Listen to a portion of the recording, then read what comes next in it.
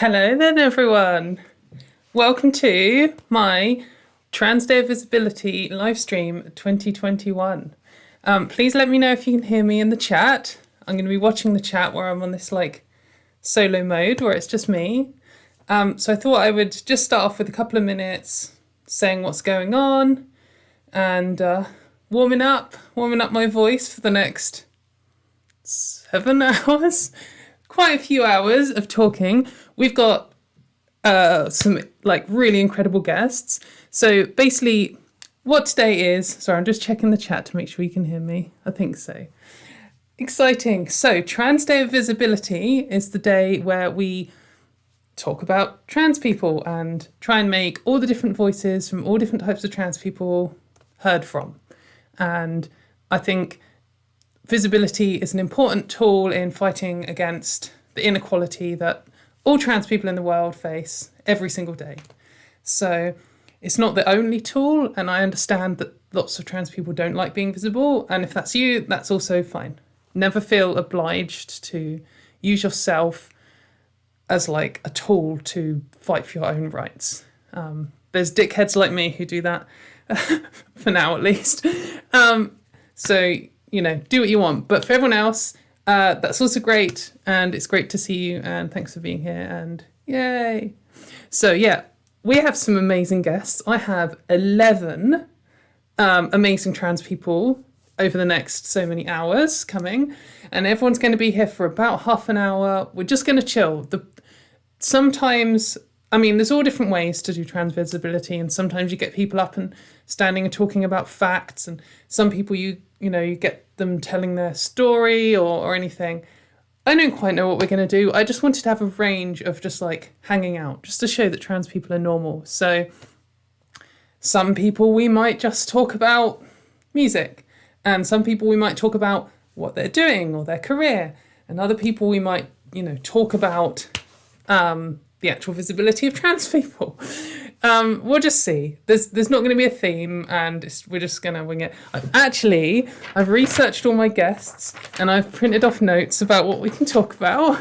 I did know of most of the people quite well anyway, and everyone's really cool, and it's really exciting. There's actually loads to talk about, and half an hour is not going to be enough for any of them. So it's going to be cramming people in, and then we've got a few 15-minute breaks throughout. And what I'm going to do is there's going to be 3, and then there's going to be a break, and then it's going to be 2 break till the end. And when I get to a break, I'm going to switch to this screen, which hopefully shows just who's next and what's going on. And I stole that idea from music festivals, because all my favourite music festivals, when the band's finished, they tell you who's on now and who's on next, and so you can plan your day and your toilet breaks and your dinner and all this kind of stuff. So that was the idea of that. The other exciting thing is, as you may have noticed, right here, there's a fun little bar thing. So if you would like, and if you have any spare money, we're raising for MindOut, which is a LGBT focused mental health charity. And they offer all kinds of services. I strongly recommend checking out their website just to see if you like the sound of them yourself, but they do sound great. And they're in the description. And also in the description is a link to a Just Giving page. And if you donate to that, your name will appear just here. We just saw one. I think our first donator since the stream was live was Silent Adel, who's a moderator. Shout out, thank you very much. And then eventually, it seems that this happens, and then a minute later, the bar updates. But it's exciting. So let's see if we can, before the end of the stream, reach £5,000, which would be incredible. So that's really exciting. I've never done one of these things before. I did a Trans Day Visibility stream last year, and I properly winged it. I was finishing work. It was 5 to 5 or something. I was do a live stream, mate. And just quickly messaged all my friends. I was do you want to just come and do a live stream? And it kind of worked out, but it meant that I was planning it as I went. And this time I was right, I'm going to spend ages planning it. And I didn't, and I left it the last few days, but it's a little bit better planned. So I've actually got a selection of snacks next to me. I've got drinks, warmed up my voice. It should be good. I'm trying not to use up all of my energy at the start, because otherwise I'll be really tired by the end. But I have got some alcohol to help get me through if I need to. But yeah, how's chat doing? Is everyone feeling hyped? Has anyone got any comments that they want to say? If you tag me in, I might see it. If you do, oh, by the way, I'm also going to donate all of the profits from the YouTube side of this to the same charity. I'll just put it in the Just Giving and the whole thing will go at the same time. But if you do a super chat or anything else, a donation, I'm not sure what else you can do on YouTube, YouTube takes 30% of it. So if you want to give all of your money to the charity, then click on the Just Giving link. And if you want to do a super chat because that's what you want to do, you're totally welcome. I'll probably see it. I might read it out. I'm not going to guarantee that, because if I'm talking with a guest and they're saying something really interesting, then I'll just ignore it. And then YouTube takes 30% of the money. So, it's up to you. I'm not going to tell you what to do. I do actually quite like the super chat feature. It's quite good. Oh, shout out to Shannon Q in the chat. Thank you. Shannon was one of the first people who bullied me into doing a YouTube interview and getting going and starting my channel. And I really appreciate her for that. Thank you. So this is partially to blame. She is partially to blame for this. Though obviously it's all been hard work from me. So me and my amazing moderators. Anyway, I've noticed that Ruth has arrived in the waiting room. So I'm just going to go and check and see if she wants to start early. And if she does, then I'll be right back with her. And if she wants to wait till the start time, then I'll be right back in a second. So.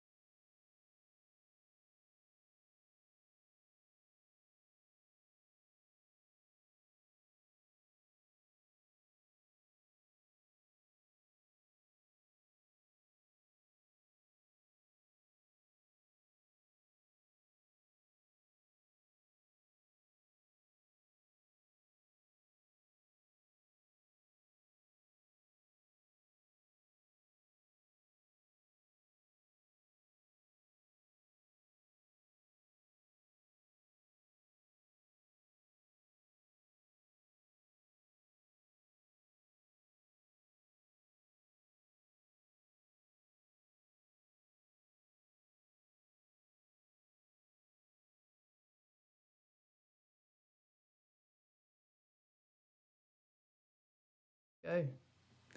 Yay! Hello everyone, I'm back, and now I am with Dr. Ruth Pearce. Ruth, would you like to introduce yourself? Hi, I am a doctor of philosophy. I'm a sociologist and I do research on trans stuff, and I am also a punk musician and I was a DJ once. Lovely to join you. Thanks for coming. Sorry, I just thought that I should probably do headphones in case there's any echo. Please let us know if you can hear the guest thing. So hopefully all the setup's working. So yeah, Ruth, it's great to have you on. We've hung out once before. We did a podcast together that then all of the data for the podcast got lost and it never happened. And we spent like some hours But it was a fun time. I think we had a good time just talking about music and stuff. One of the things that I actually wanted to talk to you about was about your music. So you just mentioned you're a punk musician, and I actually listened to all of your stuff that I could find. So, so you're in Fabulous. 2 bands, right? At least 2 bands? Yeah. I am in several bands at the moment. I am in a sort of noise punk trio called Dispute Settlement Mechanism, and we just make loud queer nonsense. And I am also in a sort of more, it's all still kind of noisy but kind of fuzzy noise poppy group called Worm Boys, and we're a 4-piece, and we make lovely melodies with some kind of like grungy edges. And then there's kind of other projects that sort of flow in and out of existence. Those are the major 2 at the moment, but in theory, there's kind of several bands I might be in with people. So who knows what the future might bring. It's so easy to just like say yes to everyone when you're in bands, especially if you're the bassist. Like I used to be more of a bassist than a guitarist, and I just found that people would be like, oh, you're a bassist and you're not a terrible person, therefore you're in hot demand and we need you in our band. And I'd say yes to everything and then not do anything because, you know, musicians. But yeah, I'm glad that they were your 2 bands, because they're the 2 that I checked out. When you were like, there's several, I was like, oh no, I've probably missed a really good one. But all my old stuff, all this stuff that's kind of like secret and behind the scenes at the moment. So it's all good. Those are the two that have been really active in the last kind of 2 or 3 years. Wicked. Yeah, so one of the things that I want to say, and I think I said this last time that I saw you, I actually really like your vocals in Dispute Settlement Mechanism. Like, this might sound a bit odd to anyone who's not like a hardcore or punk or metal fan or musician, but this is a compliment, but I kind of feel like your vocals are horrible. And that's why I really like them.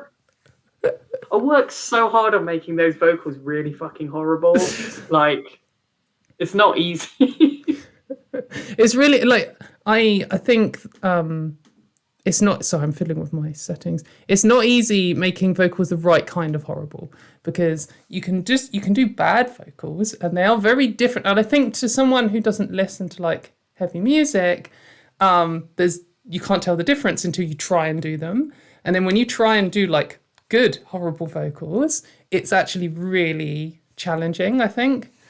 But yeah, I'm glad that you took the horrible vocals as a compliment.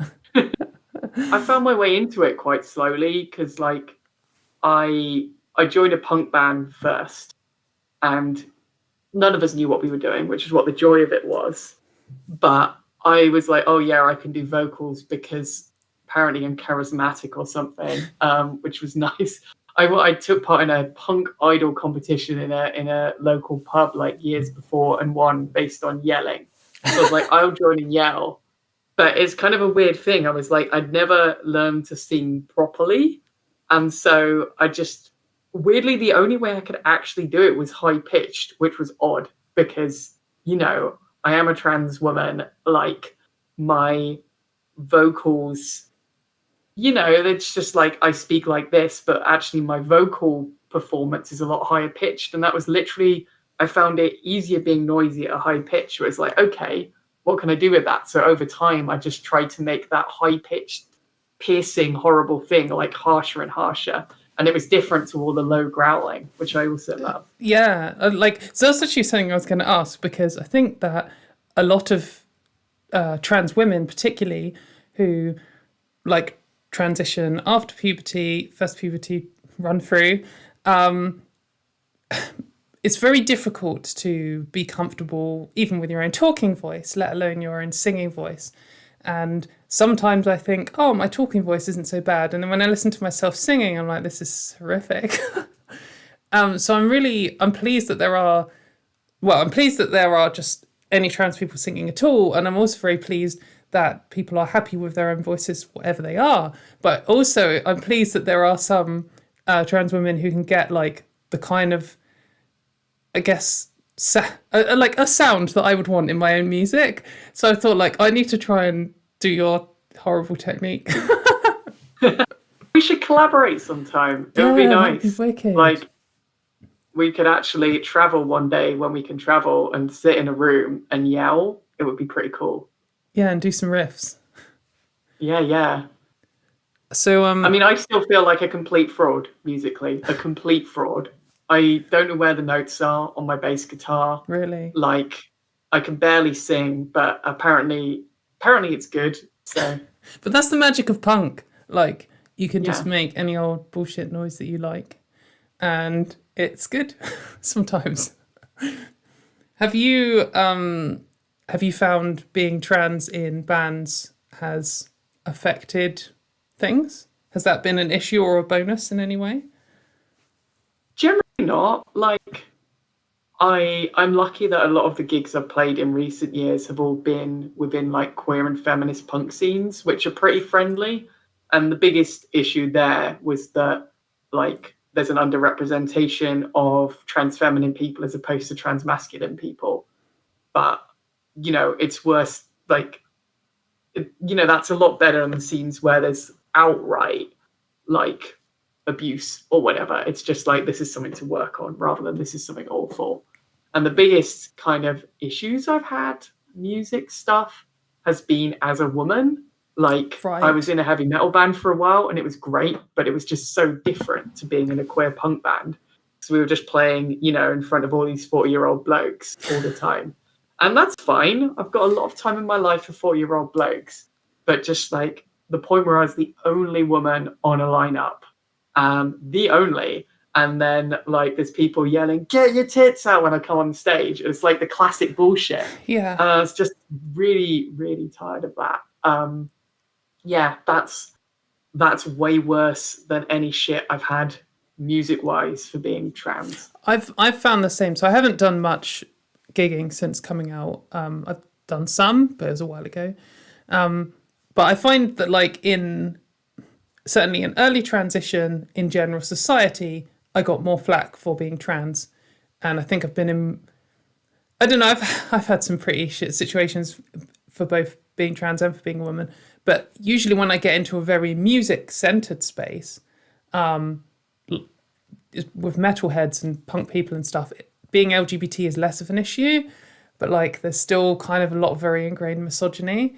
And it's just more like, I don't know how to say it. It's more like foundational. I don't know if that's the right way, but which is quite frustrating. And it just kind of feels a little bit backwards to some other things that I've experienced, which is pretty tedious, especially in certain music festivals that I've been to. There's one music festival I've been to that I won't name and shame, where I just couldn't believe the amount of leering that I got. Like if you had any amount of leg out at all, there was always guys leering. I was just like, calm down, lads. Weird thing, like I never thought about it like that before, but I found the same. Like in general life, is that a Varken open air mug? No, this is a Bloodstock open air mug. This is Bloodstock. Oh, they started copying it. Yeah. I do actually have some Vacuum ones downstairs, and I've got loads of stuff next to me. I've also got a Brutal Assault one from amazing Czech Republic. I think that is some classic metal stuff. I have about 40 plastic cups in my house, so it's like a festival in my house at all times. I can't remember what year this was. Well, it was the year that Trivium, Within Temptation and Rob Zombie headlines. So it's like the worst year for headliners. I love Within Temptation, so whatever. I imagine I'd probably enjoy Rob Zombie live. But yeah, like, it is weird. Like, in every other part of my life, it's way worse being trans if I'm read as trans. And that's, like, the weird thing about whether or not you get read as trans by other people. But, like, that is way worse than, like, the misogyny. But in punk and metal, everyone's like, yeah, we're just cool with all these different kinds of people. But as you say, like the misogyny is so ingrained, and often from people who are like, yeah, like we welcome everybody, and like, you know, I don't know, it's something about how the scenes are designed. Yeah, I don't understand it as well in sort of punk and hardcore, but I guess that's less my home. But I know that in metal, there's a whole like history of metal in the 80s when, like with glam metal, where like it was based around this kind of like sex, drugs, and rock and roll thing, and being like powerful and just doing what the hell you want, and that kind of involved using women as like a status symbol. And I feel like even there are parts of metal that have totally shaken that off, but quite a lot of it still has that kind of do what I want attitude, and do what I want's a great attitude, and I think that all the time. But I think do what I want without treating other people as like objects. Yeah, that's basically it, isn't it? Punk's actually had a lot of similar history. Like, it varies, but certainly while early punk was like really welcoming to a lot of women, they were like from the kind of like late 70s, 80s onwards, it kind of gained this kind of strong sense of like masculine energy in a similar way to metal in the 80s. I think like there was kind of parallel things happening, but punk has, I think, had more spaces where like women have reclaimed or queers have reclaimed space. And so there are entire punk scenes that are like mostly or entirely like women and queer people in a way that's not the same with metal. And, I love playing to a general audience, but it's really nice walking into a space where like nobody cares, nobody treats you any differently. Like most people on stage are women or non-binary people, and it's not even a thing. Yeah. And like nobody bothers the token dude either. Like it's okay for him to be. Yeah, I don't think we're ever going to get into a time when being the token cis het man is going to be a thing where you get like, get your dick out. Yeah, that's we'll see. But oh yeah, that's cool because yeah, there's definitely a thing in metal how you're like, oh, there's a woman in this band. But it's nice sometimes for other women. Like I spent this entire day because it's Trans Day of Visibility, right? And I spent the entire day thinking about that thing where first, like, visibility is a trap and we can like suffer for it, but also it's valuable to be visible to other trans people. Yeah. And in metal, I found that as a woman, like there would be like a room full of dudes and then two women at the back going, oh, there's a woman playing bass guitar and headbanging or whatever. And then they always wanted to be my mates afterwards. Yeah. And it was great. Like I got invited. This woman I'd never met before, she saw my band play and she loved us and she invited us to play her 40th birthday party. And it was like, this is so cool. We played a doom metal happy birthday. But yeah, it's kind of actually being seen as a woman on stage is still a big deal in metal. Yeah, sadly. Definitely.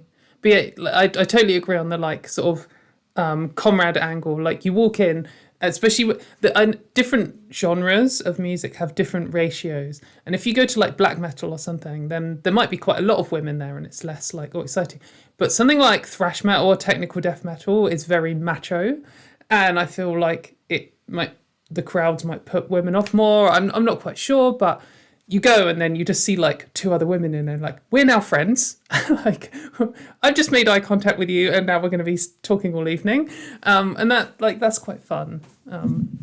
But I haven't really had that as much with like queer people in metal. But I wonder if that's just because there's even fewer of them.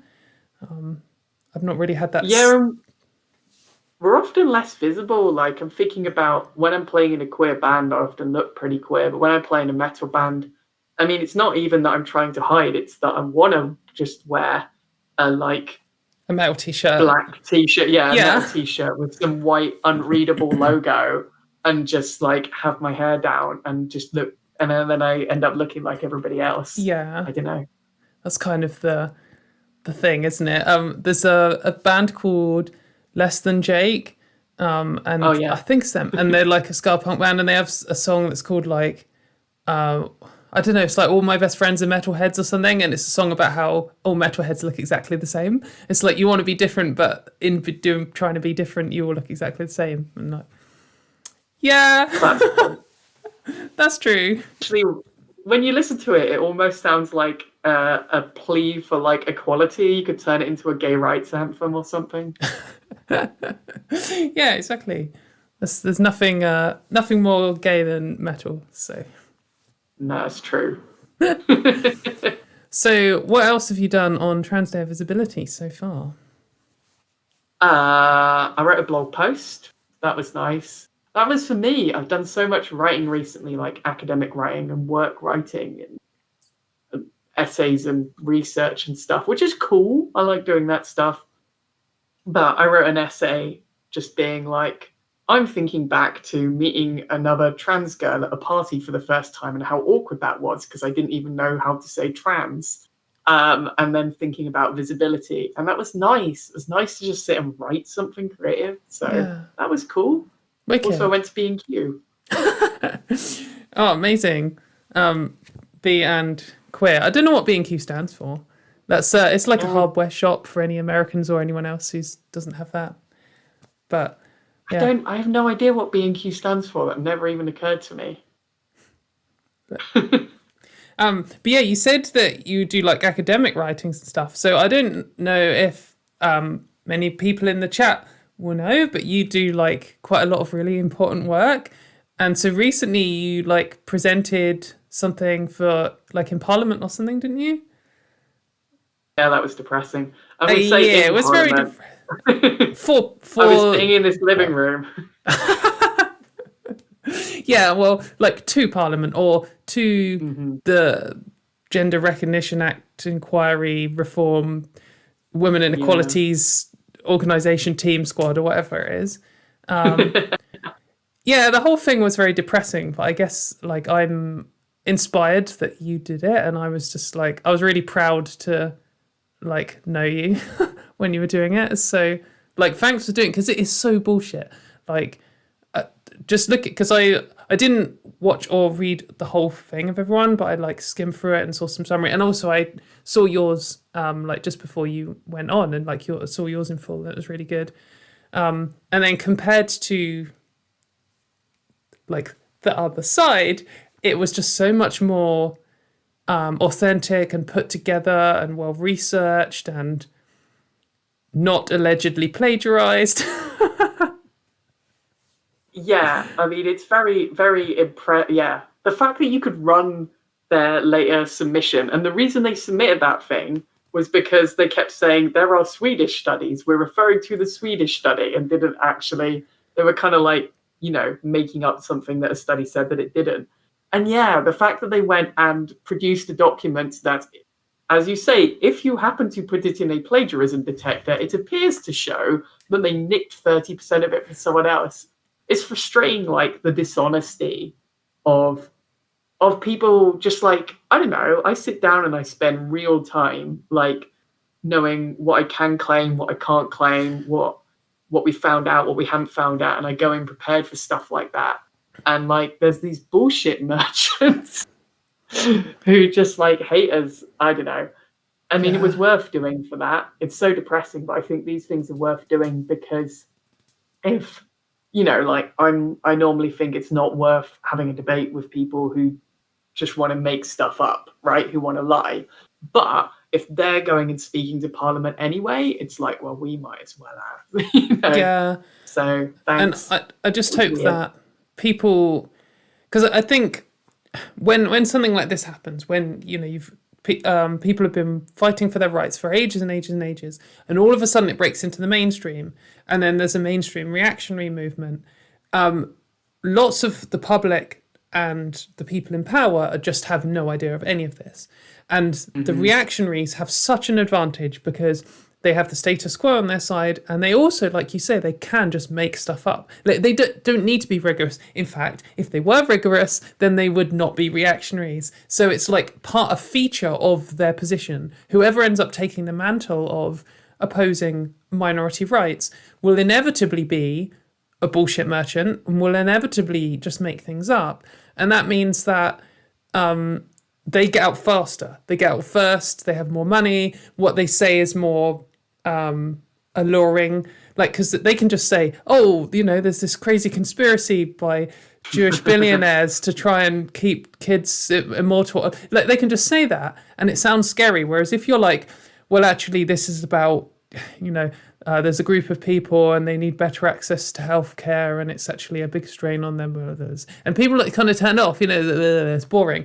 I mean, it's not boring, but compared to like this idea of like some cabal of people, it's harder to sell. It's harder to sell the truth, but that also means when you do a really good job of it, like you did, it it won't hit as hard and as fast, but it will still be there. Like what their arguments will fall down and yours don't.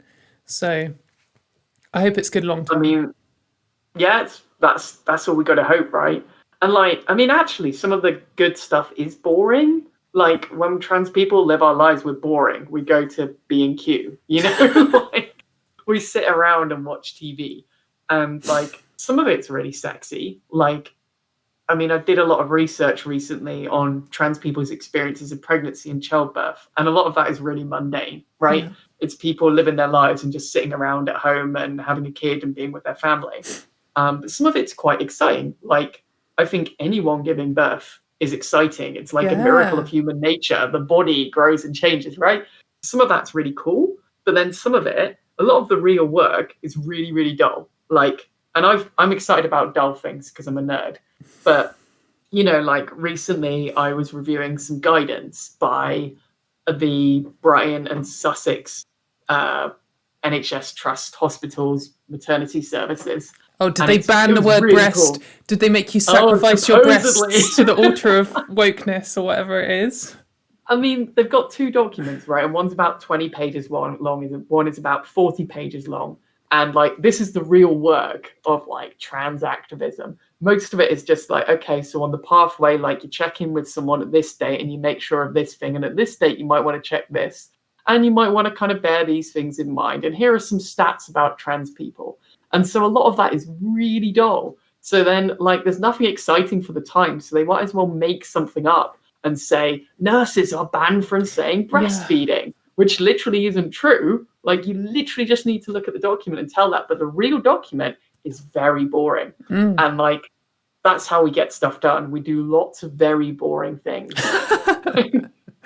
Yeah, I think that I guess I'm a real sucker for buying the panic. And like, when I see every single newspaper in the UK print some horror story about how women are banned from saying the word breast or they'll go to prison or whatever it is, like, I'm worried that people's like minds and hearts are won over by that. And they are, but at the same time, like, most people aren't that ridiculous. Like anyone who's ever met a trans person would realize that we don't want to ban the word breasts. So like, I don't know, it's easy to be scared. And like you say, there's lots of boring work going on behind the scenes that you don't know about. And I'm glad that people like you are there to do it. Like, something I want to kind of like leave with this is like, anyone can get involved in boring work. Like, a lot of the time it's stuff like, you know, you hang around on trans groups long enough and someone will say, oh, hey, there's this meeting locally, like, and you go along. Like, that's how I got involved in this stuff. And often it's in your own workplace. Like, it was midwives leading on making this change, and it could be any workplace or any like group for people who aren't in work, like unions or whatever, where people can actually make a change. And often it is just sitting in a room. Like, these midwives, they sat and had loads of meetings with their bosses, and then they had loads of meetings with researchers like me, and then they sat and wrote some stuff, and then they sent it all off, and everyone sent them back feedback saying, you got this wrong, change it. Like, it's dull, but also anyone can do it, and ideally you're surrounded by other people who are doing it too, so that actually makes it fun. So yeah. So what you're saying is join your local trans activist groups. So I don't know even what's in Bristol, and I'm not very good on that front. It's something I've been thinking about more. Like, I've seen other like activists who aren't talking about trans rights, just talking about other things, have always said like, join your local groups. That's like what they always say. So so polite recommendation to everyone who's watching. Join your local group, start doing some of the evil secret trans cabal stuff, and recommend they don't use the word tranny in official documents anymore or something. But yeah, so have you got any more of that stuff planned, or are you having a break from it? I have some exciting news coming up which I cannot share yet. But like, yeah, I'm always doing this stuff. I've got some more articles coming out soon on trans people's experiences of pregnancy and childbirth, and we have edited a special issue of the International Journal of Transgender Health, the most exciting publication there is. And a bunch of those articles, there'll be free versions of it. So if people go to my website, Oh no, this is the plug, isn't it? Yeah, whatever. Plug RuthPearce.net. away. I will share.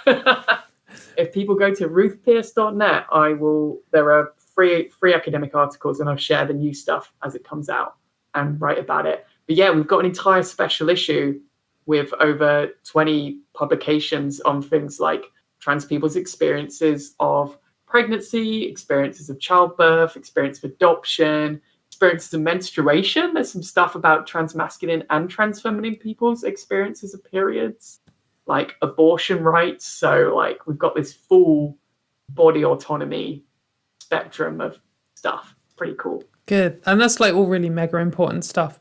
Like I think Pink News did this like pie chart thing for like just like a meme for trans day visibility, and they were like, what people think trans rights is, and it was just like mainly pronouns, and then like what trans rights actually is, and then it's things like, you know, of course teaching people about pronouns and names and stuff is important, but also there's like healthcare and bodily autonomy, and like I think, you know, I mean, most people don't even know trans men exist, but if you say, oh, did you know that like pregnancy and trans people is an interesting situation which often faces extra discrimination, they just wouldn't have any idea at all. And that's why it's really important to study it and write about it and make sure the services work for the people who go through those things. So yeah, totally. And there's also stuff like, I remember there's really unexpected things that come out of that kind of research. Like, I mean, this predates the work I've been doing on it. But I remember when I first went on hormones, they were like, you're going to be infertile. Like, you go on estrogen, you can never have kids again. And they also tell that to like people who are going on testosterone. And it's not always true. Like, there are definitely risks with estrogen. There are considerably less risks with testosterone. But things like, you know, we've known for years now that people can come off testosterone and just become fertile. And sometimes it can happen while you are on testosterone. And what we've done and what other researchers are doing is saying, this is a lot of people, like a lot of people.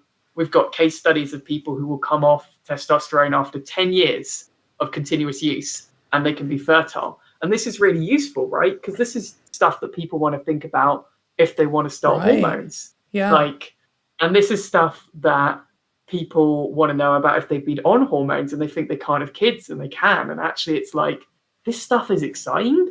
Like, this is about what the human body can do. This is cool. Yeah, humans are pretty cool. I hate how like the anti-trans crew's like basic biology thing makes it sound like biology is just like so boring, so uninspired, unexciting, like the kind of like just rubbish. And then you're like, actually, did you know sometimes humans do this? And like human bodies sometimes do, and it's just like, this is so exciting. Why do you just want everything to be in two boring boxes? Like, go away. It's like, yeah, you could take estrogen at any age and grow boobs. That is wild. Yeah, I know. And it just shows, like, just because I often do a lot of I think lots of the people I argue with, either anti-trans people or just anti-LGBT people, or also like creationists and things, they'll come at this idea of like men and women are they're almost like different animals, like different species. And then you're just like, well, no, you know, all humans can grow boobs if they just have estrogen. And they'll be like, oh no, it's not real. And then you do a study and then it turns out that the structure of the breasts are like exactly the same. And it's just really cool. It just shows all of the magic that humans have in them, that like it, as an engineer, it just seems like a proper hack job. Like we're not going to design these two creatures. We'll just use the same one and we'll just edit a few bits. And we're like, oh, if they got enough estrogen, we'll just run the boob process. And it's like, oh no, we didn't think what happens if they start making it and taking it themselves. I mean, humans, isn't it? Because we're not even two separate creatures. We're the same creature with all these different variations. Yeah. And then it's stuff like, did you know if you change your biochemistry, you orgasm differently? Nothing, you know, it's just stuff like that. You could just. I did know that. Going on hormones. Yeah, I know you know that. Like, but yeah, like it's wild, isn't it? It's that point where you're like, I don't even need surgery. Everything's changed. It's cool. And then if you have surgery, your body sometimes starts doing extra things because it's like, oh, there's a vagina here now. I'm going to start producing lube where there was no lube before. Yeah. And it's like, what? Like your cells So, can like, redifferentiate or something. I don't quite know all of the terms, but like right down to like sub-cell level, your body yeah, can change its entire makeup, which is just incredible. Like it's really, really it's cool stuff. cool. It is, it's really cool because I'm like a classic as well. Sorry to just go on about crappy anti-trans arguments, but like a classic anti-trans argument is, oh, you can't change biology. I'm like, biology is change. Like that's like what it is. Everything can change in your body. And they're like, oh, you can't change your DNA. And it's like, well, no, I mean, you can't go in and like take pieces apart and stuff, but yet. But like it, there's a whole study of the change of DNA over the time within a lifetime of an organism. And it's fascinating. Why are you sticking your head in the sand? Anyway. I love that biology is change. Well, that's the thing about trans stuff, isn't it? Like, so much of it is like, oh, we've got to fight for this or that or the other. And then a lot of it is like, imagine what we could offer. Like, we can tell people about how men and women are treated differently if we've literally experienced being seen as both. Yeah. Or like, we can tell people about what happens when your hormones change. Like, it's so cool. Like, we could spend all these times having all these cool conversations. Or like, I did a really wild thing that like not every trans person do, but some did, which is like I was raised as a boy and then like switched to girl just before adulthood. So, then I've, people like, you're a man. It's like, I've not lived a single day of my life as a man. But I can tell you what it's like to literally switch from like boy to male woman. child to female adult in terms of how you're treated and how you behave. And it's like, we could have so many cool conversations about this. Yeah. But people have got to get offended because things are a little bit different to how they wanted to know. So we're coming near to the end of the time. I think all of these conversations are going to whiz past really fast. Is there anything, would you like to re-plug yourself? Is there any like closing words you would like to say for Trans Day Visibility or anything like that? Cool. Okay. Yeah, I mean, I hope you have an amazing night. Like, you're going to have fun. This is going to be full on. Your list of guests is amazing. So I hope everyone has joy.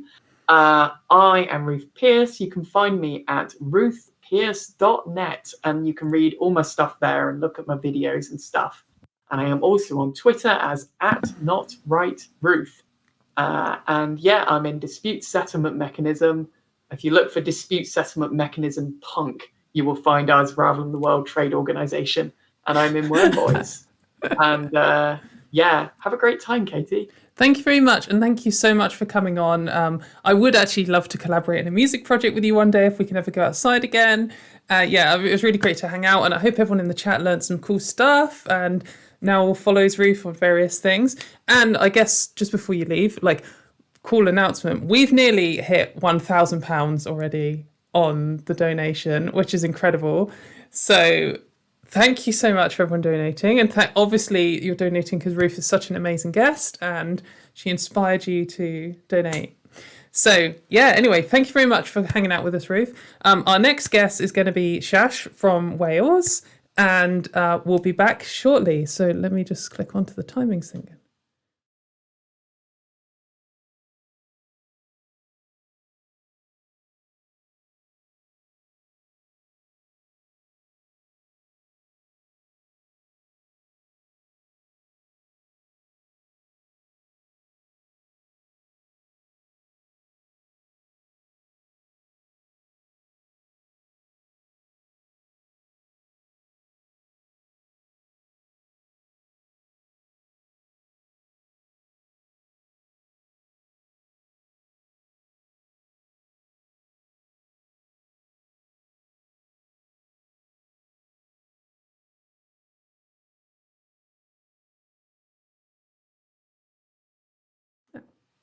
Hello everyone, I'm back and I'm back with my next exciting guest who is Shash. Would you like to introduce yourself and tell everyone what you do and stuff? Yeah, I'm Shash. In Cardiff. I'm the 24, I guess. I don't know why I'm giving. I'll give my vitals as well. What's your heart rate? Come on, tell us. Yeah. I live in Cardiff. I live with my lovely fiance and cat. Wait, and my they're partner separate beings, right? Yes. Just make the cat doesn't wear the ring, thankfully. It did propose using the cat, actually. Oh, really? You're gonna have to tell that story later. Yeah, definitely. And so yeah, I help. Mainly, I volunteer for Trans Aid Cymru, which is mutual aid, grassroots, and all those buzzwords. I'd drop those in there as well. And we help trans people, redistributing money, upskilling, and it's for trans people by trans people for all of Wales, really. And one of the main things we do is like grants and stuff. So there is still time, I believe, to sign up for our £25 grants if you're a trans person in Wales for whatever reason. If you are, need struggling with grocery shopping or just need a little bit extra for whatever reason, send an email in and we'll have a look. And there's also workshops we do as well. One of the popular things we're kind of doing at the moment is a trans life drawing, which we have a few models, but more models always welcome, where it's it's life drawing, but you get to see trans people modeling. And that's really interesting. Yeah, I'd never even modeled thought of once. that.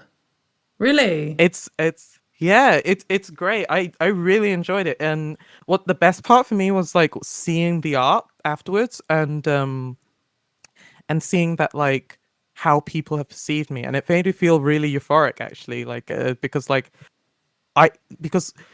you look at yourself, you're your worst critic in every way. I am always, absolutely my worst critic. Yeah, 100%. And then you see people, and there's like, oh, they've drawn me a curve there. That's nice. Right. And it's just like all those little things of like how they've perceived you and like and seen your body, I guess. And it seems like they've drawn it from their perception, and it's like really lovely to see. And it always feels like, I don't know, not necessarily like they've drawn you attractive. I mean, I felt like I was drawn attractive, but drawn better than how I perceived myself, right. I guess is the best way to describe it. In transition, at least I've very much trained myself to see all of my worst features. Yeah. And especially when you're considering, changes and you're thinking about passing and all these kinds of horrible things all the time, your brain can like warp what you see almost. And I think it's like sorry, go on. It's like a house of mirrors, Yeah, it really is. And it's quite, it drills into your brain. And then when you see photos, it's even worse. But I think seeing it through someone else's filter would be really interesting. Though I don't know if I'd have the courage to do it, but it's a cool idea. Yeah. One of the things is like, obviously, it is done via Zoom right now. How like it's, people are there to draw you, it's not, I guess, the sex work kind of thing. Although there is very cool, actually, there are sex worker life drawings too.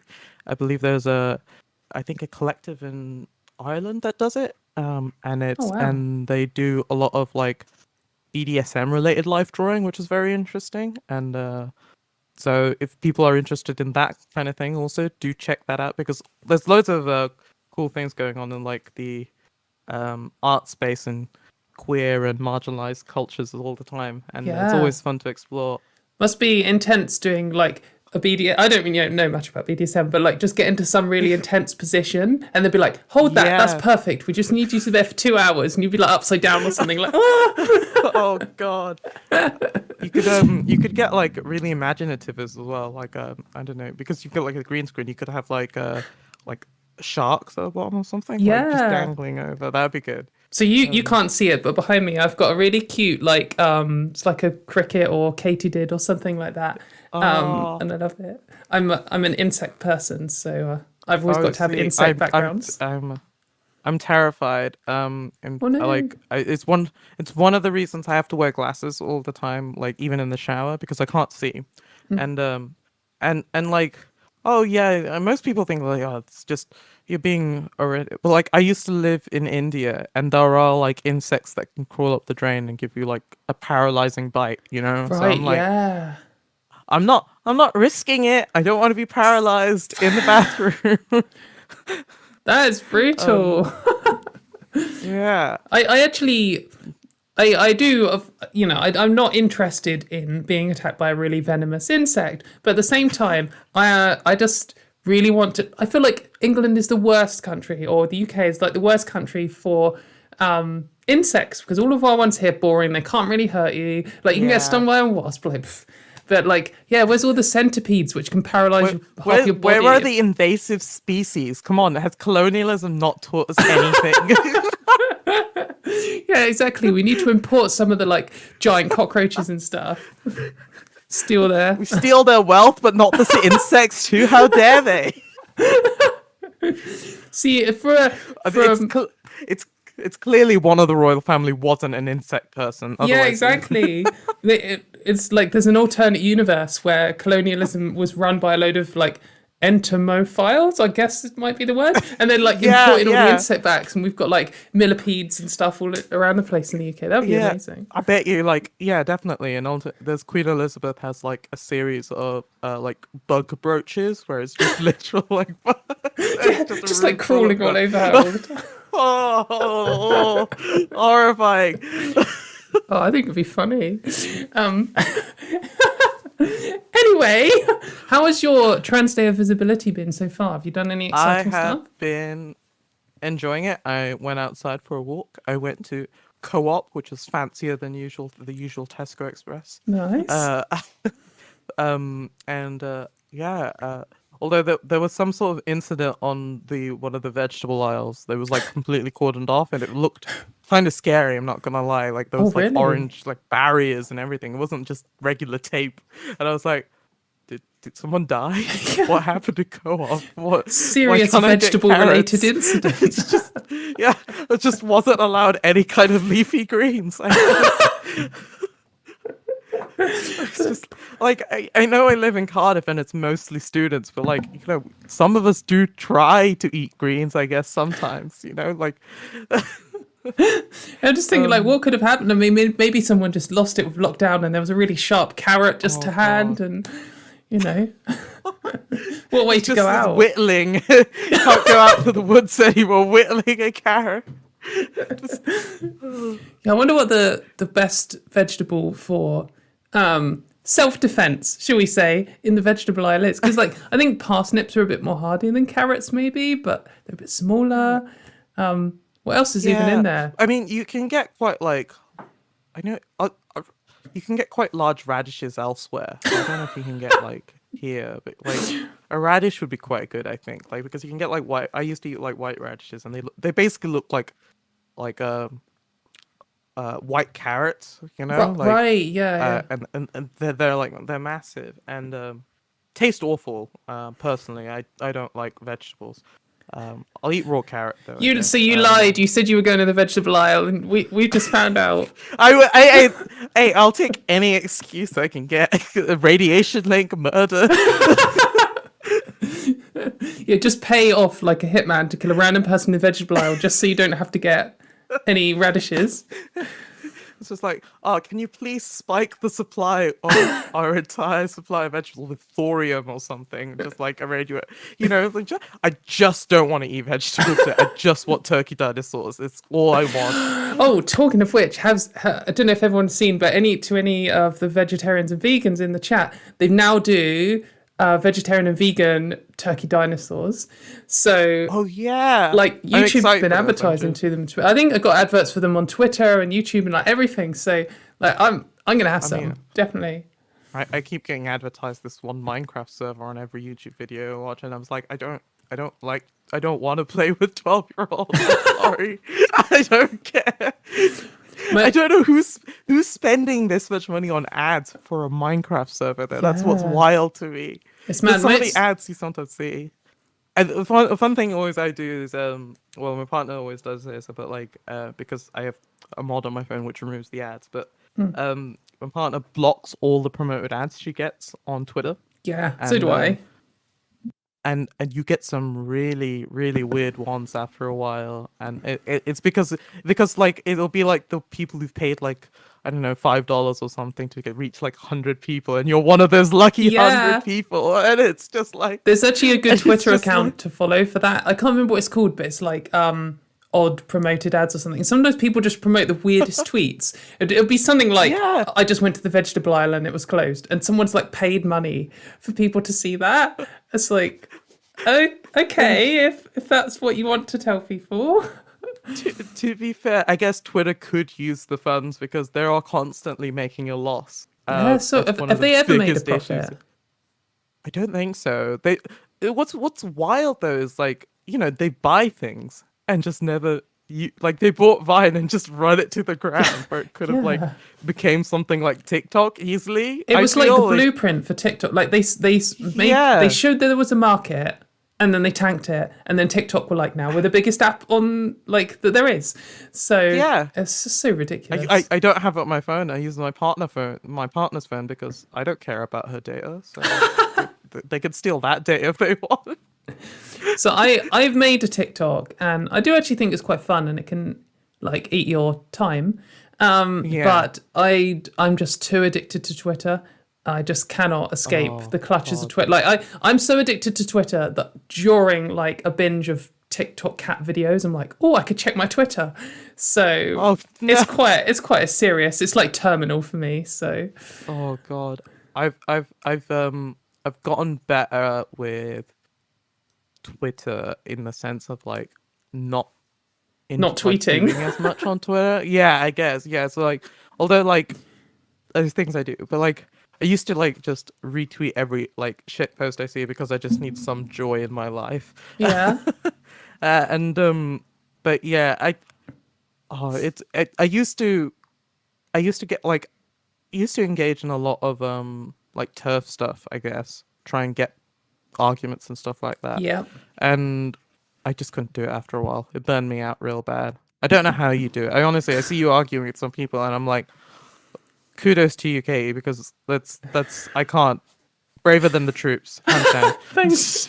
So I don't think people know quite the scope of my addiction to arguing, but like I got into arguing with like the anti-trans crew and the gender criticals and the TERFs and all that, and then I needed like, because there's quite high stakes and it's quite emotional, I needed like a warm down argument. So I got back into atheism, because atheism's like an argument, but it's an easy one because like this, for me personally, there's nothing at stake because I'm just like, oh, I know I'm right, it's fine. So I used to just listen to atheist arguments to like wind down, and then on top of that, so I argue on Main all the time, but I also have group chats with people where I argue with them, and it's like a different, like I have somewhere like it's even, and we have like an even mix of gender critical people and trans people, and I have somewhere like it's like I've got one a couple of people actually who are just like full on MRAs, and I just argue with them all the time, and that like the setting is they're very confident. I just walk in and poke a hole in something they say, and then they go off for ages, and just like, when you need a change and a different type of argument. I have a friend who does that too. I can't do it. I find it too. I get too angry. It's horrible. I think that's the problem. Yeah.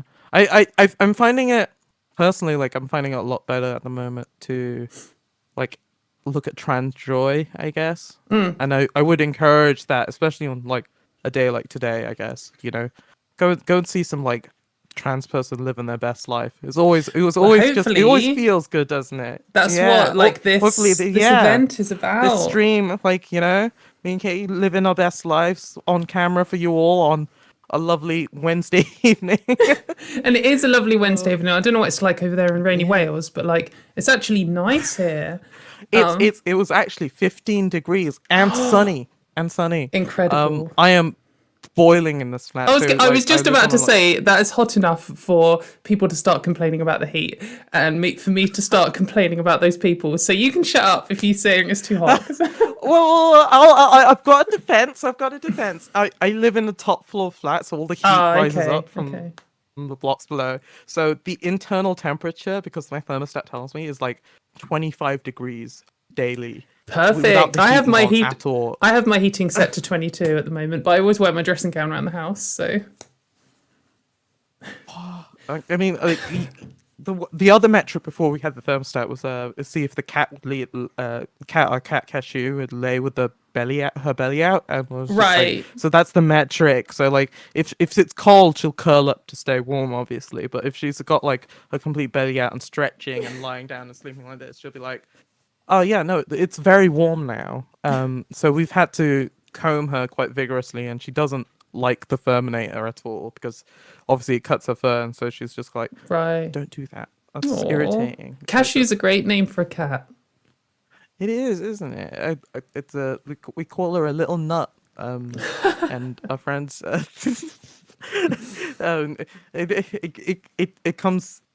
There's a lot of good joke territory with the word nut, you know, and it's great. So every time she does something silly, and it's just like, "Oh, you stupid nut," or something like that, and it's endless fun. It's Do endless you- fun. And like, Sorry. sorry, go I on. was just going to say, like, there's. So I do, from my notes, I know that you're also a computer scientist, so you probably do know the Yes. comic I'm about to reference. So I guess you know XKCD? Yeah. Yeah. So there's one of my XKCD is like a nerd comic for anyone who doesn't know, and sometimes they're like, "Oh, I didn't know that. That's interesting," and sometimes it's just like impenetrable, like the nerdiest Yeah. stuff. But it's always good. And there's a website called Explain XKCD which explains every single one. And but there's one of my favorite ones is it's like a graph, and then it's like the inanity of your comments like goes up the closer you get to a cat. And it's like there's someone standing far away from a cat, and he's like, I think we can solve this problem with some integration. And then he gets close, he's like, "Oh, you're a pussy cat, aren't you?" And I like, it is critical in my house. Poppy, I rarely call Poppy, like her name. She's got this constantly evolving nickname, and they just come out of my mouth. Like she makes me lose my mind. And I'm just talking to her, and like I don't know, some of her nicknames have backfired. So she was like Poppy, and then she was Boppy. And then she was like Bopzilla. And then she was like Bopapede, like as in millipede, but with Bop. And then like Dopapede. And then I was just like, one day I was feeding her and I just called her Pede. And I was like, no, I can't call my cat Pede. I mean, I felt like you could go like quite a few branches. So if you it's like Poppers, as I feel like a terrible one that could go well Yeah? or bad. Opium, because Poppy Opium, that could also go a bit different. No, I haven't called her. She hasn't gone to drug names yet, but like it will happen. Now you've planted that seed in my mind. Yeah, Next time it's 4 Inception a.m. right now. Yeah. You set this whole stream up just to plant that idea in my mind. It's just like it'll be like when you need your cat real bad, and just like, I wish I had some opium right now, and then you'd have to like correct someone. It's like, no, I mean my cat Poppy, and it's like, you named your cat Poppy like after the drug. Yeah, how bad are you? God. Yeah. I mean, I did name my cat after a food, and we do constantly threaten to eat her. I also threatened to eat Poppy, but also like I've never had any like poppy products, opium, but cashew nuts are very addictive. So it's a similar. It's true. They are. I've been trying to like wean off chocolate and replacing with nuts and healthier snacks, I guess. And My snack pile next to me, I've got some chocolates. It's all good.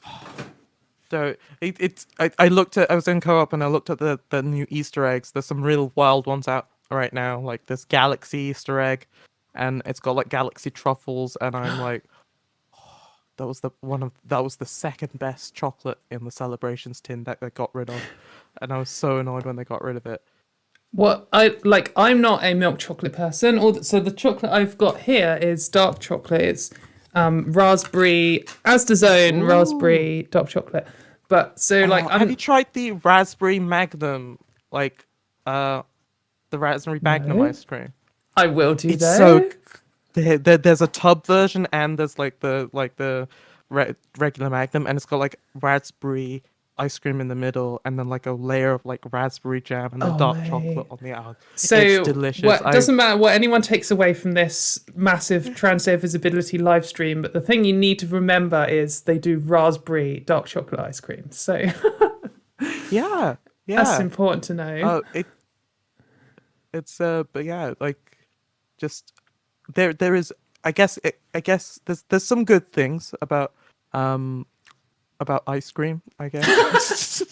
Anyway, on trans day visibility stuff, another thing that I have noted down is you recently attended like a Welsh government trans rights thing, because the Welsh government's, I mean, basically all the governments are better than the English one, but the Welsh one is kind of the most of the UK, the like most on it. Yeah, we haven't got any like outward turfs as except one, Helen Mary Jones of Plaid Cymru, who I will still want to resign.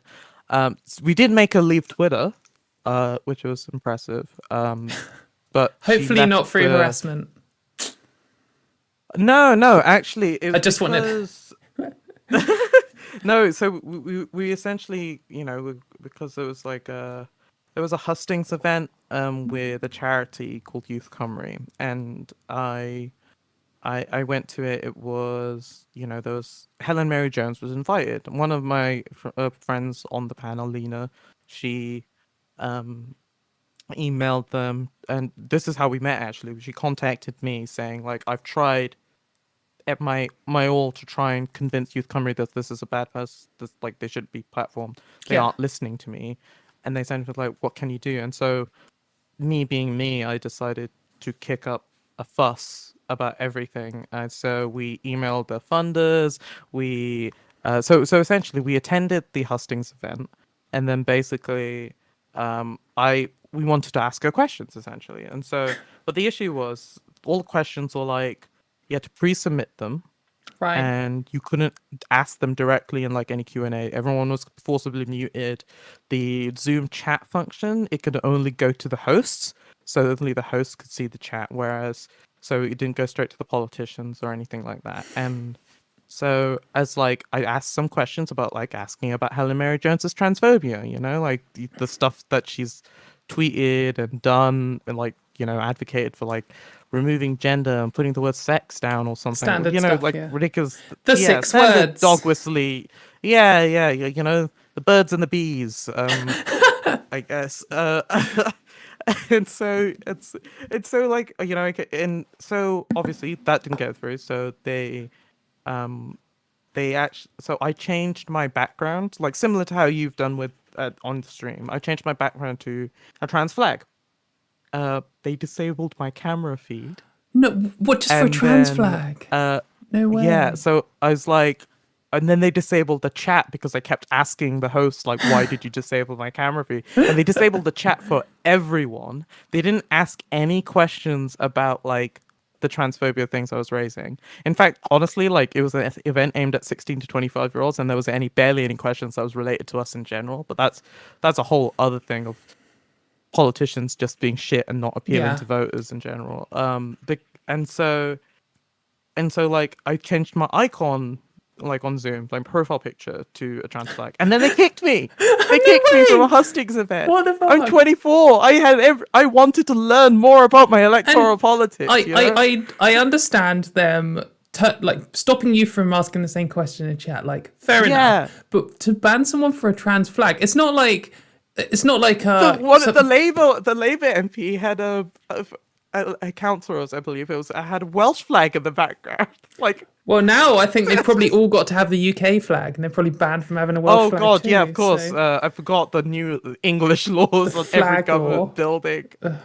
Absolutely embarrassing for anyone who's not from the UK who doesn't know. The UK government is on its little descent into fascism at the moment, and as part of that always is ridiculous worship of the flag. And so they've just brought in a rule where every single government building has to have a UK Union Jack flag all the time. So it's a complete joke. Just to make sure that, like, if you're not a citizen or anything, just to make sure you'll definitely feel like there's a racist vibe everywhere. Well, no, but there isn't, because didn't you see the report today that says there's no racism in the UK? Oh, of course. There's no structural racism. Problem solved. There's no structural racism within the government and the UK public by the government. Thank you. It's just like, We've done a review and we're actually perfect, so back off. Yeah. 10 out of 10 for us. That's so yeah, I got kicked out from hustings event. So we kicked a fuss with the Youth Cymru and Plaid Cymru, and we set a petition to get her to resign. And then it created enough pressure for something in the party for, I guess Adam Price probably told her off or something and said, like, you can't, your Twitter is a liability. And so you may have seen it. It was very brief because she deleted it, her account. But she posted an apology. It was very well worded. It was all typed up.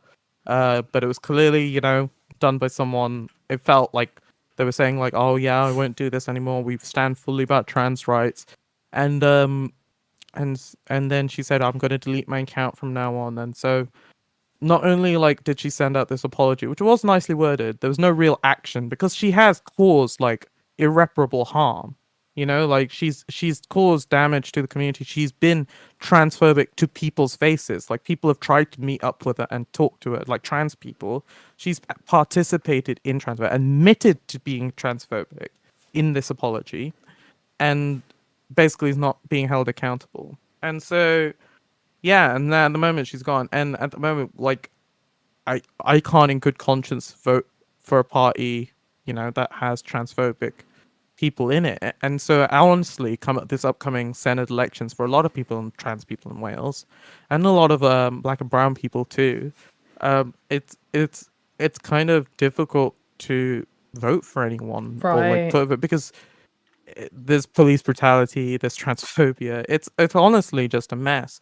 So that's partially why the mutual aid exists, though, is because like we got tired of dealing with politicians essentially. Yeah, so that's the most grassroots action, like direct action that you can take is like helping the people right around you. So exactly, and it's the one thing that we can stay resilient and have solidarity. And I think that's something that all trans people should rely on a lot more because our community is strong.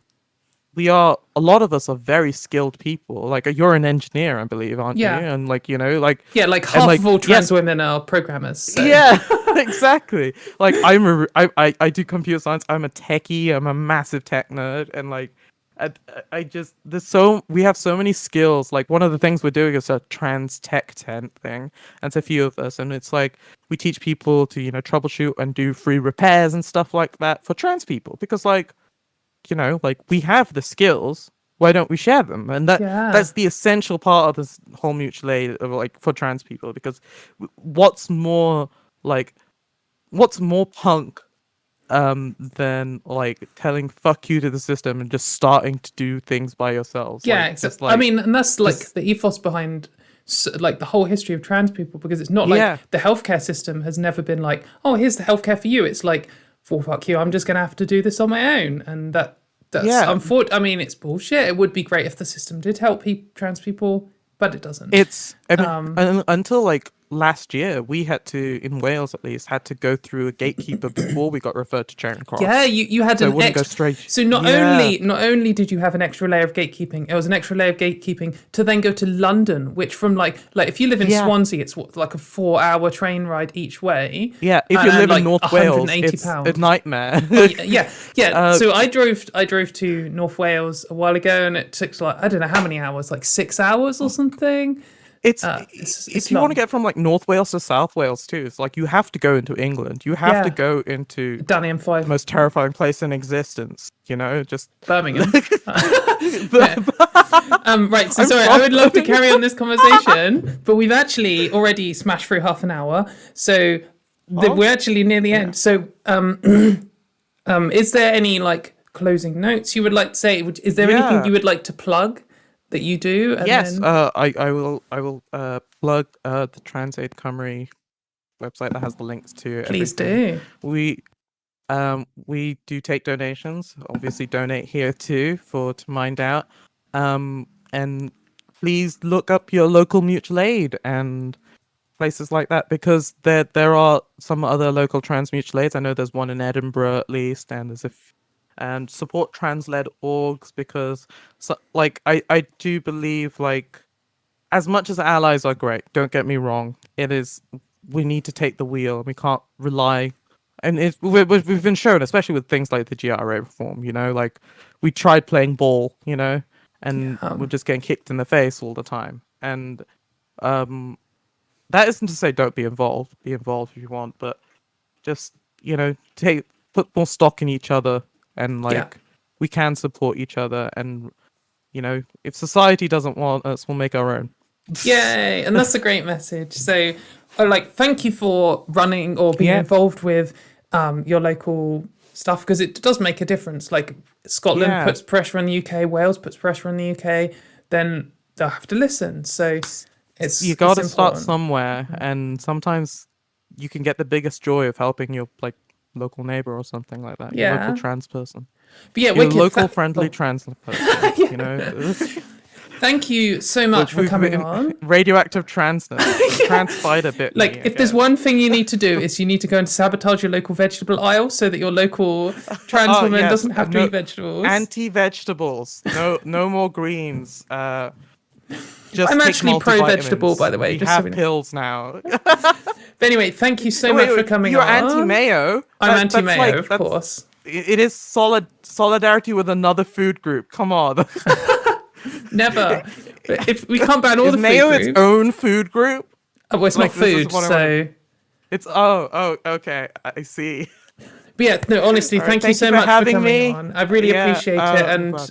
it was really fun, and we like had a good time, and I think it's good to show everyone. Yeah, People having fun. time flew by. Thank you. And I would very love to much talk for to having you me. again in the future and hang out maybe Yeah, next if I ever go to Wales. But cool. Thank you so much. We'll be back in a minute with Eva Echo. So see you all soon. Okay.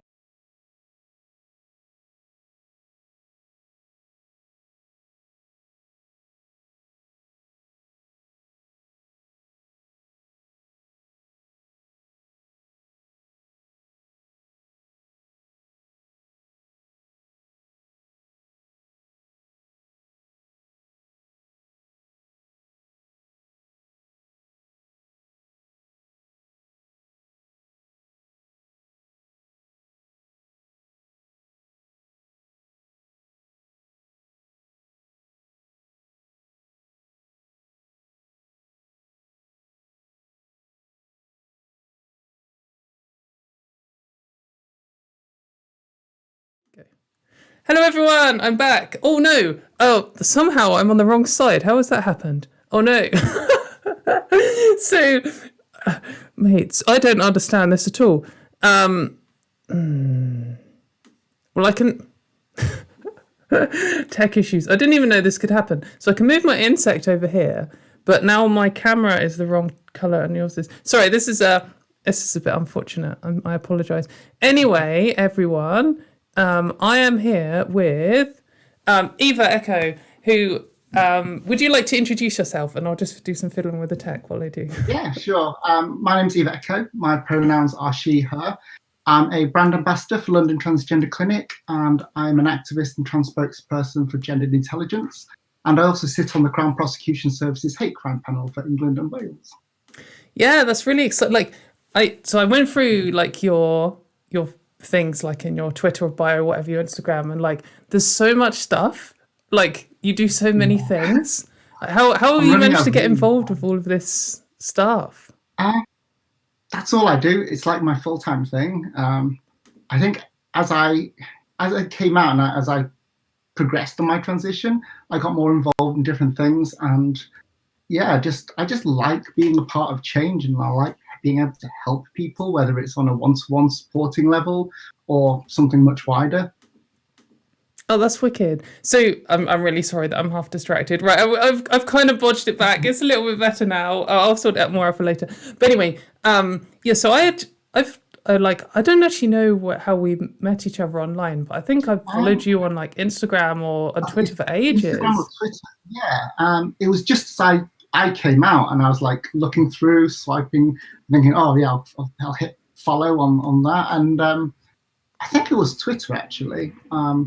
Some of your tweets caught my eye, and yeah, I mean, you've been so supportive, and you've been a source of inspiration. Seeing what you do, really, thank you. Yeah, like you gave me advice on like depol name changes, and you sent me like an example, and from then onwards, did you use that?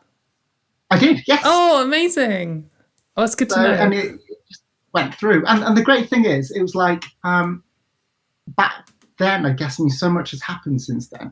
We've come a long way, but back then there wasn't that much support online. I mean, you know, people were visible, but people weren't actively supporting each other and reaching out. And I found that really, really refreshing. So it has kind of like kickstarted something in me to think, you know what, fuck this. I'm going to put myself out there. I'm going to help people as much as I can. I think that one of the, it's like a double-edged sword. I think, you know, trans people were fighting for their own rights, and it was very underground for a very long time. And then when you get this like breakout point, that then means you get this huge reaction, and that's obviously bullshit because you get all the reactionaries pushing back against trans rights. But then, because of that reaction, you kind of get like another reaction back, and a lot of people are suddenly like, why is this system like this? Why are these people trying to take away our rights? And cis people as well see, and they're like, this is horrible.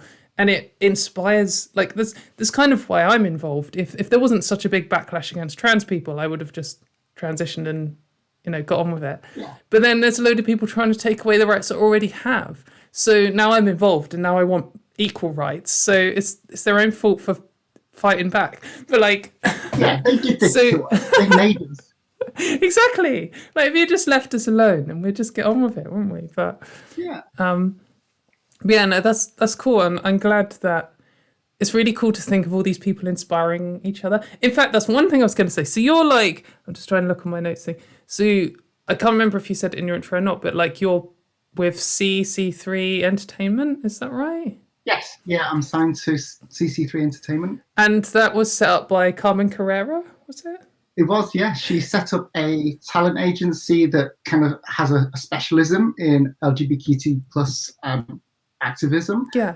So everybody signed to her agency is part of that family and actively progresses and pushes for things. So that's really cool because Carmen Carrera is one of the people who like inspired me to come out, basically. So like it's really have you talked to her or met her then? Because that's really cool. Yes. Yeah. That's exciting. Sorry. This time last year was like beginning of lockdown. I had a complete meltdown, which I'm sure most people did. Yeah. But after that, I thought, you know what, fuck this. I can't keep moping around. I need to do something.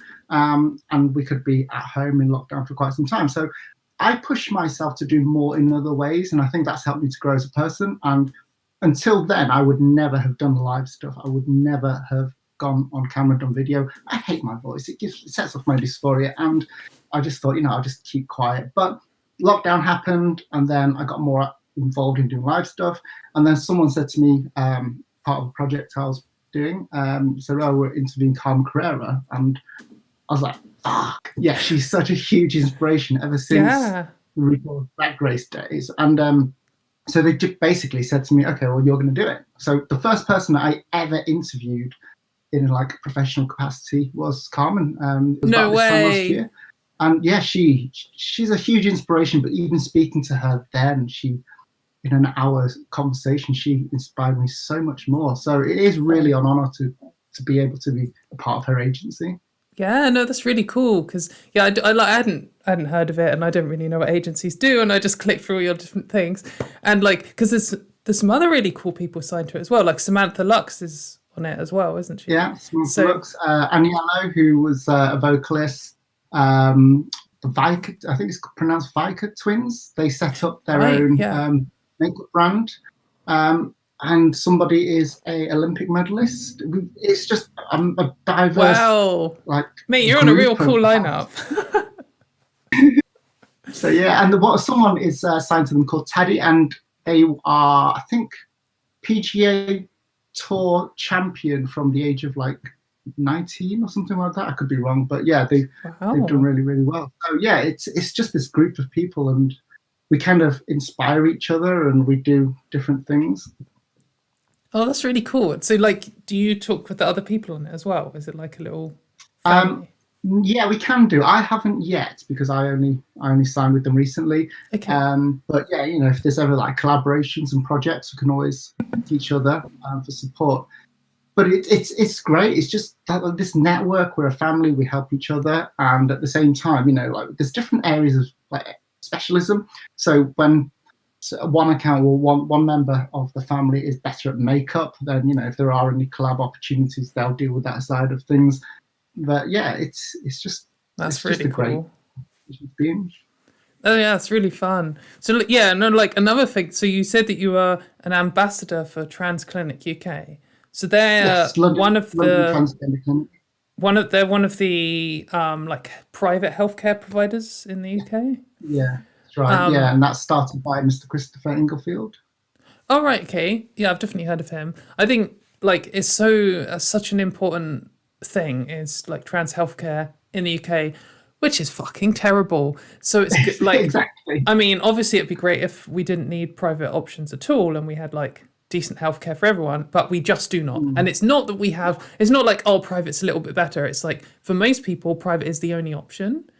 Agreed, yeah. And working with them has been good because it's given me a chance to kind of sit in between like patients or potential patients and the clinic and feed back what patients need, what's needed out there at the moment.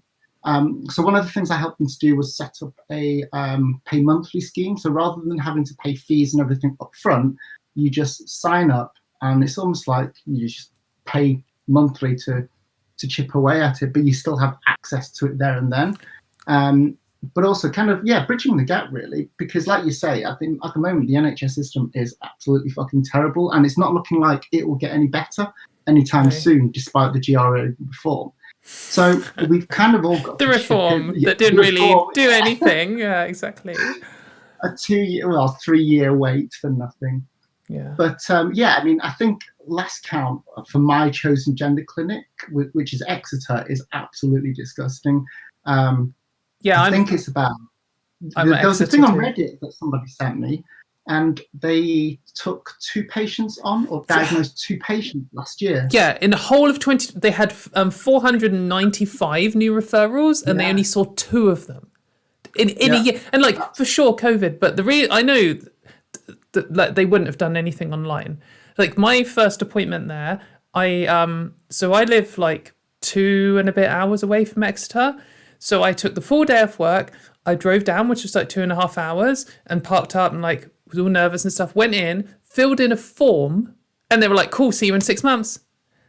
I was like, "Oh, I could have filled in the form. I could have done it in an email. I could have just done it on an online appointment."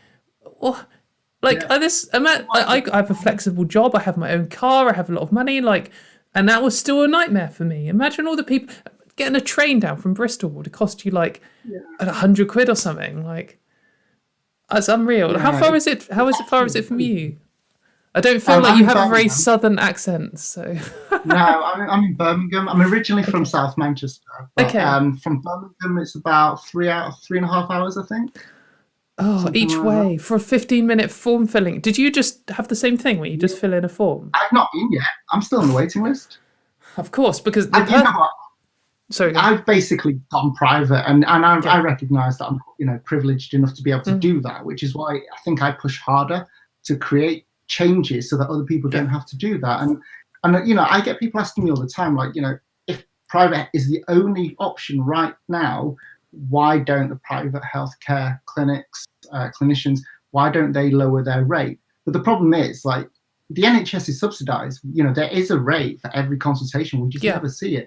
But also, most importantly, if the private healthcare clinics did lower their cost and their rates, the government would just look at it and think, well, we don't need to do anything now because they have access to healthcare. So they're essentially helping the government when really the government needs to step in, and then at least patients will have that choice.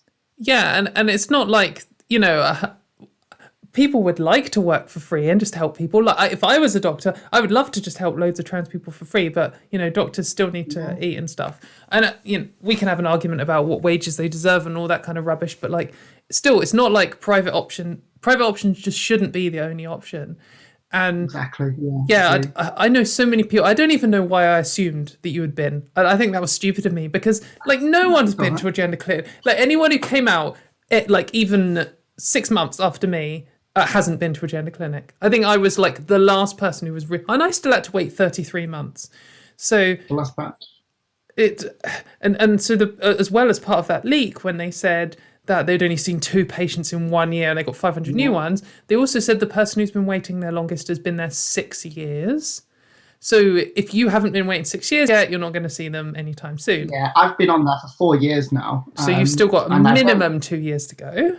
Minimum 2 years. That's just for the first appointment because they only ever publish the first appointment statistics. What they need to do is actually publish, from the time of referral right up to your first prescription. Or to discharge. Yeah. So it's more realistic because they're supposed to give you a second appointment within 6 months, but most of the time it's like a year and a half. So it makes no difference. The first appointment is a waste of time. Like it's not there to help people, it's to slow people down. Because when I turn up and I fill in a form, which is like, you're going to take an entire day of work, you're going to spend 7 hours traveling down from Birmingham, and then you're going to fill in this shitty form, and you're not even going to see a doctor, and they'll say see you in 6 months, and then a year later you'll get another letter. Like, no, that didn't need to happen. That was a waste of everyone's time and money. It was a waste of NHS resources because they had to book appointments and it helped no one. It's just stupid. So the system's so bright. Well, I'm really appreciative that there are private options because, I don't know, like what else is there? Just grey market. That's the only thing we've got to go on. Yeah. Oh, yeah, it's pretty terrible. So, sorry, I'm just looking for my listing. Oh, something that's really exciting, actually. You were featured in like Boots, the pharmacy's like International Women's Day thing. Yeah, that's really cool. So they contacted me last year about the International Women's Day campaign for this year, and they interviewed me for it and put me on the cover, which is a great honour. It is. However, it has caused a lot of backlash amongst certain type of people. The usuals. Yeah, exactly. And I hope it's not been too bad for you. Like personally, I'm used to it. I mean, and the shitty thing is, we have to be thick-skinned. We have to be used to it, and it shouldn't be that way, but it is. And if anything, I was more concerned that like the Boots frontline staff were having to deal with something they've never experienced at that level before. So, it's been great because Boots, the directors, reached out to me, and they've been in contact. And last week I did an interview and a little educational video with the chief marketing officer, and that was just a really frank discussion on what it is to be transgender, and then that was going around to all Boots staff for a training, almost like a training scenario, but it's for them to reaffirm their stance and commitment to trans people and full inclusion, so that all their staff know where they stand on it before they then look outward and see what they can do to be more actively inclusive with the trans community. That's wicked. So for anyone who doesn't know, I don't know if Boots is in other countries, but Boots is like probably our biggest pharmacy chain. It's, they sell medicines. Sorry? The health and beauty. Yeah, so exactly. They sell medicines, and they also sell like hair dryers and shampoo and like all this, that kind of stuff. But yes, it's quite a big deal. They're one of the biggest high street like companies that you hear of in the UK. Yeah. And especially for this kind of like, I don't know, lifestyle stuff, like people will know that. People would have seen that, and it's like, that's quite exciting. And like, in a way, these people can get all offended that they had a trans woman for International Women's Day. That's going to happen it's going to happen for years. Like, there's going to be trans women included, and you can't be outraged every time. They'll burn out. It'll be boring. And once you've taken the brunt of it, which is horrible, but it's also amazing that you've stood up and said like, fuck you. And Boots have been there to be, to support you and stuff. And then next year they'll have another one. And next year they'll have another one. And then people will be sick of it. And then they'll get bored of it. And then they'll probably never have a trans person again. But then we'll be normal and it'll be fine. Exactly. I always say that's the best way to normalize something. I mean, I always compare like trans and gender diverse people to tattoos. Like 10, 20 years ago, if you tell anyone you've got a tattoo and it's like, oh, show me, what have you got? Give it a hurt. And now it's like you tell someone you've got a tattoo and it's like, so who hasn't? And that's where I want us to be. I want us to be boring. I want us to be me that. Too. And we can just, you and I, we can just get on with our lives. We're not having to defend or having to set the record straight all the time. We can just crack on with our lives. Yeah, just go back to being that dickhead at the pub who talks about death metal too much. That's what I aspire to. I'd be like, oh, Katie's here again. No one talk about death metal. No one say anything. But saying about tattoos, that brings me on to something I wanted to ask about. You have loads of really cool tattoos. Like, I don't know if people can see them from here, but I don't know, it's just exciting. What's your coolest tattoo? What's your favourite one? They all kind of mean something to me. Yeah. Everything from like Rocket Fuel Coffee logo or to a panda, which is like my favorite animal, but also have Katy Perry on my arm. Oh wow, that's cool. So yeah, because my partner and I had a tattoo studio and we had a cancellation because we're all constantly booked up. As soon as there's a cancellation, we're like, yes, let's get tattooed. And we were listening to Katy Perry at the time. I didn't know what to put on that side of my arm. I just know I wanted a female face to counter the other side. And rather than have a generic female face that you could just Google, so that's going to be really weird. Like, I don't know who this person is on my arm. Yeah, exactly. So it's a real person if you copy a photo, isn't it? So you just end up with like some random lady's face on your arm. Exactly. I couldn't do that. She refused to tattoo her own face on my arm. So yeah, because I really wanted her portrait on me to begin with. So we decided Katy Perry and thought, yeah, let's go for it. Oh, that's amazing. That's really cool. Katy Perry is a little bit my nemesis because when you type in Katy into Google or into gift search or anything, she's obviously the top. I mean, she's always going to be the top one, but like, you know, I'll take her on one day. What you need to do is dominate K80. Yeah, exactly. But the problem, I like K80 because obviously it's Katie, but the amount of people who don't realise that. I did it for something the other day. I can't remember what it was. And they were calling me Kato. And I'm like, no, it's not Kato. Just like, say, what's an A and an O together? Like, come on. But no. To be fair, though, I mean, I get people calling me Ava. And right. It happens quite a lot, and I did not know. I always thought Ava was AVA. Yeah. I did not know that EVA could also be AVA. So, yeah, that's taken some getting used to. It's amazing how like people get your name wrong all the time. My surname Montgomery, people always spell with a Y, and my first name Katie, they always spell with an IE, and I'm like, it's the other way round for like masochistic reasons. I probably should have just picked IE for both, but. Whatever. No, dare to be different. Exactly. And to be fair, though, the way I see it, I don't care if they call me Ava or Eva, as long as they don't dead name me. Who cares? Yeah, exactly. But yeah, no. Do you have a story behind picking your name, or? I do, yeah. Before I came out, my friend's band, Eva Plays Dead, they were on tour and they came back and had a load of gear stolen from their tour van.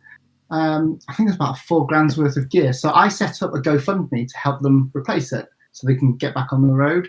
And it needed that last push. As with any crowdfunding page, there's always that last push where you need to just kind of get over the finish line. So I said, okay, I'll include a part of the band name in my name and change it officially if we hit target. No way. And then Doc Martens footwear hang on one company second. I've lost your audio. Let me just quickly I think that I had to click this and then click. Can I hear you again? No, I can't. Right, let me just change to one other thing. I can't hear you now. Hello? Hello. Yes, I can hear you again. Sorry. Sorry. Carry on. It's all right. Yeah.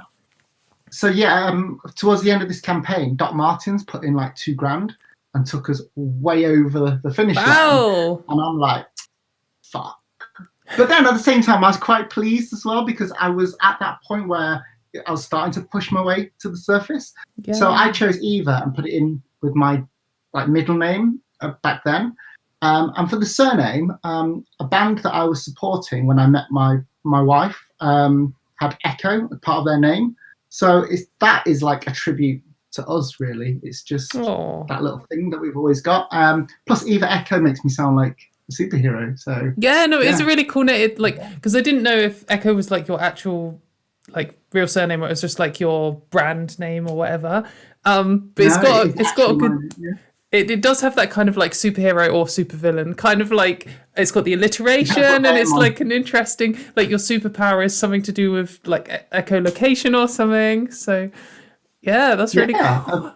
But loads of people seem to think it's like a screen name or something like that, but no, it is actually my surname. Oh, that's really cool. And it's cool that both of your names are related to bands. So you are into music and stuff. So have you been in bands before? Is that what you're saying? Yeah. I've not played drums now for like 4 years or so, and I did a tour in the UK as a session drummer, supporting the Birthday Massacre when they did a UK tour back then. So I I've came heard of off them. tour. What kind of music are That's they? when I had they are the kind of synth. Yeah, okay. Not really. I know. I think can't really- I know. I think I've because I was thinking I might actually know someone who used to be in them. Anyway, sorry. Carry on. Yeah, I had. I came back from tour, and then I had post-tour blues, and it wasn't a good time for me because I was like on tour. I was questioning who I was every time. Like I go up on stage and I'm playing, meeting people afterwards. I just wasn't being authentic. I wasn't allowing me to be me. So I came back from tour, and when the blues hit me, I was just like, shit, I need to sort something out. I need to figure out what's going on.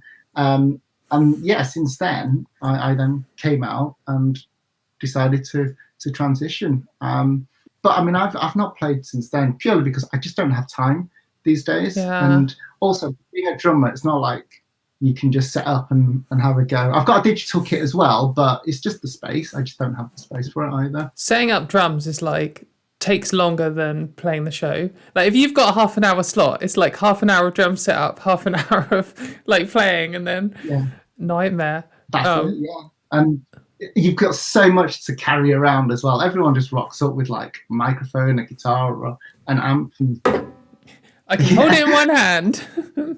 and we've got to go backwards and forwards from the tour van with like so many cases, and it's just it's a workout though. The drummer in my band's like that. I can see why drummers in metal bands want like loads of stuff because they need several different cymbals, and they have like a double kick drum and all of this kind of stuff.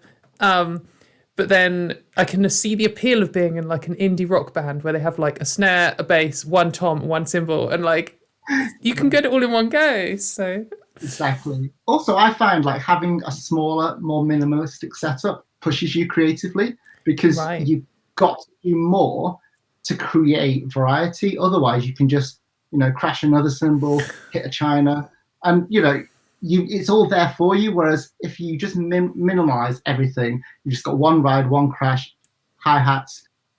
See what you can do with it. Push yourself. That is really cool. But also you are talking to a death metal musician, so who needs variety when you have riffs? Absolutely, yeah. We're just the rhythm. And that's cool because, it's an integral part, isn't it? Yeah, definitely. So we are... Like, I'm slamming through these, so I can't believe how fast the time in all of these is passing. I knew half an hour wouldn't be long, but it feels like 3 minutes or something.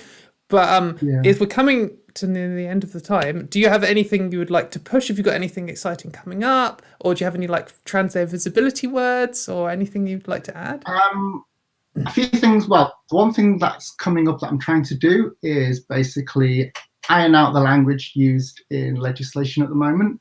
So even under the gender, the Equality Act, gender recognition, it's worded it's just old-fashioned. It's shit at the end of the day, and it gives the wrong idea from a legal sense of who we are and what we're allowed. Yeah. So I want to iron that out to make it a lot more inclusive. So that's something I'll be starting a campaign for very soon. If you need hype for that, if you need hit me up, I'll hype it. I will be in touch, definitely, yeah. For visibility, I would just say to anyone, whether you're out or not, you're still valid, and take this time to just be you, regardless. And something that I always say to people is just be your own kind of beautiful, because the world's shitty enough as it is, and we don't need more carbon copies. So just be you and go for it. Be your own kind of beautiful is a really good phrase. I hope that's your phrase and it's not just from Boots magazine or whatever. No, I've been saying that to so many people. That's really nice. It's really good phrase. Because back when I was younger, I couldn't ever do that. So yeah. Yeah, exactly. No, I definitely feel you on that. It's. I think that in coming out, sometimes when there's you feel the drive to pass, and in doing so, you often feel like the drive to just fit in I think I've always had this kind of drive to just fit in and be normal, and it takes a long time of transitioning to be comfortable enough to carve out your own space and your own style and Absolutely. all this kind of stuff. Well, I So set up a campaign last year called the Pass It On campaign, which targets the idea of passing. And yes, we need it for security, but at the same time, it's just societal oppression. So I want Yeah. to tackle that conversation so that people who don't look, typically female can still be accepted, because we're challenging people's perception of what it is to be female in the first place. So rather than change ourselves to fit in with society, let's just change society's definitions. yeah, and like society doesn't need to be like 1950s America, 2.4 kids or whatever. Yeah. So but yeah, thank you so much for coming. I really appreciated hanging out and like having you on. It's really cool to talk to you for properly for the first time, and hopefully we can talk again in the future. So one cool announcement is we've hit £1,700 on the donations already, which is incredible. So that's really exciting. We're coming up to 2,000, coming up to 2/5 of the way. So keep those donations coming in, everyone. That's really exciting. It's a really important charity. And go follow Eva on her 50 trillion different projects. Yeah. I usually use Instagram, so if you find me on Instagram, you'll be able to follow all my stuff from there. Also, I really love the picture behind you. I think it's really cool. We haven't quite got the whole thing in shot. Actually, I think I can get that's my logo. It's a rocking panda. We're holding a drumstick. Oh, amazing! So that's your design. That's my logo. Yeah, I use that as my logo. That's really cool. Cool. Anyway, thank you very much. So everyone, I'm now going to take a 15-minute toilet break and eat some pizza, and we'll be back with Shonalika. I'm not quite sure how to say the name. We'll find out soon. But anyway, yes. See you all soon. Thank you. See you soon.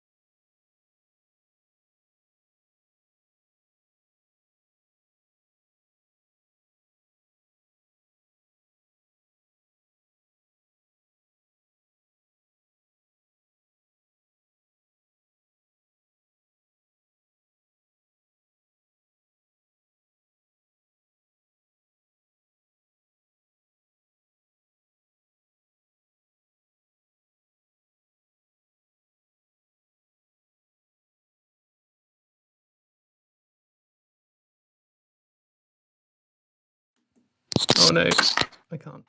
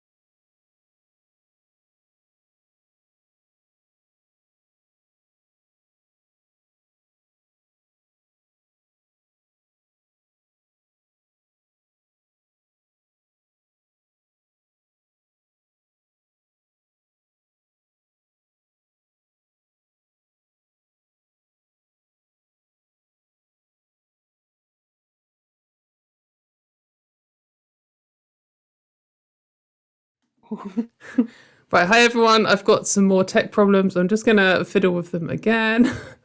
I'm sorry that I didn't understand Discord. I'm so annoyed. I spent so long setting it all up and making sure it was all right, and then it fought me. So I can turn both of these two back on. I'm live on Twitter. I forgot to. And then your one, I don't want to cut off the top of your head. And then we'll start.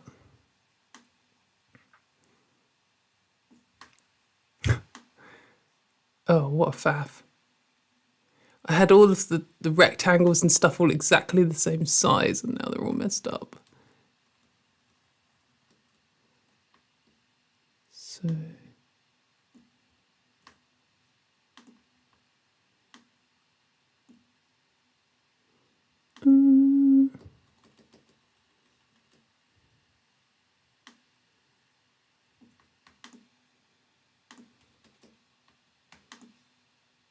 Okay, that's nearly symmetrical. I'm sorry to all of the viewers. We will be starting any second. I think that's okay. Right. Okay. Amazing. Welcome back, everyone. So I'm now with Shonalika. Would you like to introduce yourself? Hi, I'm Shonalika. I'm a non-binary YouTuber and musician.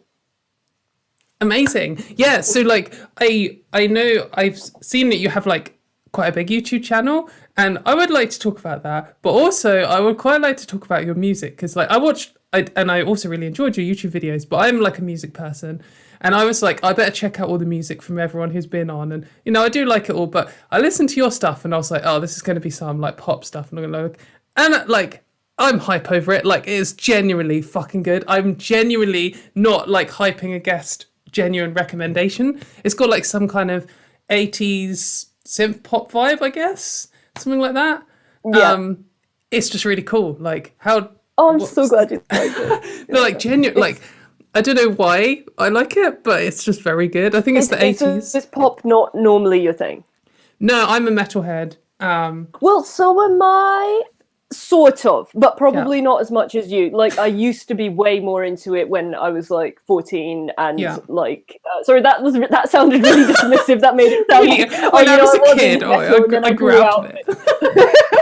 No, I was like, it's more just that used to be like the only genre I was into, and then as I grew older, I sort of got out of that phase of being like, no, I don't like pop, and I can't, like, you know, which is like, because you know when you're in school or whatever, you have to like a certain genre and you're not actually allowed to like other genres. So I was like that about like, you know, I would listen to some Lady Gaga and I'd be like, actually this slaps, and then I'd be like, I can't say this to my friends or I will be mocked. So like I think my sort of taste in music just expanded and now I listen to all sorts of stuff. But yeah, no, I only found out you were a musician today as well, and I listened to like just one of your songs. I haven't had a chance to check out that much of it, but it's really good. You're such a good guitarist. Oh, thank you. Yeah, I feel like I've recently had a breakthrough in guitar. I feel like at the start you have like quite a strong ramp up, and then you kind of plateau, and the plateaus can just last years. And every now and then you have a little jump. And just recently I've had a jump for recording, I guess, my last album and starting to write this one, and it's quite exciting. I'm suddenly like, I can play guitar solos now. I've never been able to do that before. Yeah, I think there's a real knack to it as well, without sounding like, I don't know, like, I mean, you may not relate as like a fan of a lot of metal, whereas I'm only a fan of like metal has to like go, you know, it has to meet very specific criteria in order for me to like it. It has to basically be pop, except with heavy guitars. That's the kind of metal I like. But yeah, like I find the moment where it sort of everything stops and then the guitar solo happens to be sort of more like, I don't know, like there are a few guitar solos that I really like and I think work really well, but like a lot of the time they can be annoying. Yes, and just sound like someone like showing off. So there's a real art. There's always someone showing off. Well, there's always someone showing off. Yeah, that is true. But just by the nature of being guitarist, it's always going to be a bit like that. But yeah, definitely. Yeah. So how did you get like the sound idea for your like? We just like, let's start a 80s inspired synth pop band, or? Well, so like I've been through a bunch of different music projects. So I did used to be in like a hard rock band. That was back when I could play guitar myself. I sort of it was really cool actually. It was called Men Fatale, and it was an entirely queer 4-piece. Well, 3-piece to start with, but then like my disability issues got worse and I couldn't play guitar anymore. So I drafted in another person who is Hazel, who is now the other member of Powder Paint. And she, which is really funny because she is not into metal. She doesn't like metal at all. So in every single rehearsal, she'd be like, I just think this is too much distortion on it. I'm just going to turn the gain. And we'd be like, no, Hazel, it's meant to sound like that. So that was very entertaining. But yeah, that just kind of sort of fell apart after a while. You know how like our bassist, we had bassist issues. Like we could never really seem to hang on to a bassist for very long. And then like we had to keep going through getting a new bassist and getting a new one to learn all of the songs, and it just kept repeating, and then eventually the whole thing just sort of fell apart. But me and Hazel are both really into synth pop, and we were just hanging out a lot anyway, so we ended up just one day Hazel just sort of laid down a drum beat on Logic and was like, here, write a bass line.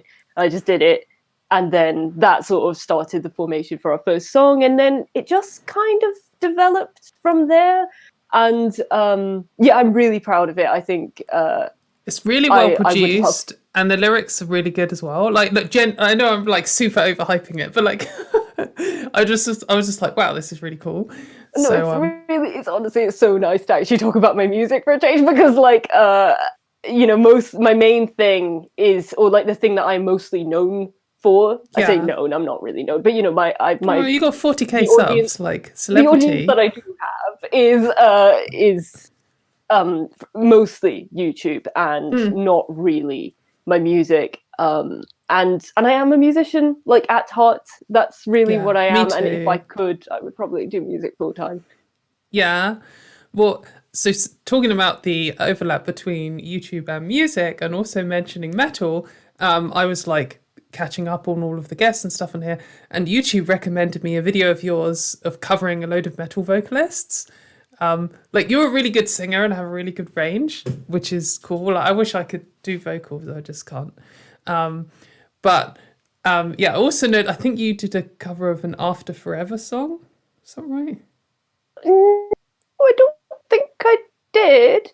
Well, like in your like 11 different styles, there was a bit. I think I've done Bring Me the Horizon and a bunch of other people, but I don't think I've done After Forever. Okay, well, you may or may not have, but that's the idea I had. But anyway, After Forever are amazing, and everyone should check them out. But that's what I was going to say. But perhaps I was wrong. But yeah, so like you also do YouTube stuff. I've watched quite a few of your recent videos. So I apologize. I didn't actually know your YouTube channel before we were like talking about doing this event and stuff.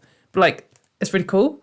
And Thank you. do like loads of interesting analysis stuff, and it's just quite informative. So I guess talk about that. No, like how are you finding like that as is that like your main career?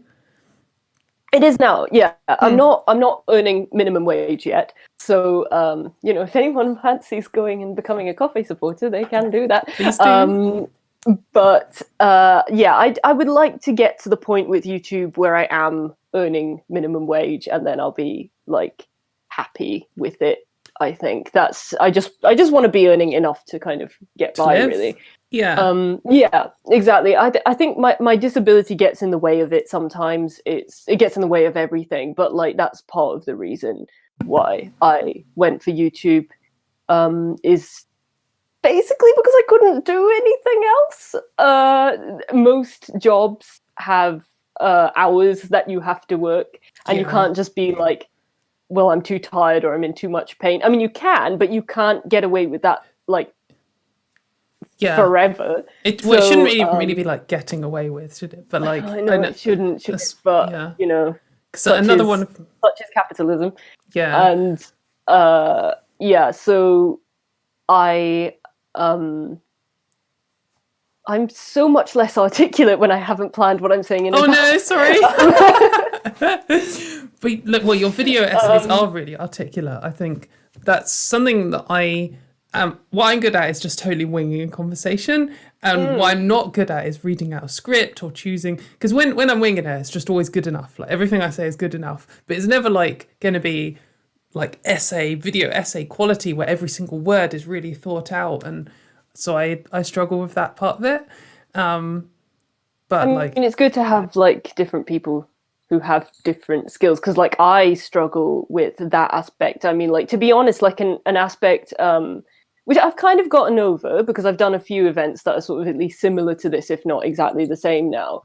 And one thing that I was really scared of before doing like my first one was, well, what if I say something that isn't like a perfectly formulated thought, right? And then it's said and I can't take it back.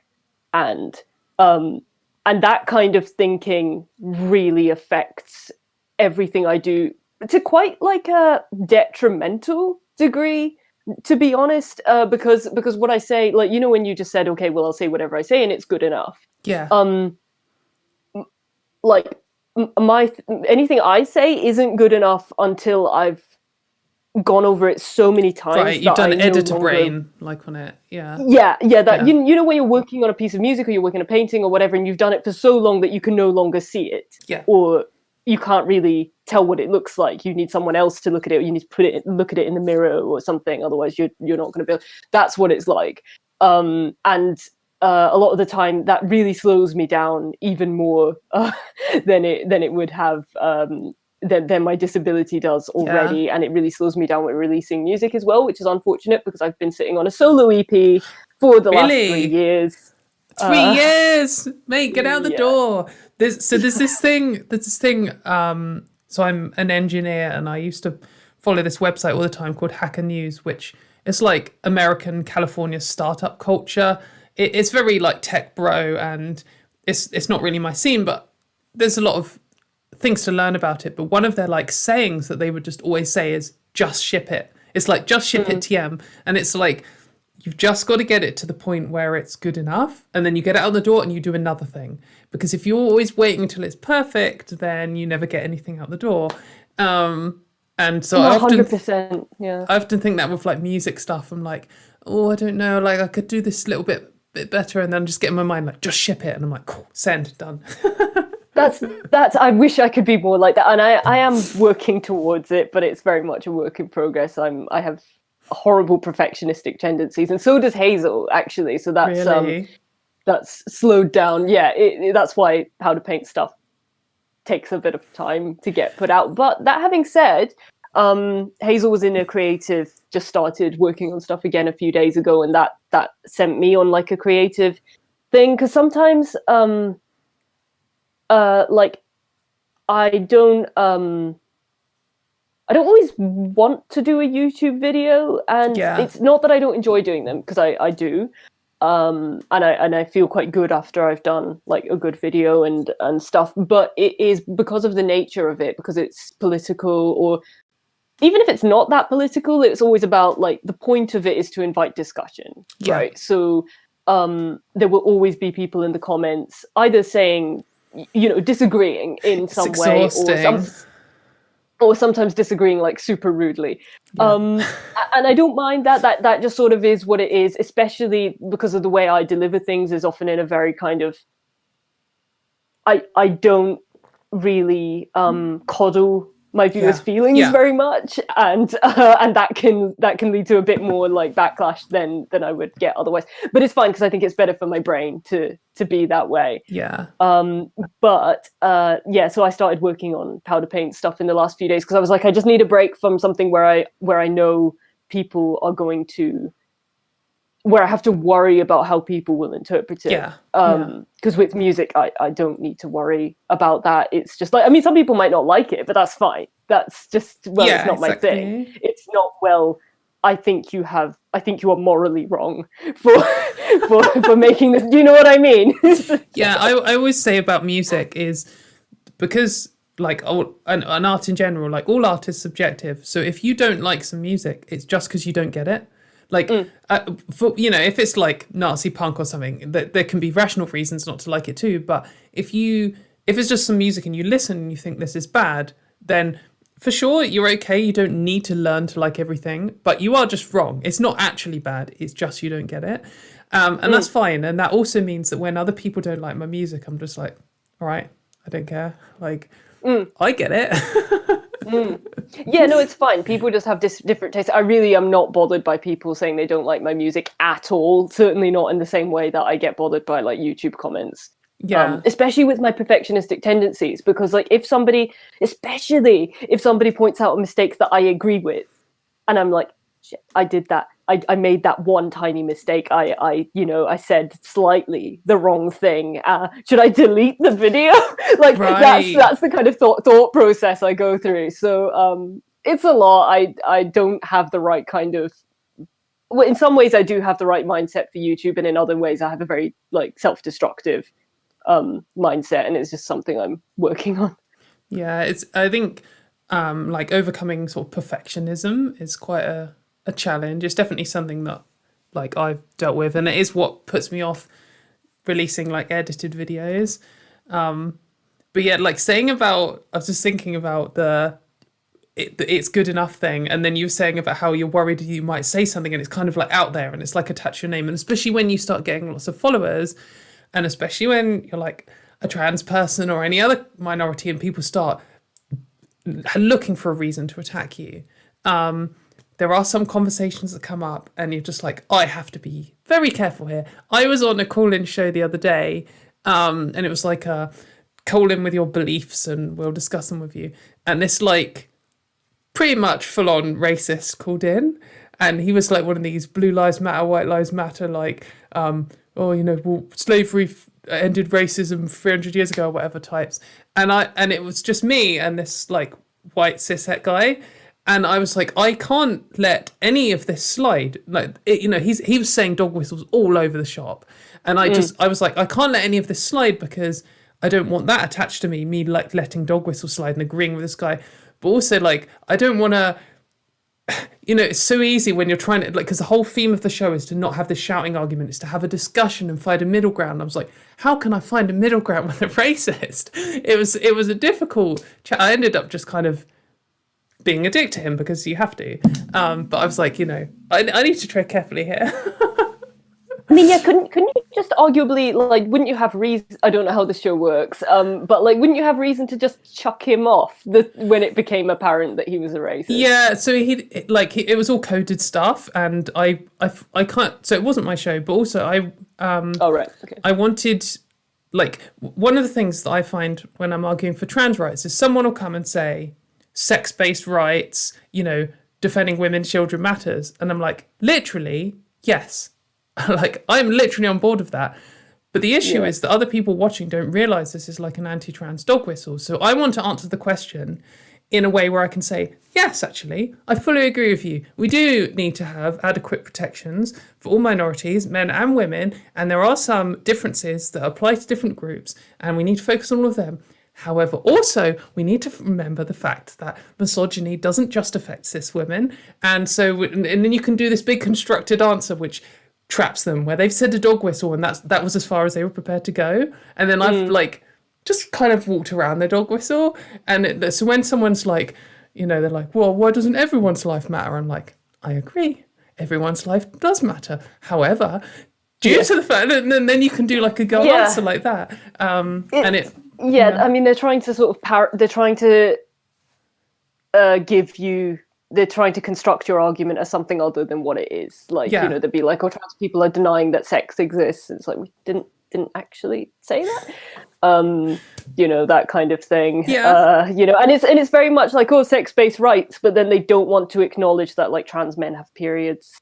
Yeah, exactly.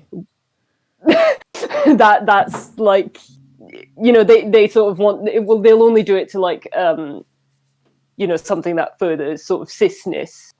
Because they think that's what their rhetoric does, when actually if you actually unpack it, it's not.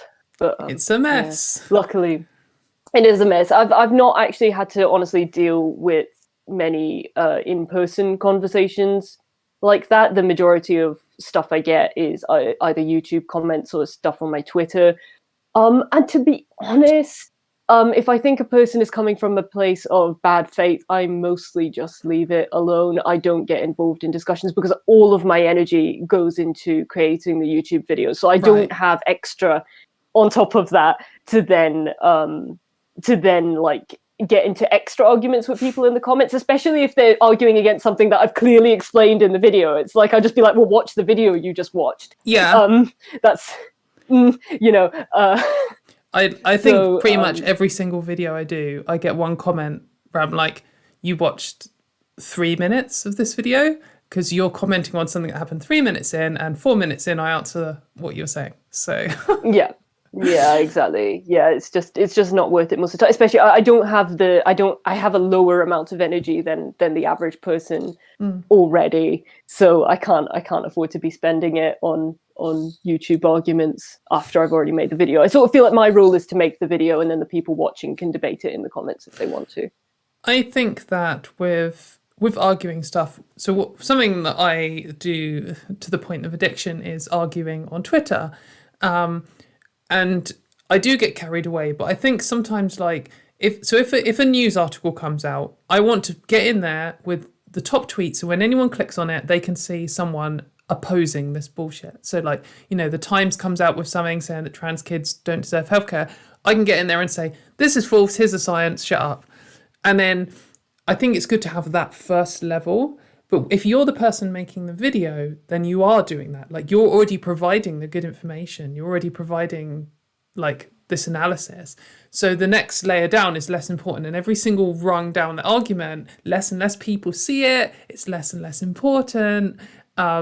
So, like, putting out a video is going to do a lot more than, you could spend more energy arguing with some knobhead and achieve much less. So, I think, like, because you've got, like, a decent, like, Twitter following, that the arguments you have do, like, serve a purpose. I definitely wouldn't, diminish those. I'm not so sure.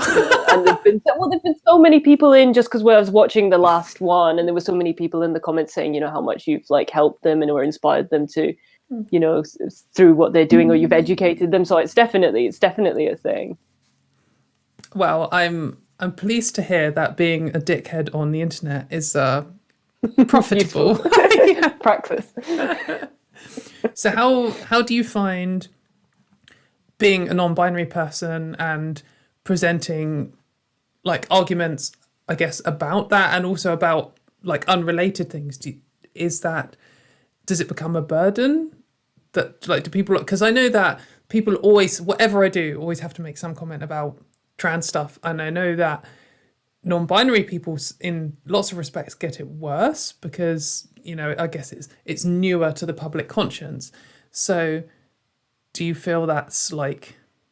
Honestly, like I don't find myself having to talk about that if I'm talking about something else very often. Probably because people don't necessarily recognize that I'm a trans person. So if I'm not explicitly talking about trans stuff, it doesn't always come up. Yeah. But I am also brown and disabled and not a man. So there's always something to attack about my identity. Something. There's so much wrong. I need to argue with all of these things. Why are you not a straight white man? Oh, yeah, so tedious. Yay! So how was your trans day of visibility? How has your trans day of visibility been? Have you done anything exciting today? I haven't left the house in a long time. So I wasn't very visible today at all, and that's how my trans day of visibility has gone. Your sound is breaking up. Is it? Oh no. I hope it's not an internet thing. What I could do is, how's your internet looking? It just suddenly started cutting out. Can you hear me fine? I can hear you fine. Hang okay. on, let me just check the can't thingy. hear you at all. Let me just try this again.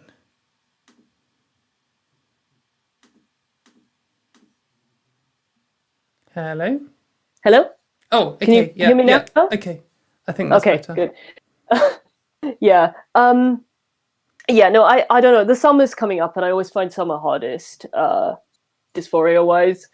I think a lot of trans people find this, that just in winter you can obscure your body a lot by wearing a lot of layers and sort of distracting with like the amount of, whereas in summer, when you want to be wearing less clothes and there's more of your body on show, it's a lot harder. It's a lot more dysphoria inducing. So I'm not really looking forward to that. And trans day visibility sort of marks the start of that. Right. Especially today. It's quite a nice day today. I don't know about where you are, but like it's... I need to go outside. I love the sun. I'm like a snake or something. I don't function without adequate warmth, and I will in the house, I will go around to wherever the sun patches and like take my work set up so that I can lie in the sun. So yeah, I need to start going outside again. But honestly, it's just been so long and so weird with everything that I'm just not used to going. Also, there's just not stuff to do yet, really, other than like hang out with friends, which I guess I do have some who I could hang out with. Oh, sure you do. But I guess I have some friends. It's not something I'm in the habit of. So I haven't. Exactly. Did you used to off topic? But did you used to gig before? With my current band, I haven't played any gigs. We actually released our album in lockdown. But I've gigged before with other bands. Yeah. Yeah, no, I was just wondering, just because like a lot of musicians have obviously been hit quite hard in that particular department by the pandemic. But me and Hazel Powder Paint, not so much, because we'd only done 2 gigs prior to the pandemic. You're just getting warmed up. 2 gigs. It's like, well, like that was my opinion. But Hazel, look, I love performing live. Like I love it. There is nothing I enjoy more than just being on stage and like performing. It's so good, because one of my friends who's a drag performer actually it sort of explained this phenomenon and why like we both like love being on stage so much. Once they said that the reason they think it is because on stage you can't be perfectionist. Like you can practice a lot beforehand, but in the moment you can only do what you do, and you can't. See, that's what I feel like with this. Like, it just it's good okay, enough. Yeah, I guess. Yeah, I mean, I'm getting there. I'm feeling all right. You need to capture that energy and bring it to your videos. Yeah. No, the trouble is with videos because it's you record it and then you edit it and then you do the lighting and then you worry about one particular phrase and then you put caveats on it and then you worry that the caveats might be misinterpreted, so you put caveats on the caveats and then you realize that's ridiculous, so you take it all off and then you're back to square one again. That's my process. So yeah, live performance just means I can't do any of that and I love it. Hazel's not such a fan. She gets a little bit stressed. It is very freeing to like just get it out and do stuff on stage, and yeah, definitely I'm looking forward to it. For me, I do like playing gigs, but my main thing is watching live music, and I watch hundreds of bands in a year normally, and I haven't, and it's horrible and it's paining me. Anyway, we're actually nearing the end of our time, I think, if I have the clock thing right. I left my phone in the bathroom, so I'm not sure what the time is. But is there anything you've got coming up that you would like to plug, or do you have any words about Trans Day of Visibility you would like to say? I think everyone before me has said trans stuff better, and they've been like more qualified to do it with being like activists and people who work in the stuff and everything. Actually, that's not fully true. I guess you're qualified just by virtue of being a trans person. But like, yeah, no, I don't think I have anything specifically to say about that. Not this time round, anyway. But yeah, no, it's powder paint. My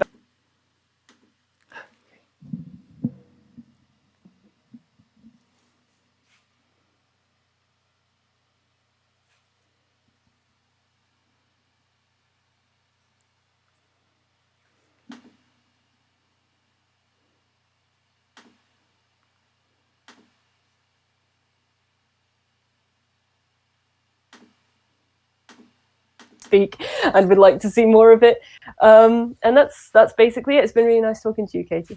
Thank you very much. I really appreciate you coming on. It's really fun to hang out, and it's been nice to meet you. You too. Yeah, it's amazing. So the next person we have on is Mia Mulder. So she's going to be exciting. And also, a cool announcement, we've hit £2,200. We're almost halfway to our goal of £5,000. So that's really exciting. Yeah, wicked. Okay, we'll be back in a second, everyone. And I'm sorry for the tech issues.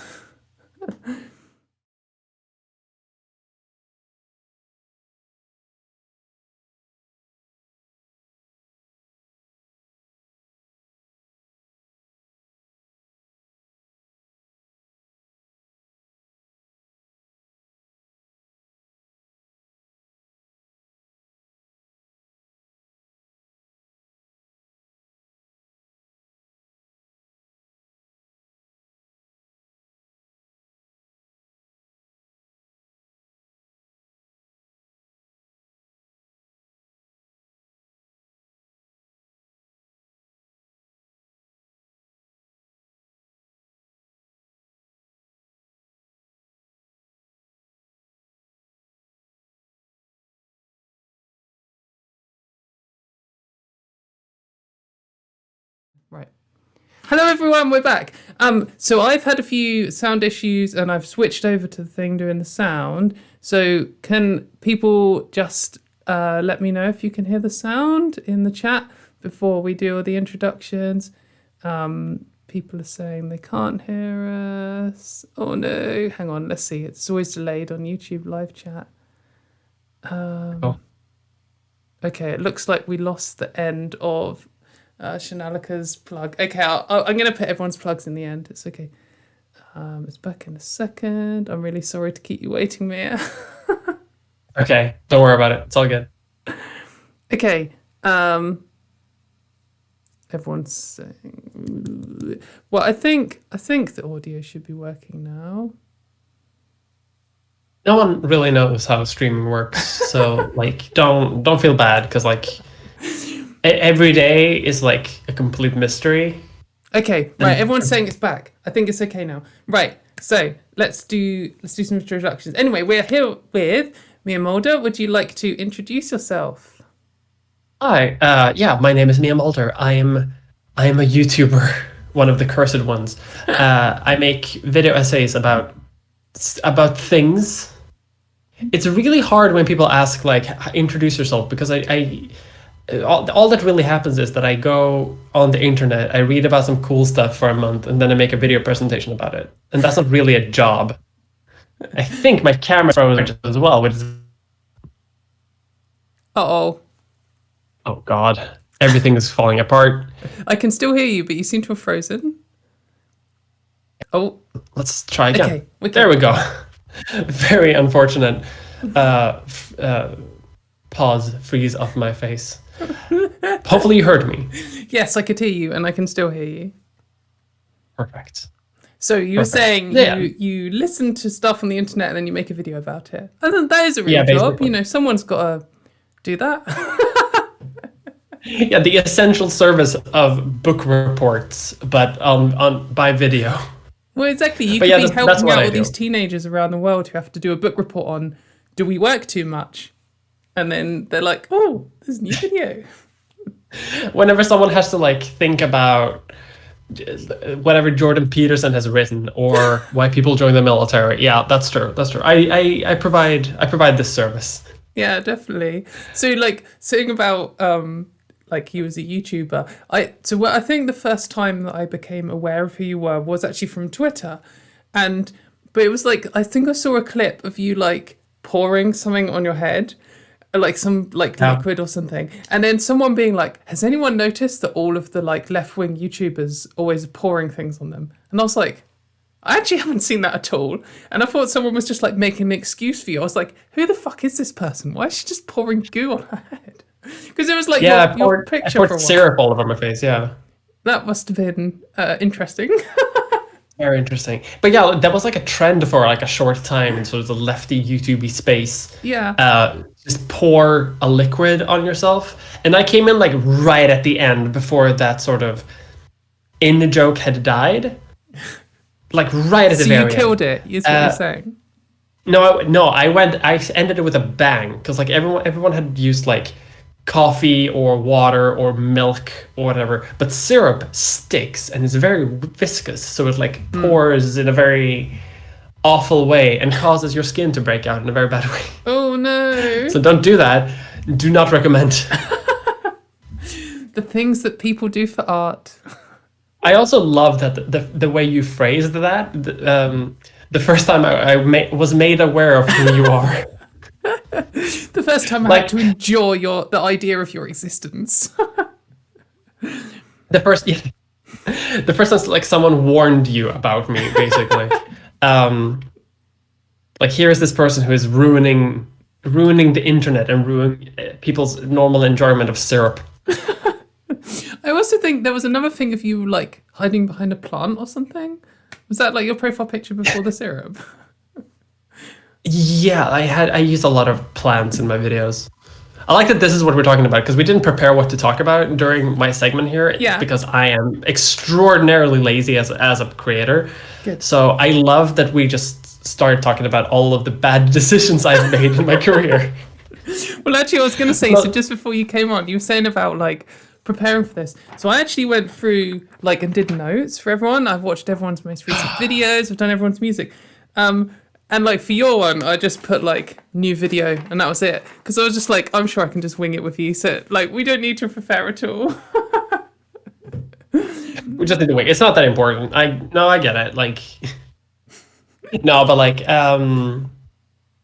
but yeah, how's the stream been going though so far? Has it been going well? People should donate money, by the way, out there. Yeah, so we're nearly halfway to the goal, which is really exciting. So please, everyone, keep them coming in and get your name announced at the top. Yeah, it's going well. I've had a hilarious amount of tech issues, which, you know, is the standard for a stream this long. But yeah, no, it's been really exciting. We've been smashing through the guests. And what, so like, the reason I kind of wanted to just wing all of these is because I wanted to just show that trans people can be just normal. Like, it's very easy to do. Well, it's not easy, but like, I think that often there's this thing of like, oh, we're going to do this speech about what a trans person is, or we're going to discuss transphobia or this kind of stuff. But like, part of being visible is just being boring and normal and just like joking around and hanging out and talking about that time you poured syrup on yourself. Like they're just things that people do, you know, normal things. Normal things, pouring syrup all over your face and hiding behind plants. These are normal things that all trans people eventually do. Yeah, it's just inevitable. Like, you know, if you're a parent of a trans child in the audience, just perhaps it is worth stopping them from coming out because they will just get covered in syrup eventually. So or if you want to be supportive, you know, you can always like stock up on various types of syrup. So you're always prepared for when that happens. So as like maybe we need some kind of wiki to rate the different kinds of syrup to smother in, or whatever the verb is for smothering. To bathe in, to lotion yourself in, to embrace yourself in, to become one with. Embracing your gender identity is obviously very in trans with becoming one with the earth, and there is nothing better of doing that than with like vegan tree syrup. Yeah, exactly. Because that will get you connected. Yeah, if it's like maple syrup or something, you know, straight out of a tree, wham a tap in the tree, and then just bathe or embrace or whatever your verb choice was. Yeah. Also, I'm sorry, my camera seems to be glitching out a little bit, but hopefully things will be going very well. I'm just gonna do a 1 second adjustment. Okay, go for it. I'll fill the void with stroking my little green friend behind me. You can't see it, but I've got a green screen and I've got an insect behind me. So. Oh, nice, wonderful. Have you done a reboot? Are we back? What did you say? We're back. We are back. How was your? What has been discussed so far? So if I come up with like some weird rant to talk about, so I don't double in on anyone else's stuff. Oh gosh, what have we talked? So we've talked about the things that people have done in terms of trans visibility, and we talked about how people don't like vegetables, and we talked about music. We've talked about a variety. Oh, you switched camera. Oh, you've got a multiple camera setup. My other camera just decided not to work, so sorry. I'm just adjusting midstream. How has your Trans Day of Visibility been so far? Ooh, have you done anything exciting? I haven't done anything. I actually forgot today was Trans Day of Visibility until you reminded me that I had signed on to do this stream, which I had completely forgotten about, just entirely, because I remember you asking me like, if I wanted to be part of this, and I was like, yeah, sounds great. I love being part of like charity streams, love supporting good causes, and then it just instantly exited my mind and I forgot about it for like 2 weeks, and then you reminded me again, and I was like, I can come on a stream. Didn't remember it was this stream and had like a hard time adjusting that as well. So like it took me like 3 reminders to remember that today was Trans Day of Visibility, but I'm very happy that it happened. I haven't done much of anything, to be honest. I've done like my own work streams. I've just sort of like vibed. I don't usually do that much for like trans holidays. Yeah, if that's the correct way to say it. Christmas or whatever. Yeah, trans Christmas. I actually kind of hate being visible. Like it. I mean, I think it's important, and I'm happy to do it, and I'm glad that like I am helped by other trans people being visible. It's how I was able to come out, and it's how I'm able to have the confidence to do everything and anything. But at the same time, like it's kind of bullshit, isn't it? So like you get flack for absolutely everything. Oh yeah. So everything that's wrong in society is somehow the fault of a trans person somewhere. Yeah. Often by using the bathroom. Yeah, I've made a few videos about that in the past. That like visibility is like generally a good thing, like overall, but if it's just visibility, as we've sort of seen in the last I don't know, a couple of years, with like no legal support or community sort of like structure, it just paints a target on your back a little bit.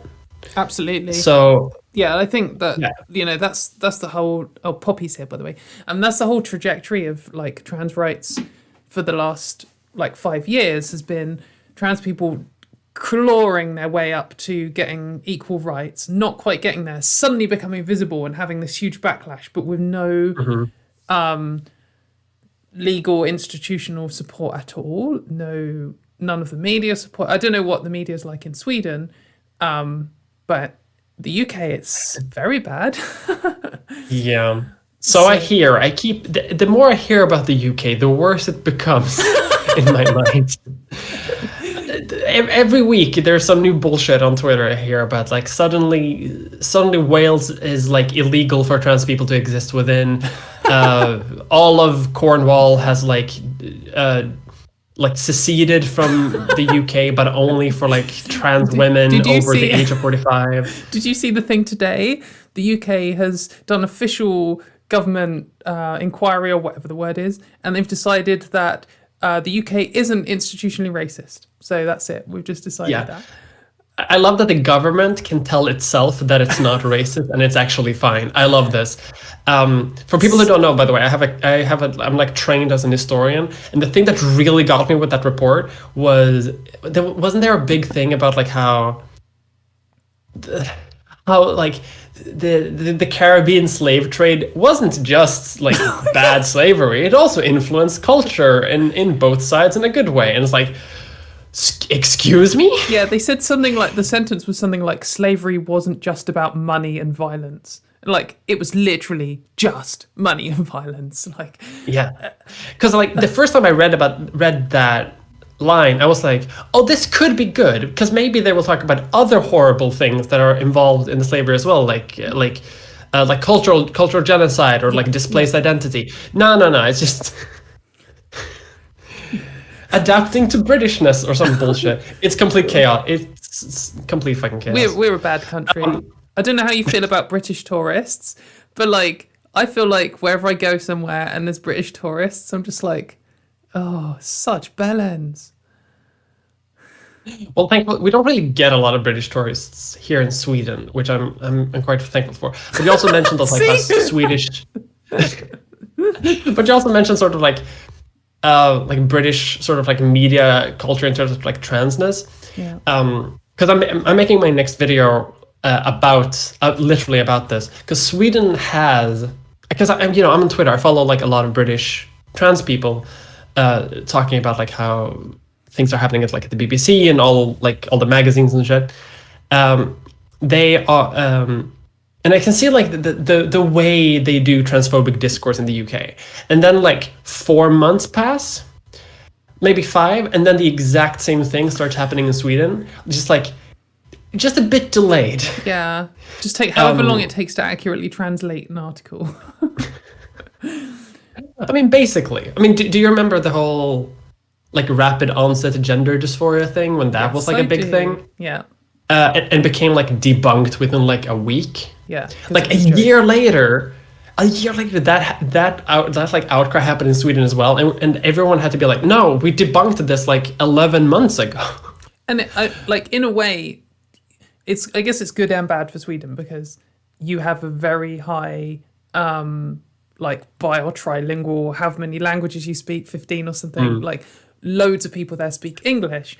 So when we come out with bullshit, that means people have access to the bullshit straight away, but it also means you have access to like the pushback against it. And I guess that can make you both more and less prepared in a way. I don't know.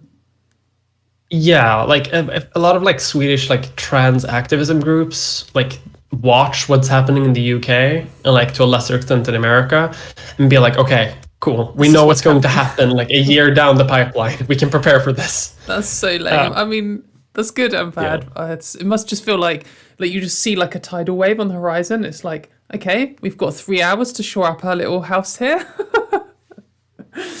Like, oh, yeah, the UK has been destroyed. We have a little bit of time to prepare before the storm reaches here. We can do it. It's exactly. Fine. It's all right. Norway's in the way. It's okay. It's fine. We have the mountains in the way. It's perfect. Yeah. Oh, yeah. It's like international embarrassment that like everyone in the chat's saying Turf Island. Like Turf Island is like our thing now. That's like what the UK is known for. We export like colonialism, racism, and gender criticalism. It's like, oh great, what a trilogy of amazing things to be known for. But your main exports, it's that and haggis, and that's it. well, I think actually our main export internationally is angry bald men to Spain. I think that's probably our biggest cultural thing. Just not anymore. Oh yeah, I know. They're being sent back. They all voted Brexit, and now they're all getting sent home. Yeah. But yeah, it's pretty frustrating. There's a few things that make me patriotic about the UK. One is our selection of crisps. I feel like we internationally are world leaders on crisps. I don't know what it's like. I haven't been to every country. I don't know what it's like in Sweden, but like if you only in the UK, if you only have one full shop length crisp aisle, could be better. Whereas somewhere like you go to France and they just have 2 flavors of crisp, you're like, are you even trying? Yeah, well, that's because they're French and they have no sense of taste. Sorry to France. If there's one thing that like I and the Brits can agree on, it's the French. I'm just insulting every country here, including my own. This is my contribution to this stream. All countries are bad, but I'm allowed to make fun of the French because our king is French, and therefore I'm allowed to make fun of them. Okay. I actually we have a French dynasty. It's amazing. Oh, so because the French killed their one, so you ended up with like a.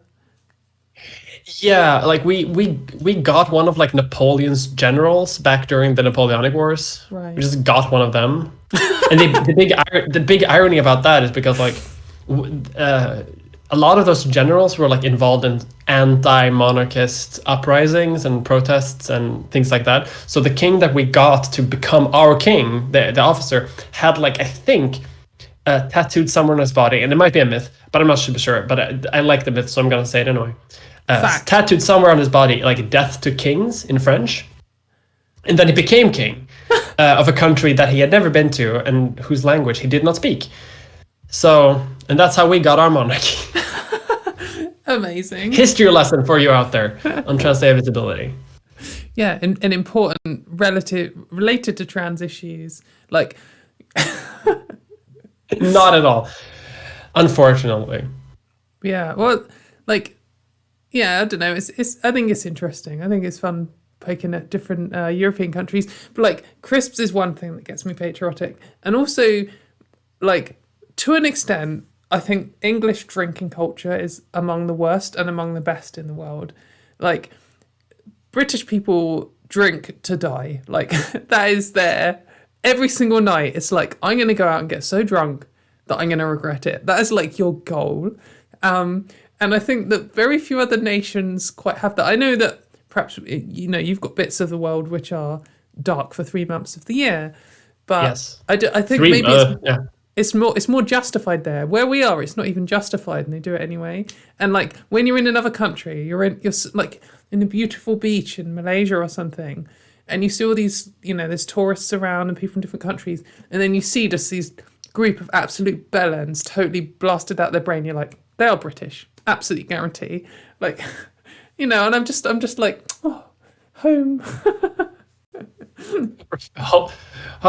That feels very nice. I like that my contribution to this stream so far has been to trash on various countries, including the UK and France, and like talking a little bit of history. That's basically, if you're wondering what I do for my content, that's basically what I do.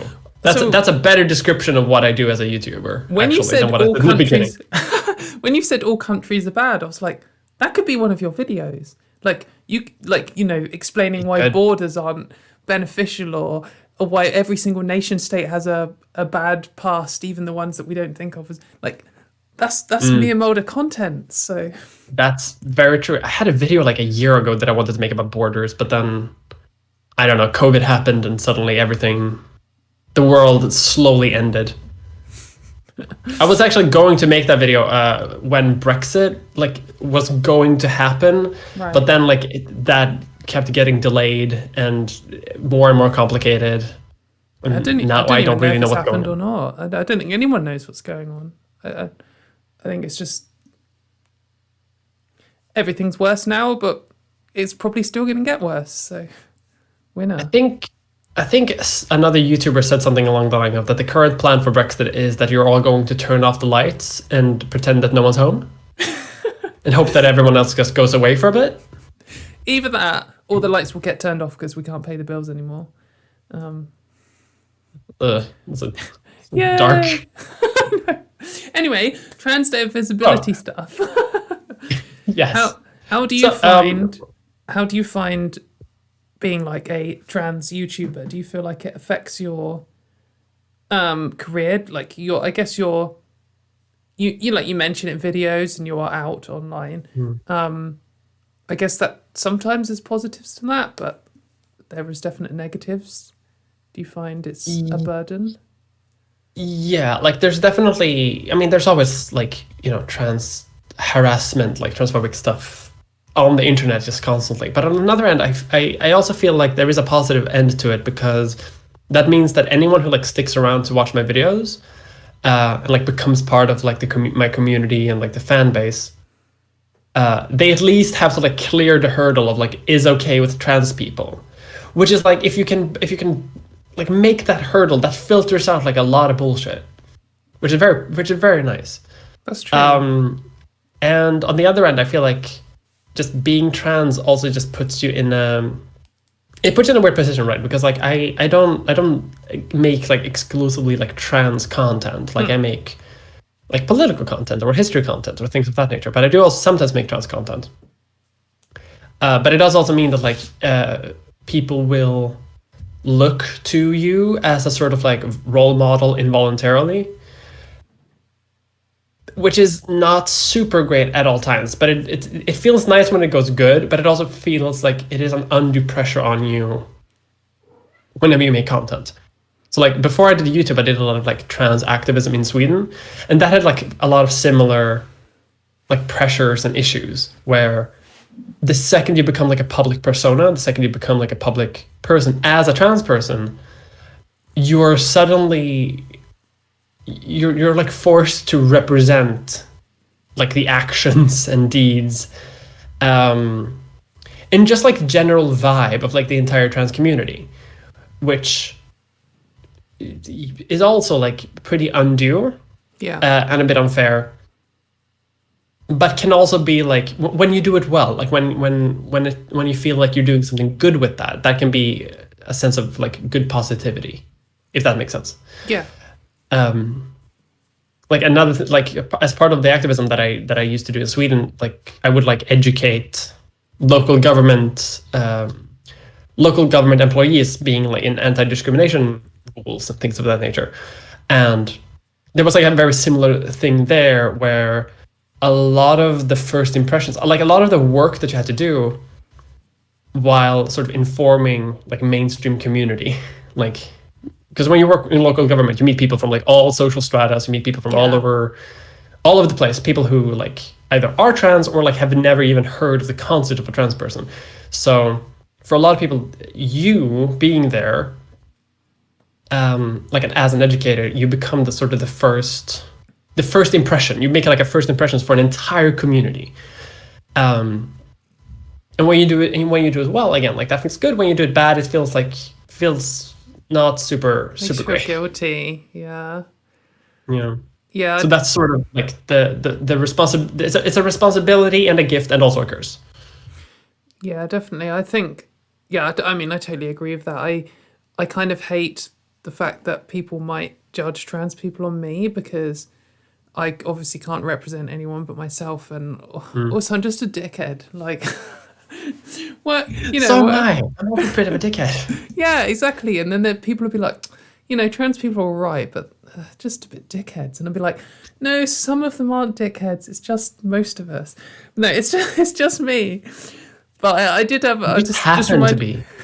Just reminded me of a story. I'll just quickly say. I was at the pub, and this was like early on in my transition, so I was very obviously not passing, and I was kind of standing out. And this group of lads came over to me, and they like started asking questions, and they were nice enough but rude and used, you know, bullshit terms and stuff. And I just took it. I was like, I'm you know, I kind of at the time I was like, this might happen for the rest of my life. I want to be able to do it. And they all like were saying some things and telling some jokes, and then they kind of wandered off and got bored. But one of them stayed behind, and then his like whole vibe changed. And he was like, you know, like one of my sister thinks like she's a man now. So like, and I was like, oh, here we go. This is why you're really talking to me. And then he was saying how he thought that his brother had gone to university and met another trans man and had been like convinced to be a trans, you know, the classic. It's a ROGD thing. And I was like, we're getting on fine, aren't we, mate? And he was like, yeah. I was like we could be friends if we just got to know each other better. He was like, yeah. I was like, could I convince you to be a woman? And he was like, no. And I was like, and he was like, yeah. I was like, yes. Like, hopefully I've just made that random trans man's life easier, because, you know, his brother has had this realization. And I think you can get that, you know, that's like the strongest weapon, I think, of trans people. Like, the transphobes can make all this propaganda up and this, you know, we're coming for your children and we're all perverts and all this kind of stuff. And then you meet a trans person and you're like, I'm actually boring. Like, yeah, which is like the big part of like visibility, right? Like, and as you mentioned earlier, that like normalizing that we're just like normal boring people most of the time. Yeah, I think the next biggest hurdle after just breaking through and saying the boring is also just reminding that, you know, some people are shit, and that means some trans people are shit. Because like I've had people before, I've met them and they'll be like, oh, I know this trans person, and like I met them and they're really horrible, and I'm like, yeah, but like, you know, some trans people are horrible. Yeah. And then they meet a second one and they're like, oh, you're not all terrible after all. It's just weird watching. And I just, you know, I'm sure I do it myself, but it must just be a human thing to meet a member of a minority and just assume they're all the same. I don't know. It's just like, it's really weird reaction. But yeah, I think it's some sort of like psychological shorthand where you try to generalize from few experiences for personal safety, and like that works when you're dealing in like when you live in a tribe of like 100 people. Yeah. And you live in huts and collect berries for hundreds of thousands of years. It doesn't really work when we live in a society with like the tribe is like 50 million people and we can talk to hundreds of thousands of people on the internet every single day. Like, that's not, like, we live in houses and work in office buildings. Yeah. Like, our minds aren't really wired that way. So, like, it's a bit of a glitch from how our brains are supposed to work to how they actually work. I think most of... Also, I think we just, like, almost hit 50% on the goal. Almost. Oh, that's exciting. 48.8. Shout out to whoever's going to be the person to donate £58.41 to take us up to... That's really exciting, really good news. Thank you very much, everyone, for donating. And we're also, I think we've come to the end of our half an hour time. I've actually left my phone in the bathroom, so I can't go and look. But yeah, I think that's too. Okay. Do you have anything coming up that you would like to plug, or do you have any like Trans Day visibility thoughts that you would like to leave on, or? I don't really have that much to plug. I mean, if you like the vibe that I'm projecting right now, you're probably gonna like the vibe that I do, like in my normal work. I've seen some people share the link to my channel on in the chat, which is very nice. The only thing I would encourage people to do is like donate to what's it called, MindOut, which seems very nice. Do a good cause. Always remember the visibility is not the same thing as progress, but it's a step on the way, but it's a step on a journey of 1,000 steps. Yeah. And also that I'm just very happy to talk to you, because I think this is the first time we've actually talked in like person, like in definitely. Voice. I'm really enjoying like meeting these people that I've known kind of on the internet and like hanging out. I feel like I just want to go to the pub with all of you one-on-one, and like, or just with your like friend group. And I'm just desperate for the pub basically, but also I did enjoy meeting. Same. God, I missed the pub so bad. Like the second like I get the vaccine, and 2 weeks after that, when you're supposed to do it, I'm going to the pub. Yeah. I haven't been to a pub in like a year. it hurts. The last pub I went to was actually in Belgium, which was like March 2020 or February 2020, long time ago. But yeah, anyway, no, it's been really genuinely great to have you on. I hope you enjoyed winging it and that conversation. I couldn't even tell you any single thing that we said, and it was all total nonsense. But this is the vibe I wanted. It's just like, this is just trans people just being boring dickheads. I hope everyone likes the boring dickhead content. No, but I think it's fun. I think it's exciting. And so we're going to have another 15-minute break, and then we are back with, hopefully, Dr. Jamie Rains, which is really exciting. So I'll see everyone soon, and exciting. Cool.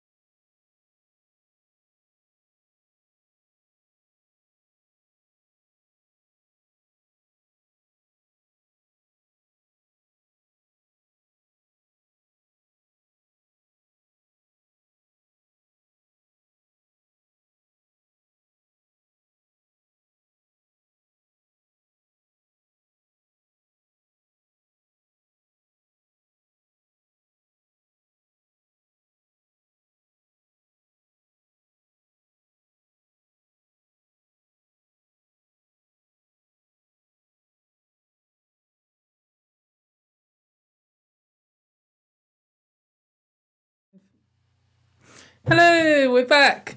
And I am here with Dr. Jamie Rains. Hello. Would you like to introduce yourself for anyone who might not know who you are? Oh, sure. Yeah. Hello. I am Jamie. I'm very new to the doctor title. It still sounds very strange to me. Basically, I used to be a PhD student. That was always my leading thing. Oh, I'm a PhD student. But I used to do that.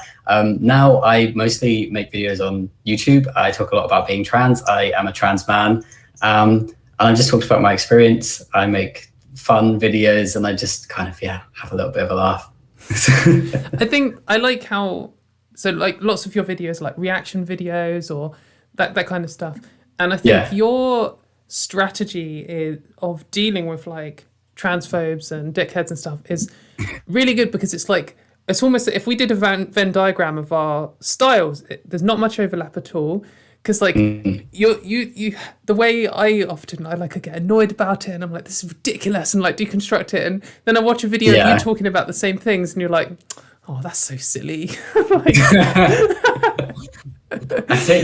think I just find like humor. I just use humor to cope with stuff that would like upset me. I think I get like I let myself get a bit like, oh, this is really shitty and I'm angry, and then I kind of talk about it in a calmer way and I'm like, silly, like this doesn't even make sense, let's just not listen to this.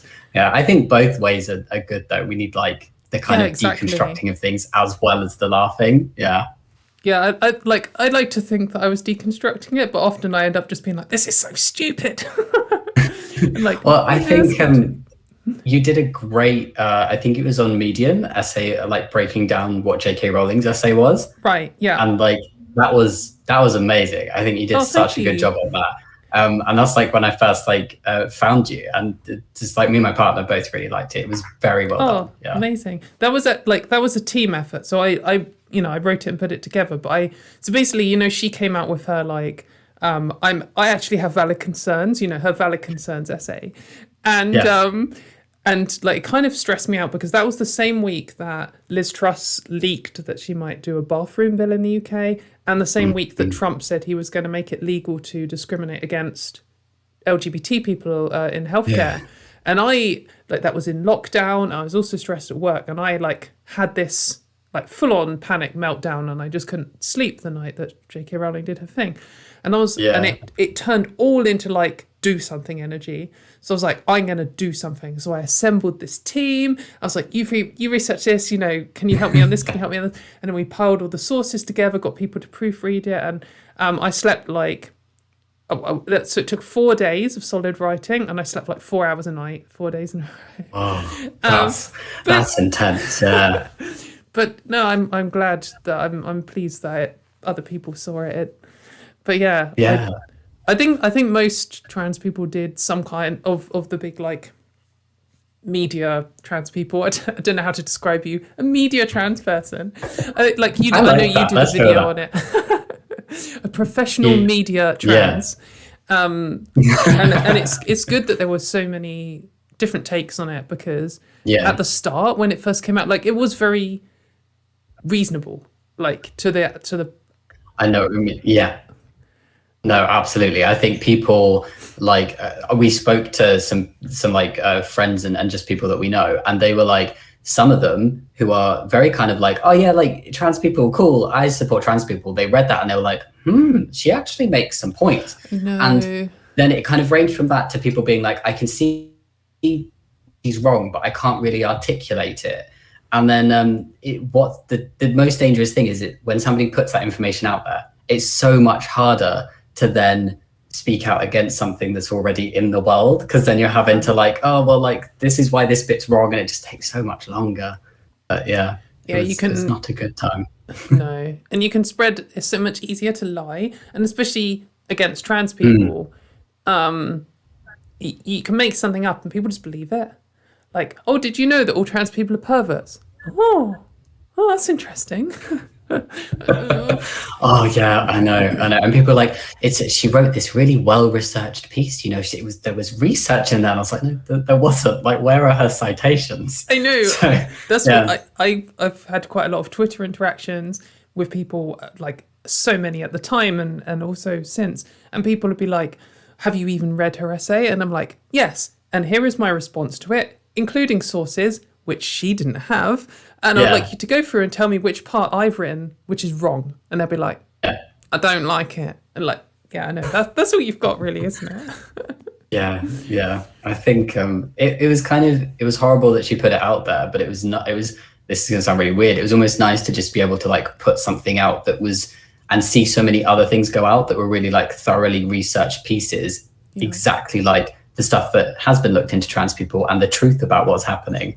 So I guess that's a positive that came out of it, right? Yeah, that's something I was mentioning with one of the previous guests. I can't even remember who now. It's all blurring together. But like the idea that when you make progress, you like trans people are crawling along and making, you know, tiny bits of progress. And then we got the kind of breakthrough moment, but then you get the huge reaction. But when you get a huge reaction, you get a reaction to the reaction.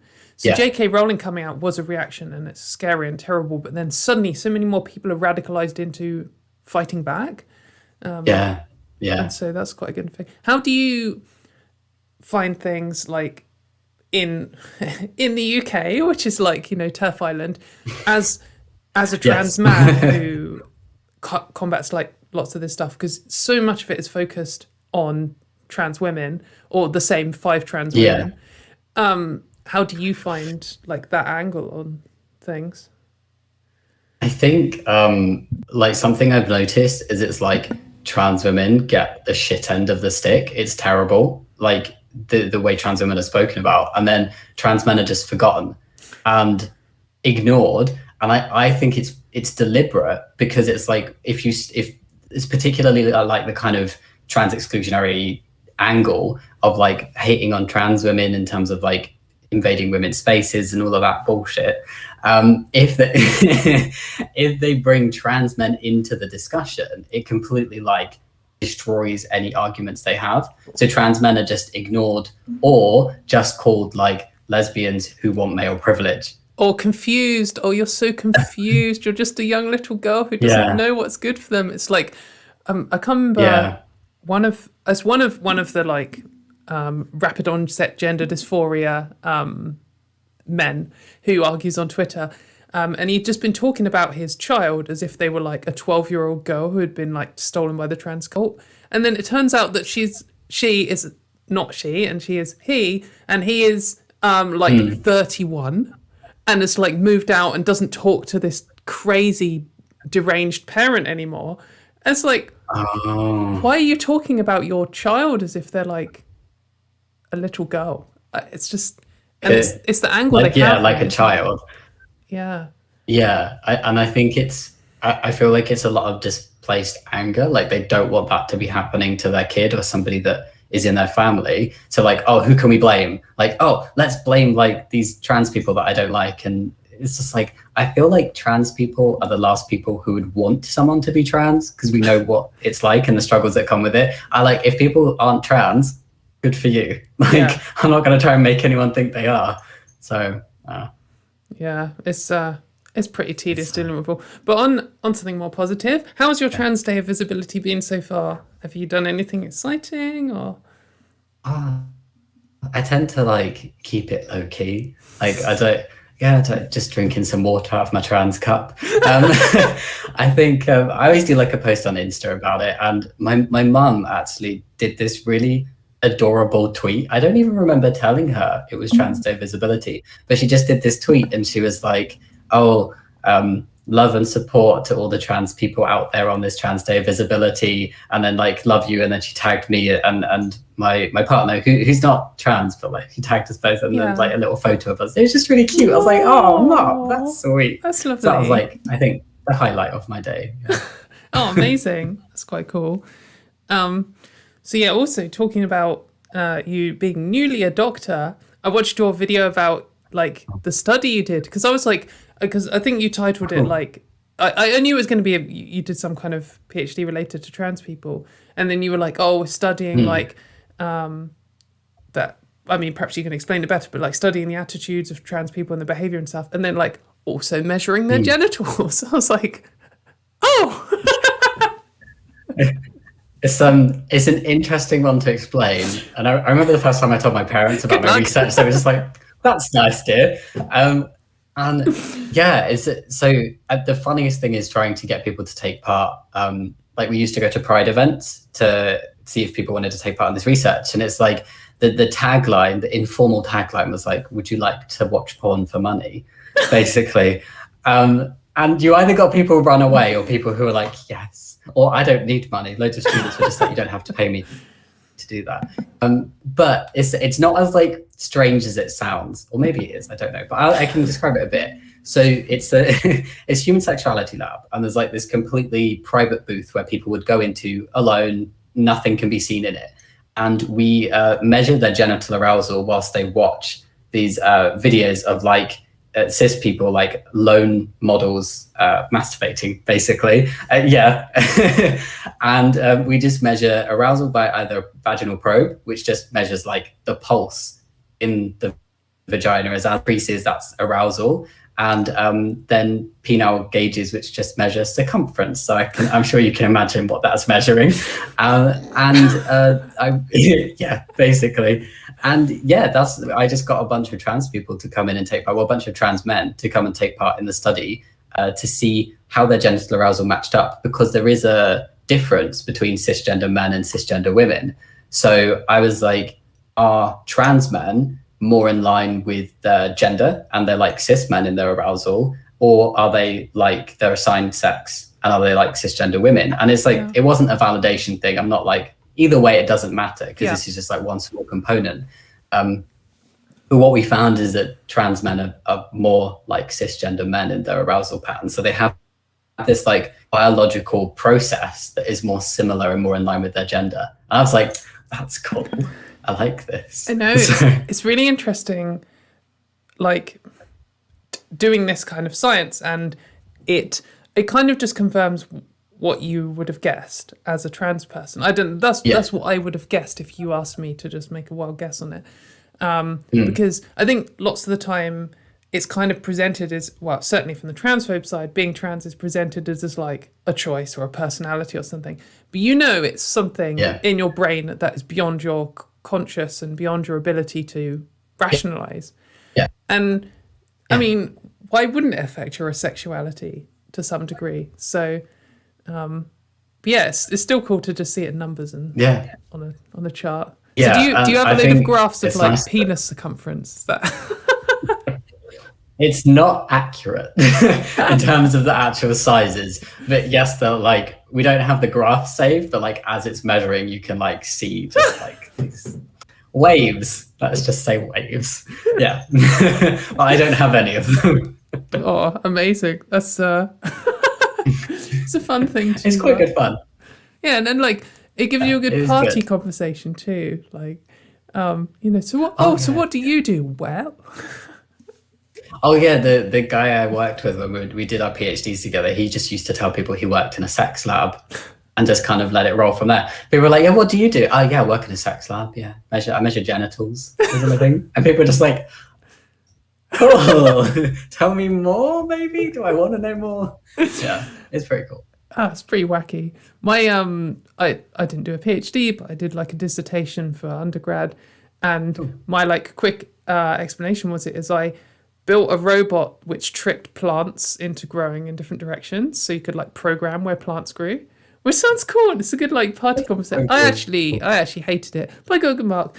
But like soldering these things that are like this big is just a nightmare, and I never want to touch a soldering iron. Wow. Anyway, I can imagine. So another cool thing that you had recently is you had like your own plushie doll of you. Oh, amazing! Yeah, that was pretty cool. It's kind of like weird thing. I was like, I don't actually care if anyone buys one. I just want to have a plushie of me. Like that's like life goal completed. Yeah, so what inspired that? How did you? Just this. Just they reached out to me and they're like, "Hey, we make little plushies of like creators as like special one-off merch items. Would you like to do a plushie?" And I was like, "Would I like to do a plushie? Do you have to yes, I would do a plushie. And then we just kind of designed it. My partner was like involved in the design process. She came up with a little potato. It holds like this little potato, because I call people hay spuds on YouTube. So we did this like potato design that she made, and yeah, it's cute. I like it. It's gonna sit there forever. Also, it was a prediction of the most important trans rights move in the last decade of making Mr. Potato Head gender neutral. So, you know, that I was obviously a predictor. I think that you're kind of responsible for that. So thank you for benefiting trans mind. Oh, I love that Mr. Potato Head thing so much. Me too. This is so funny. Did you see, so shortly before that, I'm keeping track of all of their nonsense thing. Did you see the incident with the juice? The juice scenario?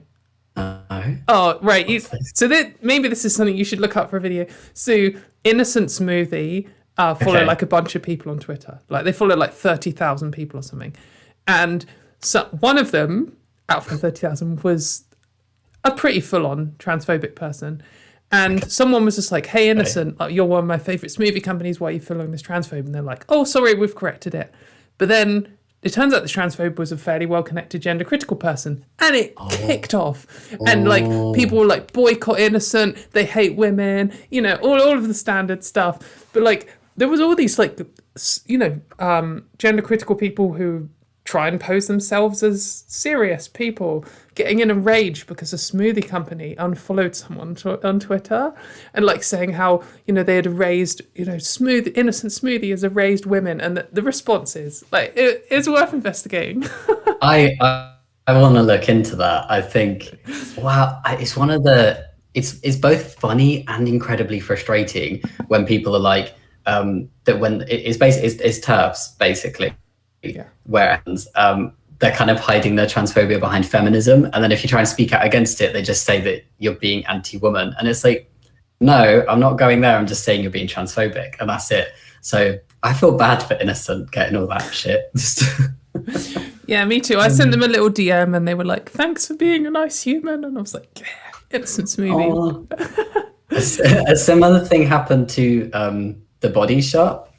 They basically. You know, did you see when J.K. Rowling did about like, oh, there used to be a word for people who had periods. What is it again? Like the wumped. Yeah. They basically replied, and they were being very trans supportive and saying like, here's a bag we can send you of like resources. And I can't remember exactly, but they got so much shit. Like everyone just piled up. There were loads of trans people obviously who are like, yes, thank you, Body Shop. But then they're just all the gender criticals were like, ew. Not buying from you again. Yeah, and they actually had a second one because in one of their shops, just like in Brighton or something, they had a sign that said, all are welcome unless you're a racist, a sexist, a homophobe, or a transphobe, in which case go away. So something like that. And they posted this sign online, and all the gender criticals flipped out. And I'm just like, it's so telling. Like if you see a sign that says no racists and you're angry by it, maybe have a little. Maybe, yeah. What do you think that might mean? Oh yeah, I love the Body Shop. That's so good. Yeah, that like I shouldn't like start hyping products when I can't even remember the brand names. But I used to use Body Shop body butters, and then I discovered this like other one, but I can't remember what it's called now. But it just like it's just slightly better texture for me. But like the Body Shop's nice. Yeah. But yeah. So. What other exciting projects do you have coming up? Anything? Any more plushies? Oh, no more plushies. Oh. No, there's one plushie is enough. There only needs to be like one plushie version of me, though. A Shaba plushie might be. My partner as a plushie, but I don't think she'd do that. But that'd be cute. Anything exciting? You know, when this question gets asked, you're just like, I can't think of anything. I seem really boring. I'm sure there's stuff happening. What is a boring thing that you've got coming? Like something I've got exciting that's coming up is I'm going to go to a barbecue outside. Oh, amazing. I know. We could see people in gardens from the 29th. Yeah, I've had like a garden thing. I've seen my parents in the garden, and so that's nice. So we're going to see some of my partner's family. They're going to come to ours in the garden for a bit, so that'll be nice. Just normal stuff. Yeah, but normal stuff is like exciting at the moment. And especially, I guess, with the theme of Trans Day the second time I messed up. Trans Day of Visibility. Like I've been saying with other people, one of the best things is just showing trans people being normal, and like it's kind of the theme of this event is just talking like, oh, like saying, oh, what did you watch on YouTube last night? Well, I watched this like 10-hour long stream with this knobhead who talked to other people, and they were saying about they're excited about going to a barbecue with their mum. Like, this is what trans people are, you know, like. Yeah. I think I've always said that like one of the most important things is like humanizing trans people. Just like stop thinking about trans people as this like big scary concept, and just think like these are just individual people trying to live their lives like you are. And then I think if people got that a bit more, maybe things would be better. I don't know. Yeah, I do think that's the best way to, like, I guess also I was mentioning before, but like the best weapon we have in fighting for our rights and our like general societal acceptance and stuff is just existing. Like there's nothing that transphobic people have that can combat just us being like people. Yeah. And like you just go out, you could like, if especially on a pub night, you can go out and meet like 30 people in one night, and all of them can be like, wow, that was a trans person. They're not as, or maybe they're worse than I thought. Like I'm pretty bad on pub nights. You know, I'm sure you meet loads of people and they're like, oh, he's so nice. I think, yeah, I know, you're lovely. I'm sure they don't think that. Oh, you haven't seen me drunk yet. I've only had 2 drinks. I think there's a lot of like, I don't know if you get this, the whole like, oh my gosh, really? I never would have been able to tell. Yeah. I didn't guess. I can't believe. Yes, I mean, sometimes this is one of these complicated, like trying to explain this to a cis person is an absolute nightmare, and it's hard enough to try and explain it to trans people. Like the thing around passing where like it's good for safety reasons, it makes your life easier, and it is, I think, for some people it's a legitimate thing. If that's what they want, that's fine, and if other people don't want it, that's fine. And it's not inherently good in society, but sometimes it can be complimentary, but sometimes it can be insulting, and it's very difficult, and sometimes you just kind of feel it, and someone will say it and you'll feel really good inside, and someone else will say it and you'll be like, really? Yeah, and I think like I don't know about you, but like for me it kind of changed throughout my transition. So when I was earlier in my transition, I saw it as a compliment, and it's something that I just kind of accepted as a compliment. And then the further I got in, the more I was like, it feels a bit strange now, because I'm kind of where I just want to like live my life, and like if people find out I'm trans, that's cool, but then people always feel like I need to mention it to me, that it's like, oh, I never would have guessed. And I think the time that it kind of got to me the most, not in like a bad way, but I was at an LGBT plus event, and like I was on a panel like as a trans person, and somebody who was part of like the volunteer team at the event said to me after, and they're like, I didn't know you were trans, you look so good. Oh yeah, that's when it's like, suddenly, what, so you're saying trans people usually look bad? Like, ugh. Yeah, like, so would you expect me to look bad, or like a trans person to look bad? And also like, I felt like somebody who was part of a team in an LGBT event would know a bit better than to say something like that. I was like, oh. it is frustrating. I guess I always give, you know, I love all the cis people in the chat, but sometimes you say dumb stuff. But like, I always want to like be a bit more lenient, because sometimes they just see, and then like they're kind of like, oh, I just want to be supportive, and they're like, you look so good for a trans man, and you're just like, oh, why did but like, you know, it was still, they were trying to do a compliment, they were just trying to be nice, and I'm just like, so my policy, so on the internet, when people ask me questions or whatever, I'll talk to them.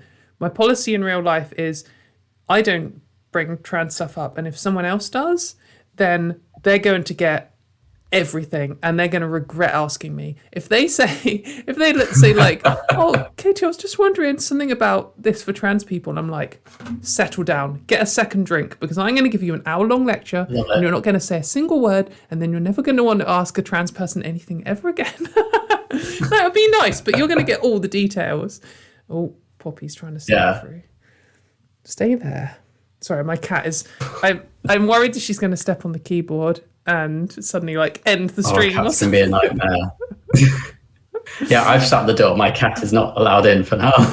I can't shut Poppy out because she can, like, all of the handles I've got like twisty ones, and she can jump up and do them.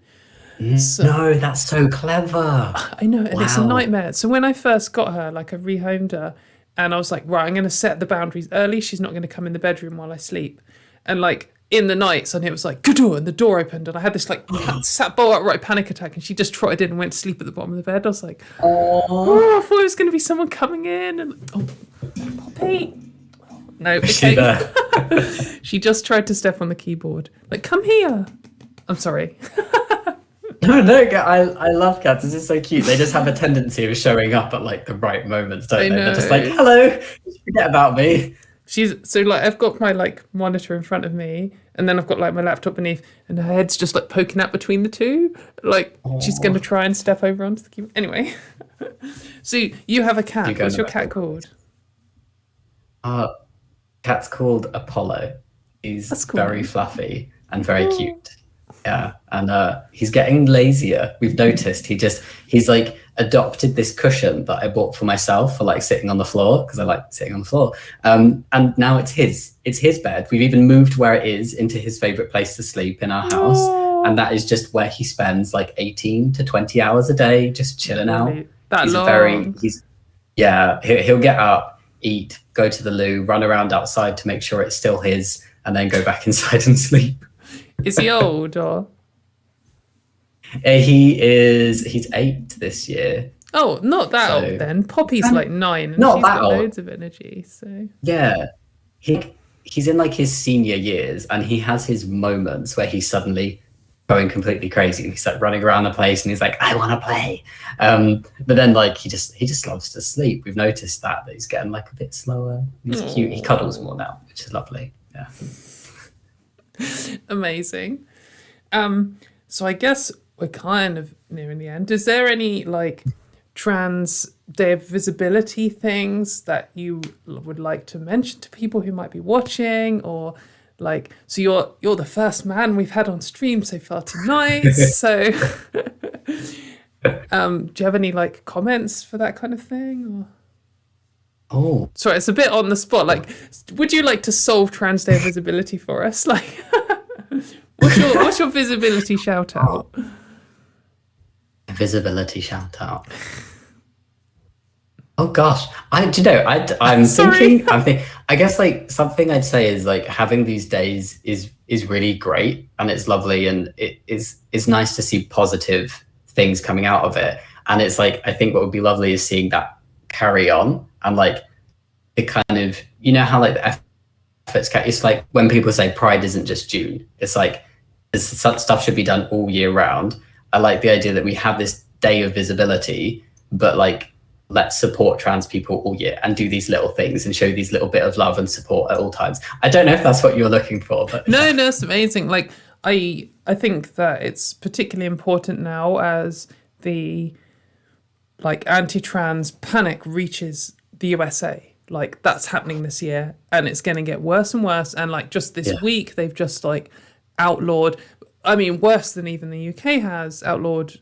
In one state, Arkansas has like made it illegal to help trans kids in any form, including therapy, which is just like therapy is evil. It's really like, terrifying. It's beyond how I can comprehend. I recently did an episode. One of the shows I do is the XX Factor, which is with like this lady from America, and we go through like the sort of conspiracy theories and science and stuff behind gender critical. And we just did one on conversion therapy. Amazing. And the stuff that they push, and it's too much. Like, I couldn't handle all of the emotions that come with it, and I just ended up sort of going into robot mode.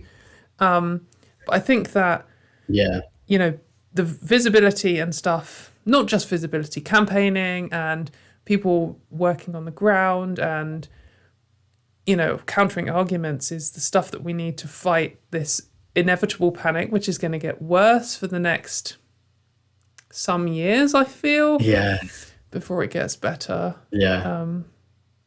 I I think people don't like cis people often don't understand, like it takes like it can take a really big emotional toll for a lot of trans people just to see, oh, okay, that cheers me up. So, oh, bless. Oh, she's beautiful. She is. She's lovely.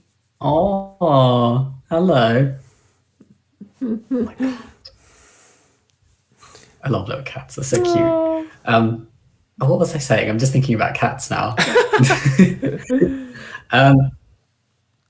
You were saying about visibility and saving trans children in America and combating. Oh, yeah. I think even when it doesn't seem like it would affect like trans people in the UK directly, it's really it can take like its emotional toll to hear all of these things again and again. Like I think because of the type of videos I make, I get sent a lot of like, have you seen this news article? Have you seen what's just happened in this place? And I'm like, I do appreciate people sending it to me, and most of the time I'm like, great, fine, I could maybe talk about this. But then sometimes I'm like, I'm just worn out and I can't even put humor on it because this is just too shit. Yeah, me too. It's so easy to especially with and just feel like, no, I need to like take a break from this. But yeah, like what's happening in America is kind of scary because there's like the whole of 2020 they had 79 anti-trans bills, and then up to like mid-March this year they'd already had 82. And it's really like, and now this one in Arkansas is like, nah. So I wish there was more that we could do about it, but I don't. I think that the US is a little bit behind the UK, and they always do everything more extreme than us. So their good bits are better and their bad bits are worse, and that's going to be the case. And it's going to like, I mean, we've seen here we're already 5 years in pretty much to the anti-trans backlash, and I mean, they are too. They had like a bathroom bill in like 2016 or whenever it was in North Carolina, and that's kind of passed. But that's all going to resurface, and they've got to have the discussions and the debates. But one thing that America has that we don't is at least one news organization which posts neutral articles on trans people. Like some of that news, like I went on NBC, I don't know, one of them recently, and they did this piece on trans people. And I watched it back and I was like, okay, I'm ready for the bit where they have some transphobic person on. And they just didn't. They interviewed 4 trans people and that was the end of the piece. And like, if it was in the BBC, they'd be like, if there's even one trans person on, it's amazing. And then they were like, here's 5 people from LGBT Alliance. And like, ugh. Oh no. And they have people who are clearly anti-trans come and speak on their own about trans issues. And it's like, why is this happening? Yeah. I think it's amazing how, especially when people are calling themselves feminists, and if you show them that, like, there's a classic photo of the Saudi Arabian women's conference and it's like 100 men all sat in a room. It's like anyone who you show that photo to and you're like, this is the women's conference, everyone's just like, well, that's obviously bullshit. Like anyone who's not, a total knobhead. And then you're like, hey, did you look at who talks about trans issues in the UK? It's all cis people. It's exactly the same. It's like having a room full of 100 cis people talking about, and then they just don't have a problem with it, and it's just really weird to see the double standards. But it is, and I'm like, it's not feminism unless it includes all women. And so I just think people hide behind feminism to be transphobic, and they're not actually being feminists. Because none of them care. Like, I don't know if you saw. So we'll have to end a sec, but just because you said that, like with the recent the Sarah Everard incident where a policeman killed a random woman. It was terrible. Like none of the big feminist, gender critical TERF groups posted about it at all. Like they just didn't care because they're not women's rights groups, and all the women's rights groups, were all over. Like it's just such a big event. Anyway, I won't rant off because I could talk about that for ages. But same. I really could. Thank you so much for coming on. I really appreciate it. It was really fun to talk to you. It was really nice to meet you. No, you too. Thank you so much for having me. I think you're running a donation, aren't you? So I don't know if I can just say my bit of like, if people want to donate, like I just feel like I should say that because this has been really great. I super appreciate people like you running stuff like this. I think it's so important. So thank you very much for letting me be part of it. So we're just about to hit £2,800, which is amazing. So like we Nice. can That's do awesome. it. I think we're on target. I think if people, bring in your friends, ask them to donate £2 or something, and like if we can hit £5,000, that'd be absolutely incredible. But yeah, thank you very much, Dr. Jamie, for coming onto the show, and it was really great to have you. And hopefully we'll talk again sometime. Yeah, thank you. Wicked. I'll see you all soon for Katelyn Burns.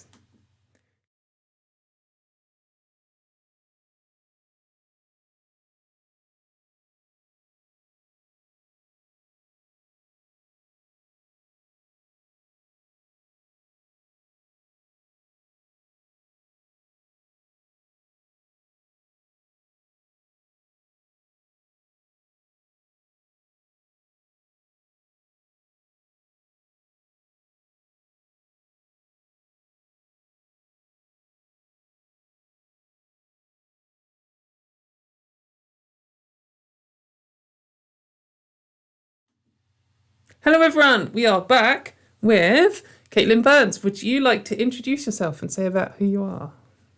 Hi, I'm Katelyn Burns, and I'm a visible trans person today. So for those of you who don't know me, I was the first ever openly trans Capitol Hill reporter in the United States. And currently I am a freelance journalist, a contributing writer at Vox.com. That's with a V, not an F. It's a very important distinction. And I am the co-host of the podcast. It's called Cancel Me Daddy. Yeah, so I was going to ask about your podcast. I'm really sorry I haven't had time to listen to it yet. It's okay. Would you like to explain what your podcast is? It's a really good name. It is. And I came up with the name, so I'm especially proud of that. Amazing. So, I was looking around at the sort of quote unquote cancel culture discourse that happens on Twitter and all over social media. And it was really frustrating because I felt like there wasn't enough nuance to it. And I think there was a lot of overreaction sort of against quote unquote cancel culture in a lot of really frightening ways. So I partnered with my friend Oliver Ashkline, who's like an audio specialist, and we decided to start this podcast. And we mostly skewer conservatives on it. But we also try to combine it with like a nuanced, sort of thoughtful take on like, what are the boundaries of cancel culture? Like, because I think this is discussions that we need to have, but also at the same time, there's clearly a lot of people who have made this into their like career-long grift, and those people should be mocked, in our opinion. So, the name "Cancel Me Daddy," like sort of sprung from these people who are very clearly thirsting to try to get canceled. So they're like, cancel me daddy. And that's sort of where it comes from. It's so true. I was going to say, I don't know. I mean, I guess the American media landscape is very different to ours. But here in the UK in particular, I noticed this particularly with gender critical, like TERF people, is like they get cancelled and then they do like a tour. And they do almost all the same newspapers in the same order. Then they go on all the same blogs and they go on all the same like YouTube shows and everything. And this must be so good for their career, getting cancelled. There's nothing better than getting cancelled if you're a reactionary shithead. It's so true that they must be looking for it, like some of them. Yeah, we call it the cancel culture grift economy. Yeah. Well, it is. Like, I just think one of the most telling ones we had recently in the UK was Suzanne Moore. I don't know if you've heard of her, but she was I have heard. Yeah, she was a journalist from the UK, and she wrote for The Guardian, and she used to be a feminist, and now she's railing against all the stuff that she used to fight for. And she did a proper tour. She did like my story in the Times, and then like my story in the Daily Mail, and then like my story in the Express. I was like, come on, like. And like the thing that like kicked it off wasn't even about her. Right, it was about The Guardian, and she's like, okay, they're talking about The Guardian, they're talking about me, and it's like, well, no, actually, there's like 10 writers that they could have been talking about, and I have a feeling they're talking about the culture. Yeah, I mentioned like, no, this is about me, and she like came stomping in, going, no, this is about me, and I was canceled. And then she got her tour and made all this money and like got all this fame and all these bylines. And it's like, hello, it's a grift. I know, but I mean, it's quite telling that. And I was just saying this with Jamie just now. It's like when you put up a sign that says no transphobes and someone's offended by it, like kind of telling. And it's kind of telling when like all the people working at The Guardian say the culture at The Guardian is transphobic, and she's like, no, I'm not. And it's like, well, yeah, right, exactly. You're telling yourself, lady. Come on. It's a bit suspicious, but yeah, it's pretty mad watching how. I mean, it's not orchestrated. It's not like a conspiracy theory, because that's nonsense. It's just idiots. But like, it's amazing how well it works. Like the whole system just seems set up for this kind of person. And I don't know. I mean, I'm sure they get like not very nice abuse as well as backlash. But still, like, nobody set out to ruin Suzanne Moore's career. Like, I hadn't even heard of her before she started acting like a victim. Like, it very clearly to me was designed to like boost her own career. And there's several UK transphobes who I won't name who I think also fit that bill. All of them are doing it. Though you can tell when like their trajectory is really hot. Like they go like, I'm going to the Times, I'm going to the Daily Mail, like I'm on the BBC, like I'm getting a news night, like I get my own news night show, and then like and then you get the nosedive, and then like 3 months later you're on Glenna's YouTube channel, and it's like you've done your run, it's over now. It's quite a far fall after your Times byline claiming that flags in your school's department were targeting you. And I'll just leave it at that. But I did want to apologize for the lack of hair and makeup. I've been writing this piece that literally just went out for Vox like all day, so I didn't have time to like make myself beautiful for your stream. That's fine. That's fine. I think the less makeup everyone else wears, the better I look. So it's fine. No, this is true. No, it's amazing. It's just about chilling and hanging out, and I think like this is kind of the theme that I've been saying, and the chat is probably sick of this now. But like it's just about showing trans people are normal, and you know, like I put makeup and stuff on for streams and to do my hair as good as I can do it. I'm not a hair person, I'm a makeup person, but this isn't what, like, you know, trans people aren't like this most of the time. And I think a lot of trans folks get this idea that being trans is all about nice hair and makeup and nothing else. It's like, I spent all of today in my dressing gown right up until like 6 p.m. and then I got dressed. And, you know, I think it's important to just show that most trans people just wear a t-shirt and that's it. Like this is like you're actually seeing a real trans person in the every wild. day, because like this is my, like I have my keyboard and this is where I write all my articles. That was a very gay looking keyboard there. It is a very gay looking keyboard, and then you can see I also have the rainbows here. Amazing.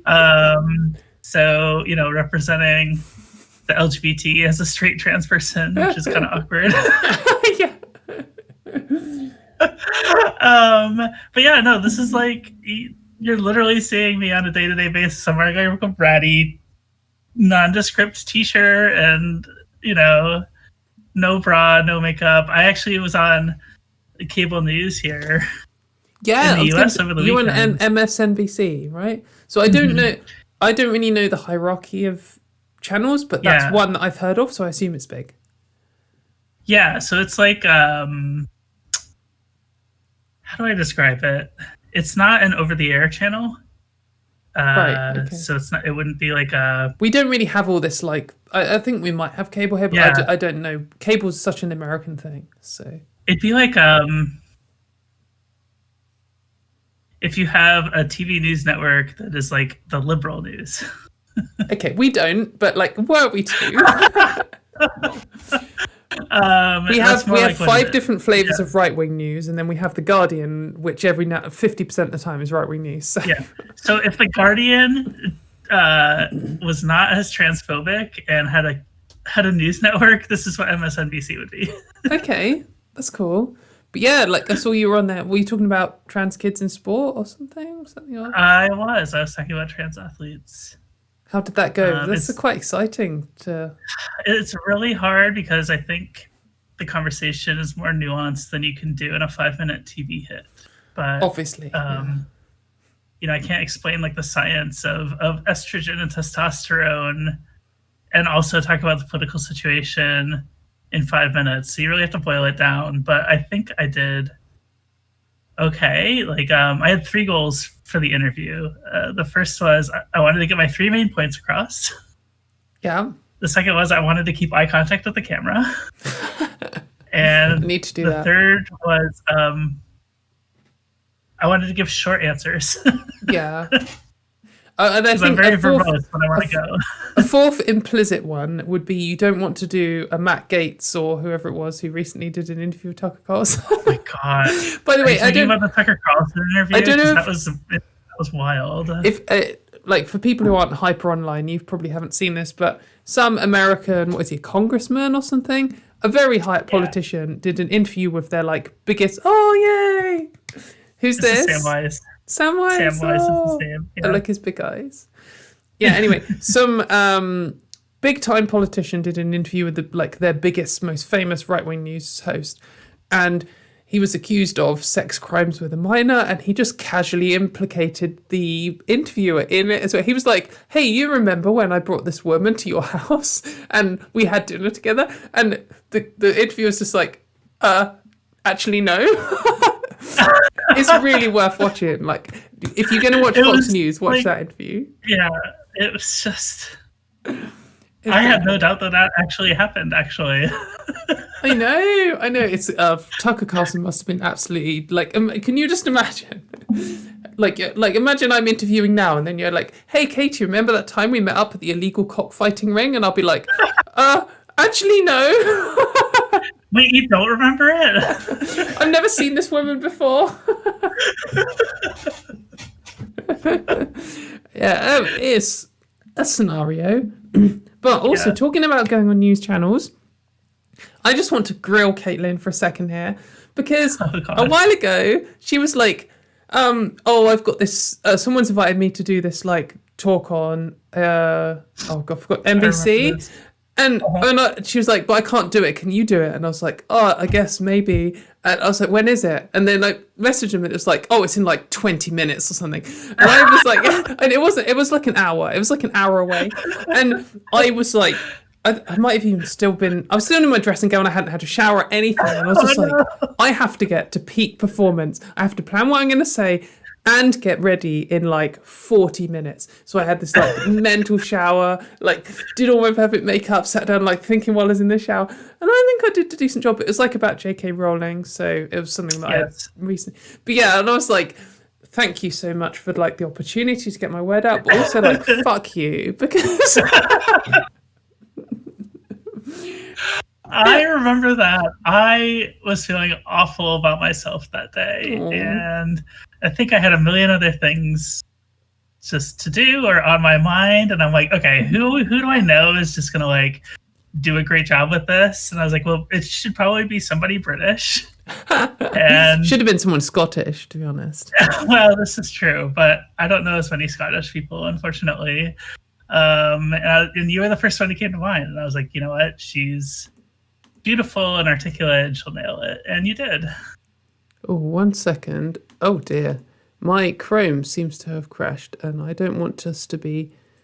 Oh dear. Gosh, what is going on? Oh, my whole computer is having a bad time. Let me just make sure that we're not... Oh dear. Did we lose the stream? No comment. Let me just check. If you... Let's hope not. Oh, we've just got a new donation, so something's working. My computer's having a bad day. Okay, well, that's good. I'm really sorry for everyone if you're still watching. Oh, okay, maybe Chrome has just woken up. Let's close some of these tabs. And let's hope that... Let's hope that the live stream is still alive. Something's loading. I'm really sorry for this. Because Oh, okay. So it's still going out on YouTube, so that's good. That's good. Let's just kill that, and then Gotta love tech problems. Yeah, I don't know if I'm allowed to kill the tab in the middle of it streaming. Oh dear. Oh, YouTube, don't do this to me. Oh no. I don't know what is going on. Okay, so it's still I've still got an end stream option, so I presume we're still streaming. Okay. It says excellent connection. You're a liar. Excellent connection. What are you talking about? So can chat just tell me if you see, because I've got it. Are we still alive?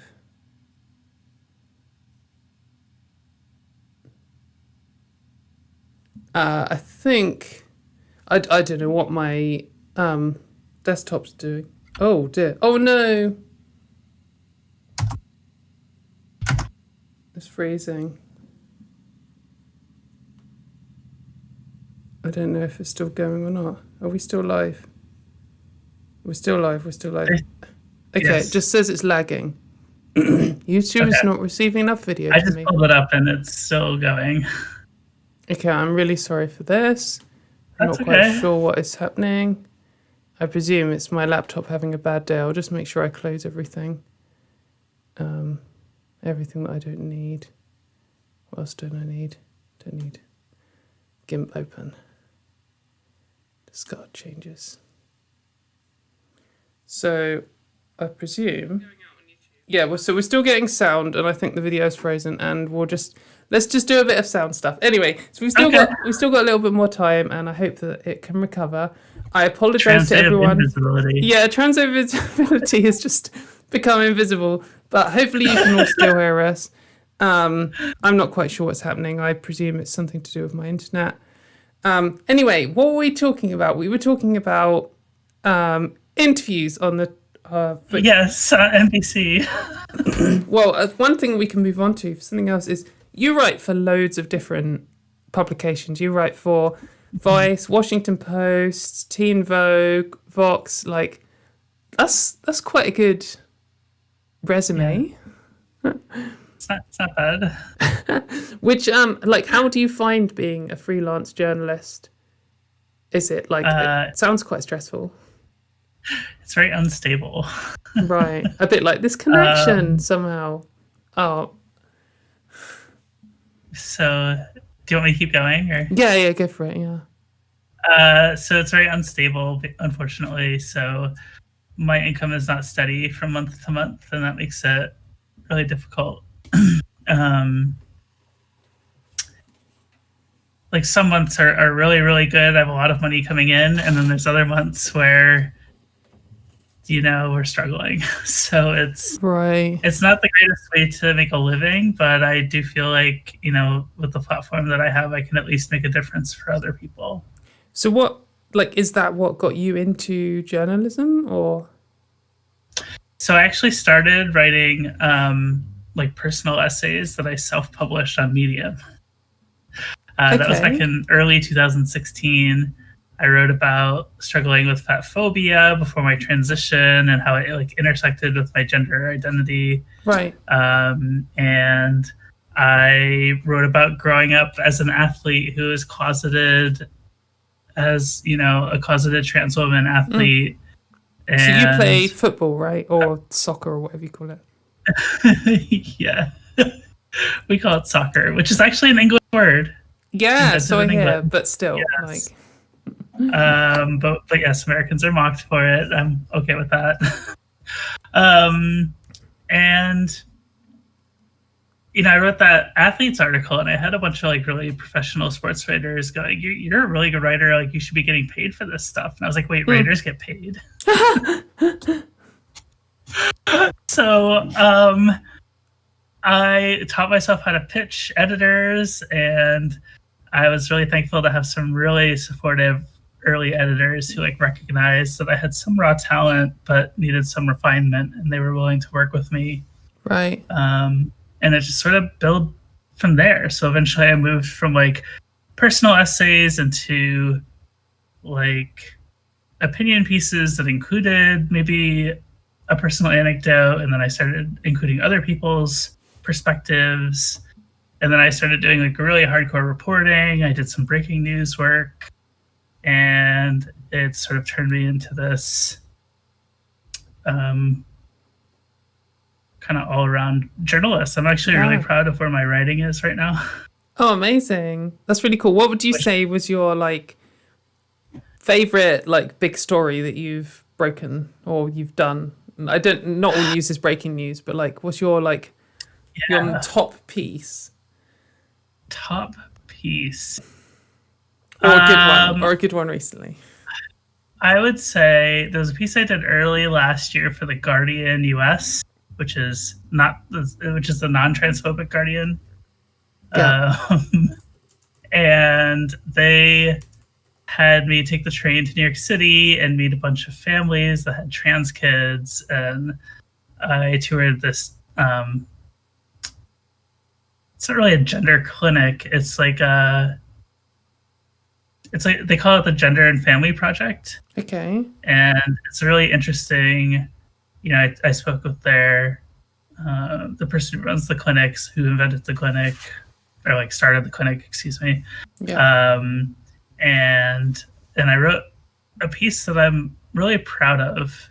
It was the first time that I've actually got to do like a profile of like trans kids and their families, right? Because like that's the sort of cliche piece that you see in the media all the time, where journalists like parachutes into this family's home and they say, well, so and so played with Barbies growing up, and that's how they did their girl. Yeah. And it's like, I was so sick of those stories. Yeah. So in the Guardian actually approached me to write about this, and I was like, I don't want to write one of those stories. Like, you can't pay me enough to write one of those stories. I want to write a story my way.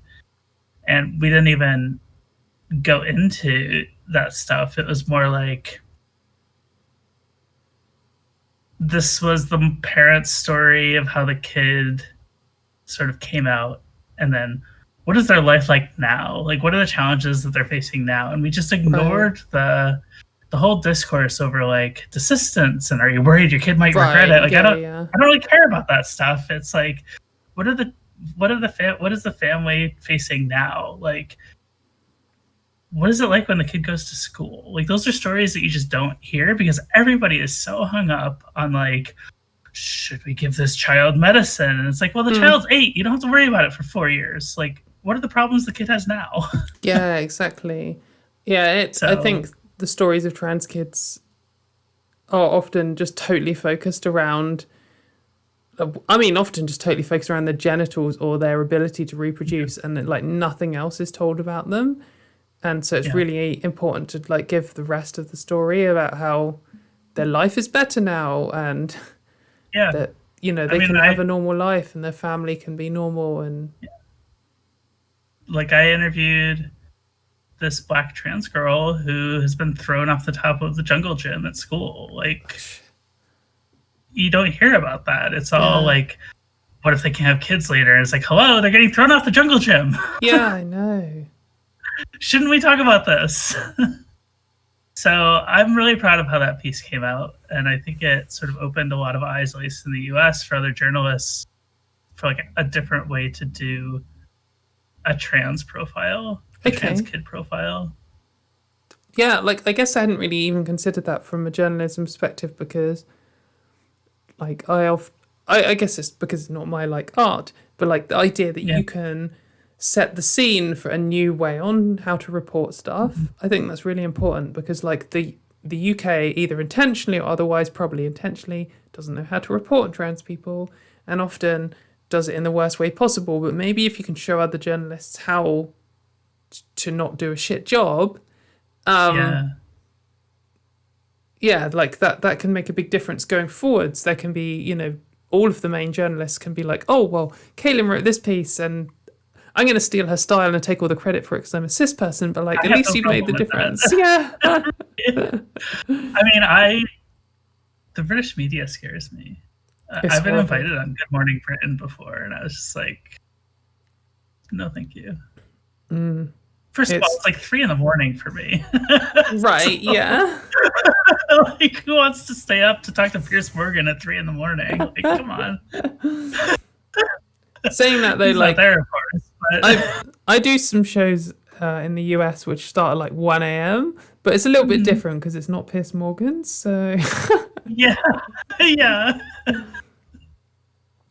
So we're kind of nearing the end of our time, and I'm really sorry that you've got like the worst of the tech issues. I don't quite know what I'm going to do going forwards, but like I think everyone's got the audio, and hopefully the picture will recover. I'm sorry, but it was really great to have you on. I really appreciate you coming.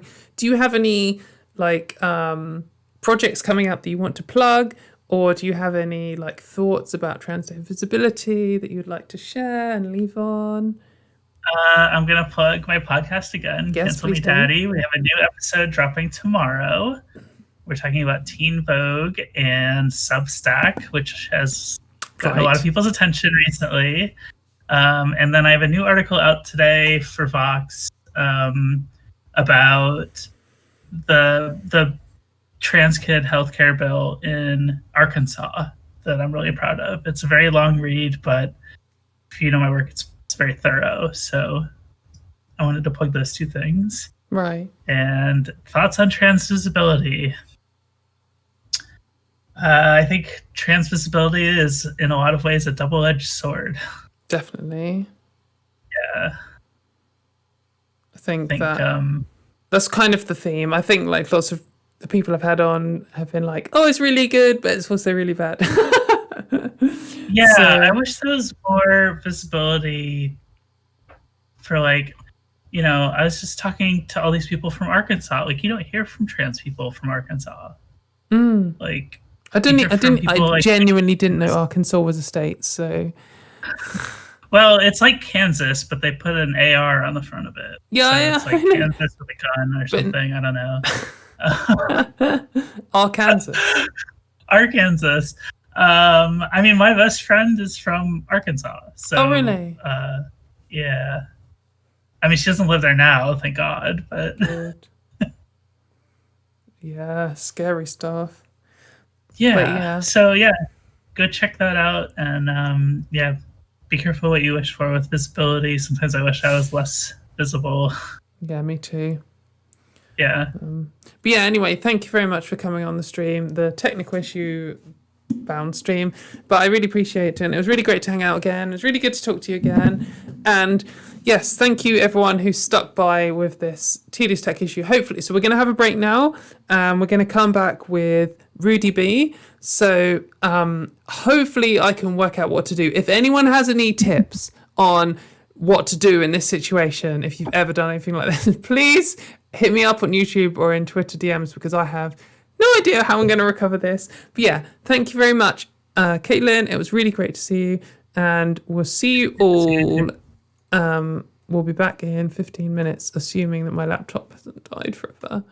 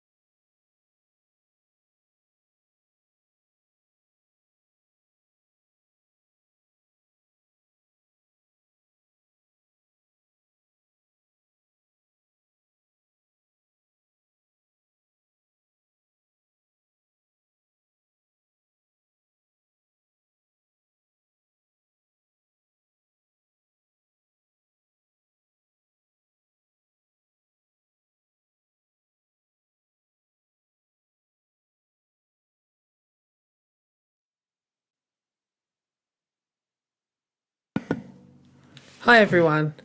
Hopefully, it's a little bit better, and we've got moving pictures. Please tell me what the state of things are. I've made a few changes. I've balanced my laptop on a bag of frozen sweet corn. I've opened all the windows in the house. I did some fan action with my fan from Taiwan. I closed everything and I restarted it. I'm hoping we've got moving pictures again. I really apologise for this. Obviously, I am a professional. I can see why all the big shows have like tech teams now, because this is not my thing. But anyway, so I think that we'll chill for a few minutes, and hopefully this won't happen again. What I might do is in the next break, I'll just restart everything again, because this seems to have helped. I can see in the chat everyone saying everything's moving, and you can hear me again. And it's actually quite smooth now, and I noticed it was lagging up with Katelyn just before it started. Anyway, let's do this, guys. I think we can do it. So I'll be back in 3 minutes with Rudy Bee.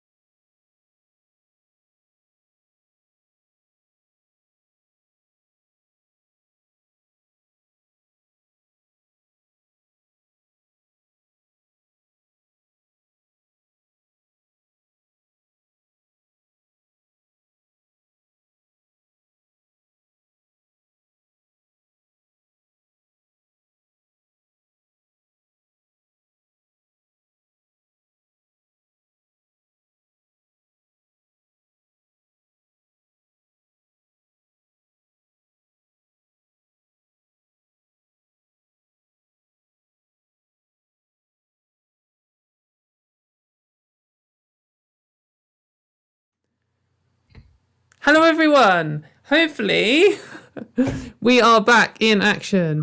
I hope you've all got moving pictures. It seems to be working at my end. Yes, it looks like we're on. So, amazing. Thank you very much, everyone, for sticking around for the last tech issues. I'm going to open a beer to celebrate. Anyway, Celebrate. Yay. So, I am here with Rudy Bee, or Ex-Cult Baby, as they are on YouTube and Twitter. Would you like to introduce yourself and say a bit about who you are? Oh boy, do I hate being asked who I am. It's the worst question. Who even are you, who mate? Am I? Who the fuck Yeah, are you? I have to sum myself up. I am a genderqueer person because, you know, Trans Day of Visibility. Let's start with that. They, Yay. them pronouns. I am an atheist. I'm an ex-Jehovah's Witness, which is why I chose the username Ex-Cult Baby for everything. I was literally a third-generation Jehovah's Witness on both sides of my family. My grandparents, my parents, my aunts, uncles, cousins. I'm kind of the black sheep of the family. your sound cut out for a sec there, but I think we're back. Okay, good. Okay. I'm just talking about myself, so I don't care. I'm not saying anything interesting that I haven't already said a billion times. I talk about myself a lot. No, so that's if somebody why misses it. That's why you're here. We want to hear about all these just fun, interesting, different trans people. So you mentioned that you're an ex-Jehovah's Witness, and that's actually how I know you. So I know you through like the atheist sphere of YouTube. But then also, like, you're trans, and so I know you from like the trans like side of things now too. So that's exciting too. Yeah, and this is the first time we actually worked together on something, which is crazy. It is. It's exciting. Why have we waited so long? I know. Well, there's nothing stopping us doing more in the future. So true. But yeah, no, I think it's interesting. I don't know how much you want to talk about Jehovah's Witness stuff, and if you don't, then that's totally cool. I could literally talk all day about it. Because I was going to say, like, it's a really interesting like angle and things. I know that I think certainly from like my British viewers, like the sort of very extreme religious thing is less common here. Like that when you talk about extreme religious people, often you instantly think of Americans, and you're just like, we don't have that here. Yeah, we do have Jehovah's Witnesses here. We do have some extreme religious people here, but it's not such a big deal. But so I think that lots of my British trans friends haven't had to deal, or LGBT, because I know from watching your coming out story that there's a whole like arc here, and it's so it's, you know, we know that religion can be a big problem for LGBT people, but it's not something so present as it is in America. And I know that it was quite a big deal for you, because I mean, perhaps lots of people don't know what Jehovah's Witnesses are, and I only know from the atheist world. So like, what's a Jehovah's Witnesses view on an LGBT person? Oh boy. So Witnesses are one of those sneaky groups that are like, we're not homophobic, we're not hateful, we're not mean to anybody, we love and respect all people. But the Bible says if things, you will die in Armageddon. So it's one of those where they, like, I was raised by people who went out of their way to be respectful to people that they didn't agree with, which you know, it's this bizarre contrast. It's not a Westboro Baptist Church type of thing. You know, I never used any homophobic slurs or anything like that. I never heard anybody in my family or friend group say anything like that. The first time in my memory that I interacted with a gay person, I was with a Jehovah's Witness adult friend, and me and my friend who was my age, we were probably like 8 or something, were like, oh, that gay guy was so weird. He was wearing hot He like turned around in the car and was like, hey, that's not how we talk about people. Like, that's not cool, guys. Yeah. And I was like, oh, okay. Yeah, that makes sense. And so it's you know, there's this weird conflict that I grew up with between, like, yes, we love and respect all people, but some of them are definitely, like, doomed to die and never be resurrected. So... But I guess, so Jehovah's Witness, or I guess Christians in general, whether you want to call Jehovah's Witness Christians or not is a different discussion. They are Christians, yeah. But they're definitely, they have very fringe beliefs for Christians, but they are Christians. Yeah. So they, like, the kind of Christian view, or the more, like, fundamentalist Christian view is, like, that sins are something that people do. And sometimes you are, like, cursed or pressured by the devil or whatever.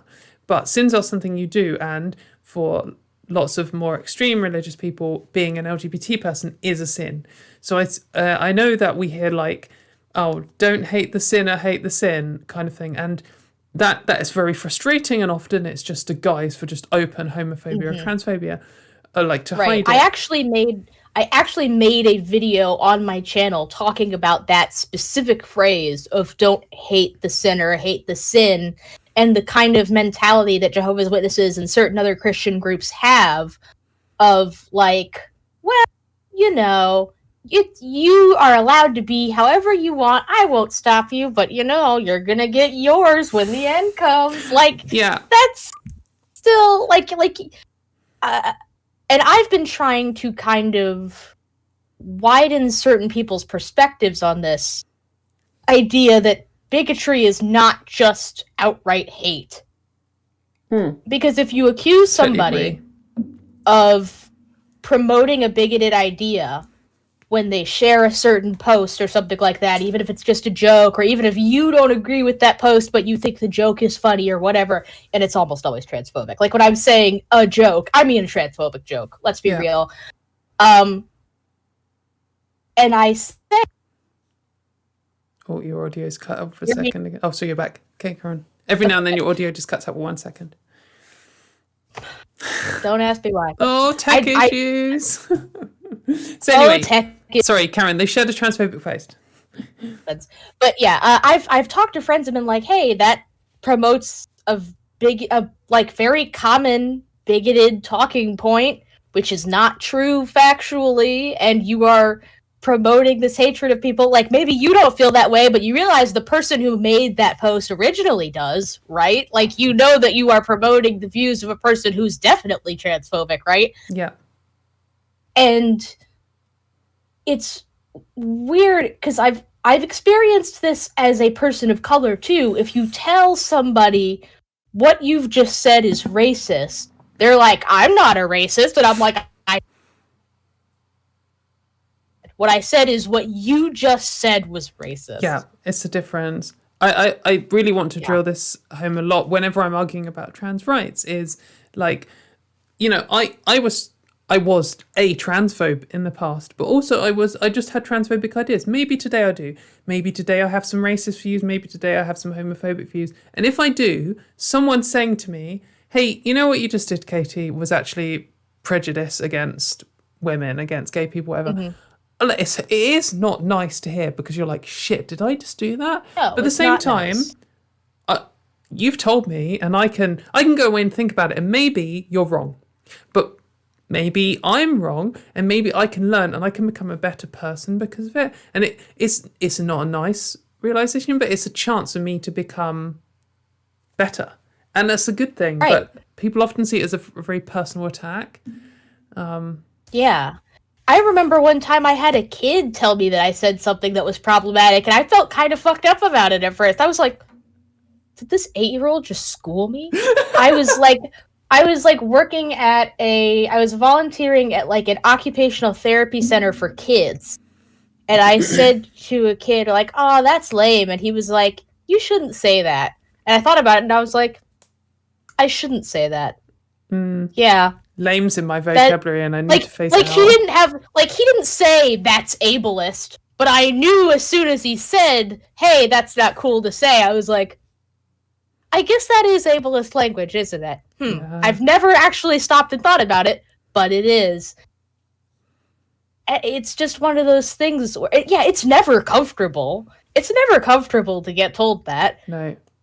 But it's like, I want other people to be better about that kind of thing. So if I am, like if I'm resistant to correction, then I'm just a hypocrite. Yeah, exactly. And I feel the same with lots of these things. And I even get it with transphobia stuff. Like, I've talked about something for trans people, and people have replied to me saying, like, this doesn't match with my experience, and it sounds like irrational prejudice. Or they've just said, you're a transphobic tough, fuck you. Like, however it's come, whatever package they've delivered in, I've thought about it. And there have been times where what they've said is complete garbage and they can fuck off. But there are other times where I'm like, actually, on a rational, collected analysis days after, they were at least partially right, or even fully right. And now I know. Now I can spend some time updating my worldview to like address that. So yeah, exactly. I think it's a good thing. And I think this is like, I think that when maybe you and I hear like skeptic community, we think, oh yes, all our friends. But I think a lot of LGBT people and feminists hear skeptic community and they think of like read a biology textbook, there's only 2 genders. Yeah, and it's all of like sort of 2010 I hate Anita Sarkeesian types. And like, you know, being an actual skeptic, someone who approaches things rationally with evidence, is a good thing, but being part of the skeptic community can usually or sometimes be a sign of being a prick. But because often they're not skeptical at all. But I think it's just good to be skeptical, and being skeptical involves just taking it. You're wrong. You're wrong about so much of the things you believe. And you just need to be ready to make that better when it happens. So, but yeah, saying about Jehovah's Witnesses and LGBT stuff, like, I don't want to make you talk through your entire coming out story again, because you actually have an amazing video, and I really genuinely strongly recommend this to anyone who maybe doesn't know about Jehovah's Witnesses so much, or doesn't know about what it's like coming out in a religious family, because your dad is like a inner circle member or whatever, I can't remember what the word for it is, like an important person, an elder. Is it an elder? Yes, an elder. My dad is an elder. And there's some complications there, but like, if you, I don't know if you want to like mention it from like, particularly from the trans perspective, how that was dealing with your family and how it is now, but you don't have to. Sorry, no, not putting you on the spot. I like I said, I love talking about myself. No worries. My life is an open book. There have been very few things that I have been like not okay with talking about of my life, because almost every time I have talked about something, somebody later comes to me and is like, I went through something like that, and hearing it from you really helped. So it's like, well, fine. It's what I must do to help other people, then by all means. No, but in all seriousness, I did not sort of realize that I was trans until after I'd already left the religion. But I definitely had gender questioning periods, moments. I remember one time I stole some ace bandages from my school. And by stole, I mean I took them and was just like, I'm gonna find my chest later with these. And I didn't think of it as stealing at the time, but in hindsight I was like, that's stolen. That's stolen property. But I just took it home, and I looked in the mirror, and I was like, I like this. Acted like it didn't have it. It's just one of those things where it's like, okay, cis people don't do that. What were you thinking? How did you go on fooling yourself for so long? Cis people don't do that. They don't just get it into their head one day to be like, I'm going to bind my chest just for funsies. So, also worth pointing out that, like, trans women don't often do that either. Like, it's always, I always find it interesting hearing about, like, trans masculine people and like trans men and stuff, how like they'll say something, and I half of me totally identifies it with this like idea that, you know, you just feel more comfortable in a certain way, and you just have this kind of like drive behind your conscious thought to do something, and it makes you feel better, and it's just great. But at the same time, I'm like, you're going the wrong way, and like, because when you hear people and they're like, oh, and I bound my breasts and I just felt so much better, I'm like, no, like, why would you do that? Why would you do that? These are great. It worked so hard for these. I know, exactly.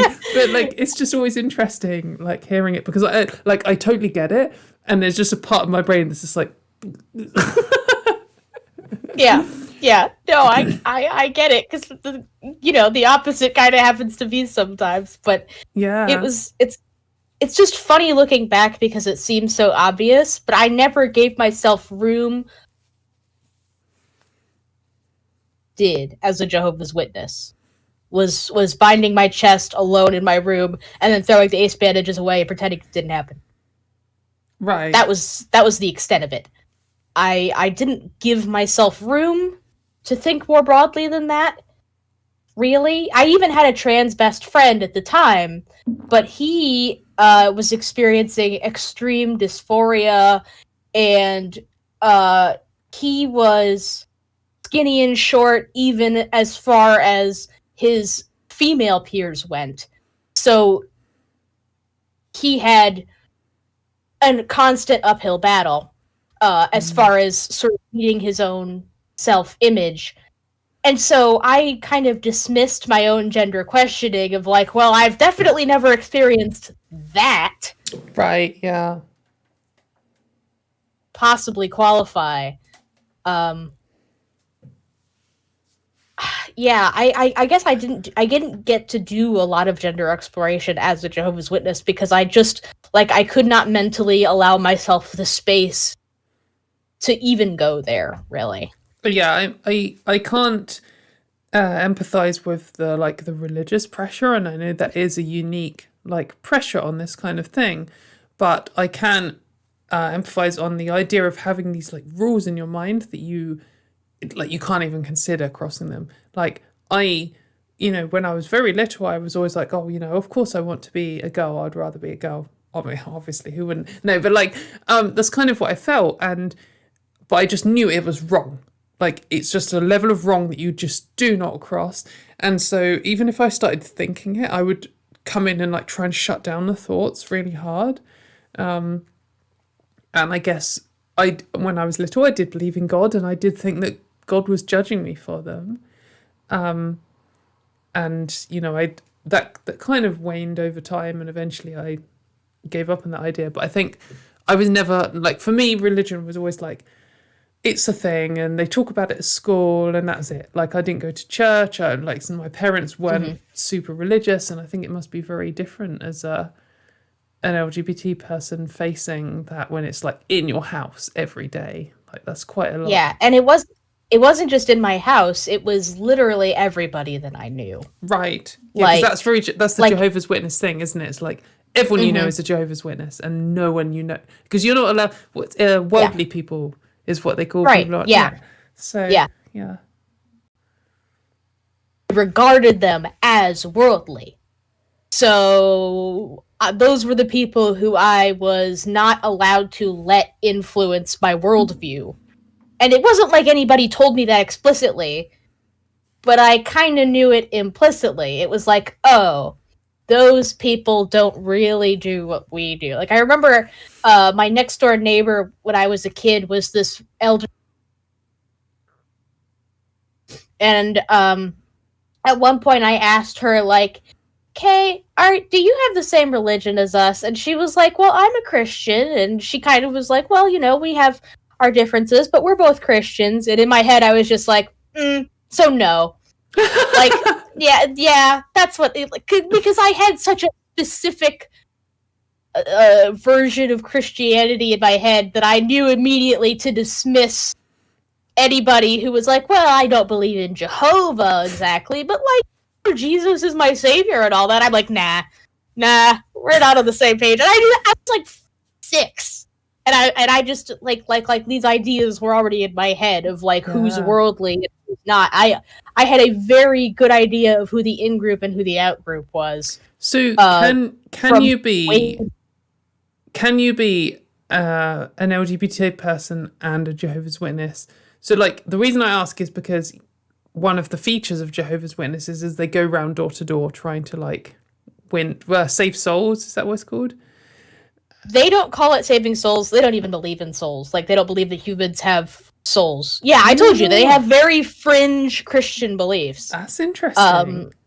Yeah, they don't believe in... I hadn't picked that up. But I know that perhaps they have an issue with LGBT people. And I think when say you're a cis gay person, then you could say, oh, by the way, I'm a cis gay person. And what they will hear is, I am a normal person who has homosexual urges, and that can be cured by just not doing it anymore. You even if you're married, you could divorce your partner, you could just not have sex anymore, and then you could potentially become a Jehovah's Witness. But as a trans person, I've engaged in some pretty serious body modification. I have thought maybe the next Jehovah's Witness people I'll invite in and talk to them, and then just be once they think I'm on board, I can just be also I didn't used to be a woman. How are they going to react to that? Legitimately, I have no idea. I've thought about it myself. I don't know where a already physically, surgically, medically transitioned trans person fits into the Jehovah's Witness idea of things. I have no idea. I thought about it and I have no idea. Perhaps I'll try and make sure that there's someone else in the house when it happens, just in case. But they're not violent people generally, are they? So no. I mean, let's let's say generally, because there are For sure. many terrible stories of domestic abuse among Jehovah's Witnesses. But as a whole, as a group, doctrinally, typically own firearms. They don't typically know any martial arts. Typically, they're probably going to be the easiest people to rob because they will roll over and show their belly and give you all their money before they even think about fighting back. But, Right. yeah, I guess you wouldn't necessarily be in any physical danger. So what I've but imagined, just from because I've watched, so I went for a phase. So basically, I came out as an atheist, and I argued with my religious friends a lot, and then it kind of, I'm living in the UK, it just wasn't a thing in my life, and I just stopped thinking about religion, and for years, for probably, I don't know, 7 years, I just never thought about religion at all, apart from every now and then I'd meet my Christian friends and they would talk about it, and I'm like, yeah, but- Jesus, okay. yeah, but then I got back into it, and how I got back into it was watching the atheist YouTube channels and people who Got you into YouTube? Sorry? What got you into atheist YouTube? I kind of mentioned this earlier on the stream, but what got me into it is I came out as trans, and then I started arguing about trans rights. So I had been arguing for, one of my first main being a dickhead online things was arguing for marriage equality in Australia, and this was, when was this? 2016. So it was about when I came out, and I was just very passionate. I'm very passionately in support of all gay rights and marriage equality. And Australia had their little thing. Did lots of arguing anyway, and then I got into arguing about trans rights because it affected me personally, and I went kind of all into that. And it's very tiring, trans rights, because it affects me personally, and it's something I have to contend with every single day. And but I am a dickhead, and I like arguing. And I had these times where I was like, I need to argue with someone, or I need to experience the argument, but I just am burnt out on trans rights. So I was like, I know what else I argue about. I argue about religion, and it's easy. For me, I know that some atheists find it very difficult, and some religious people find it very difficult. And also, to all my religious viewers in the chat, I'm not putting down your beliefs. And if I'm a strong proponent of religious freedom, and I think you should be able to believe absolutely anything. You believe what you believe. That is totally cool. I'm not trying to come and take away your beliefs. These are my beliefs, and sorry if I sound a bit derogatory when I'm talking with other atheists. That's not the case. I'm just against harmful practices, and I think there are harmful practices. And unfortunately, there are a lot in of Jehovah's Witness, particularly. But anyway, so I got back into arguing just because I need some arguments that I can do that aren't so personal, and I ended up watching a few channels. The ones that got me back into it were Prophet of Zod, Theremin Trees, and the Atheist Experience YouTube channel. But I can't remember where I was going with this. But anyway, I did lots of arguing, and I got back into that kind of thing via that way. I didn't even know what I was saying. Sorry, everyone. No, that's great. That's great. That's what I wanted to know. I was curious about what kind of channels and stuff got you back into atheist YouTube. Oh, I know what I was saying, because that's where I learned about Jehovah's Witnesses. I didn't know anything about Jehovah's Witnesses, and I learned them from Telltale Atheist. So he's got a very good channel. He's awesome. Yeah, he talks about lots of Jehovah's Witness beliefs, and so I only know what Jehovah's Witness consider from people like you and him and a few other people who I've seen discussing this. And I kind of feel like when exposed to ideas which are very not cool in their worldview, they're quite likely to just be time to leave.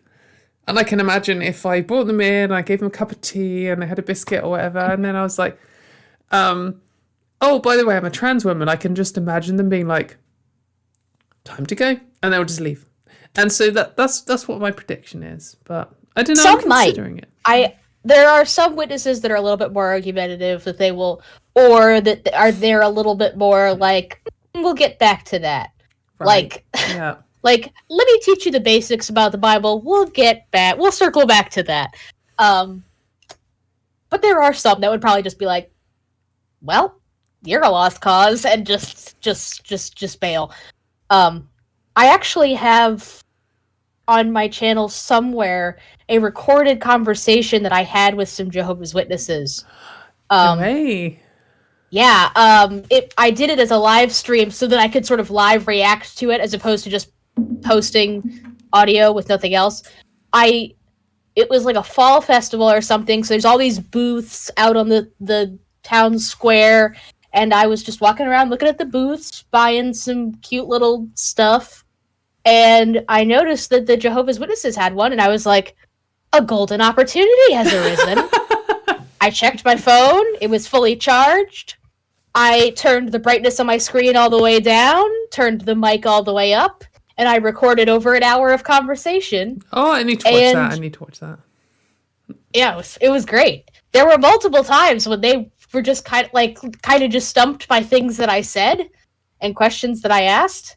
Like, at some point, they were trying to tell me about Adam and Eve, and I was like, well, if the tree that they ate from that they weren't supposed to eat one from was the knowledge of good and bad, then they didn't know what was good and bad before, so how could they have known that what they were about to do was bad? And there's like,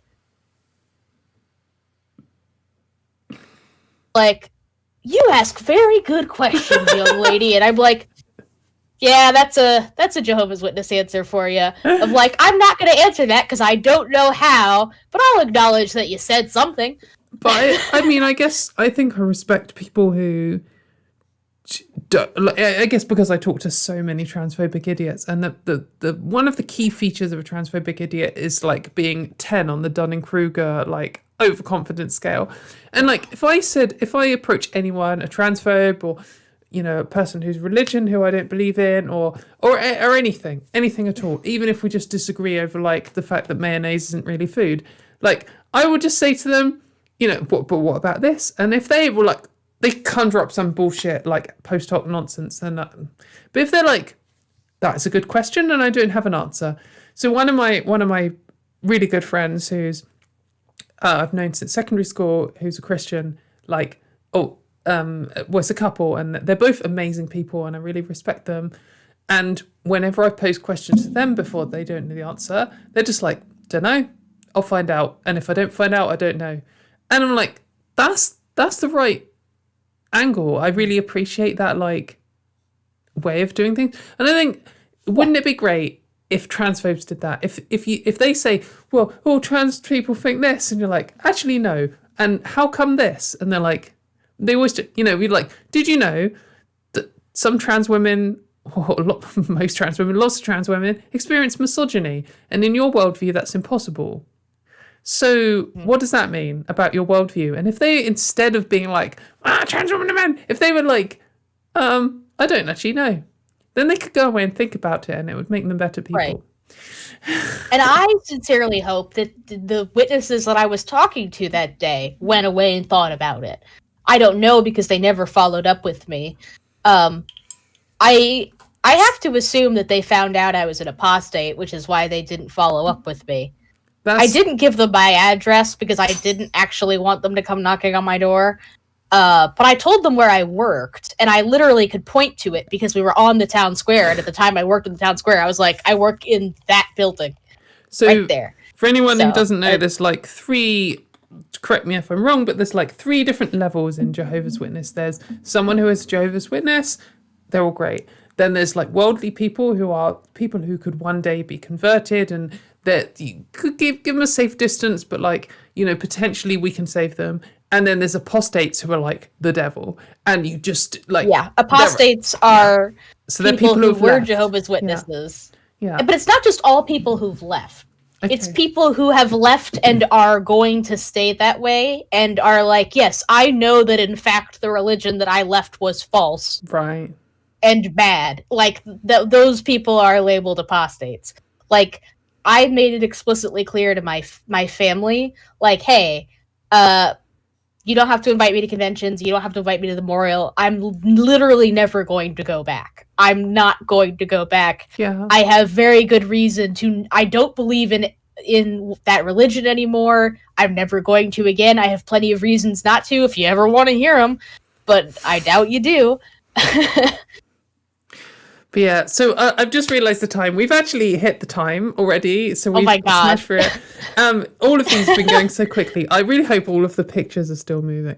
Yeah, we've still got moving. So I guess very quickly, do you have any like Trans Day of Visibility closing statements or thoughts, or just like what have you done as a trans person today, or like anything you'd like to add before leaving? As a trans person today, I wore my pronouns on my name tag at work. I do it every single day, and only one of my coworkers ever uses them.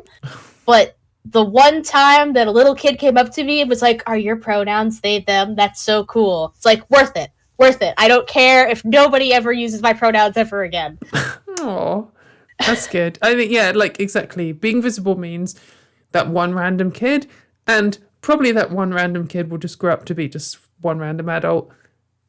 Maybe they're the next president of the United States. Who knows? So you can make a difference. It's all these butterfly, whatever it is, creating tornadoes. I don't know. Yeah. Anyway, thank you so much for coming on. I've really appreciated you being here. It's been really interesting. I feel like I could talk to you for literally forever about Jehovah's Witness meets LGBT. Like that's we only need to factor in thrash metal, and then it's like the combination of all the things I've talked about. But anyway, yeah, wicked. So everyone, I'm going to quickly do a reset of everything, and then we're going to be back with RGR.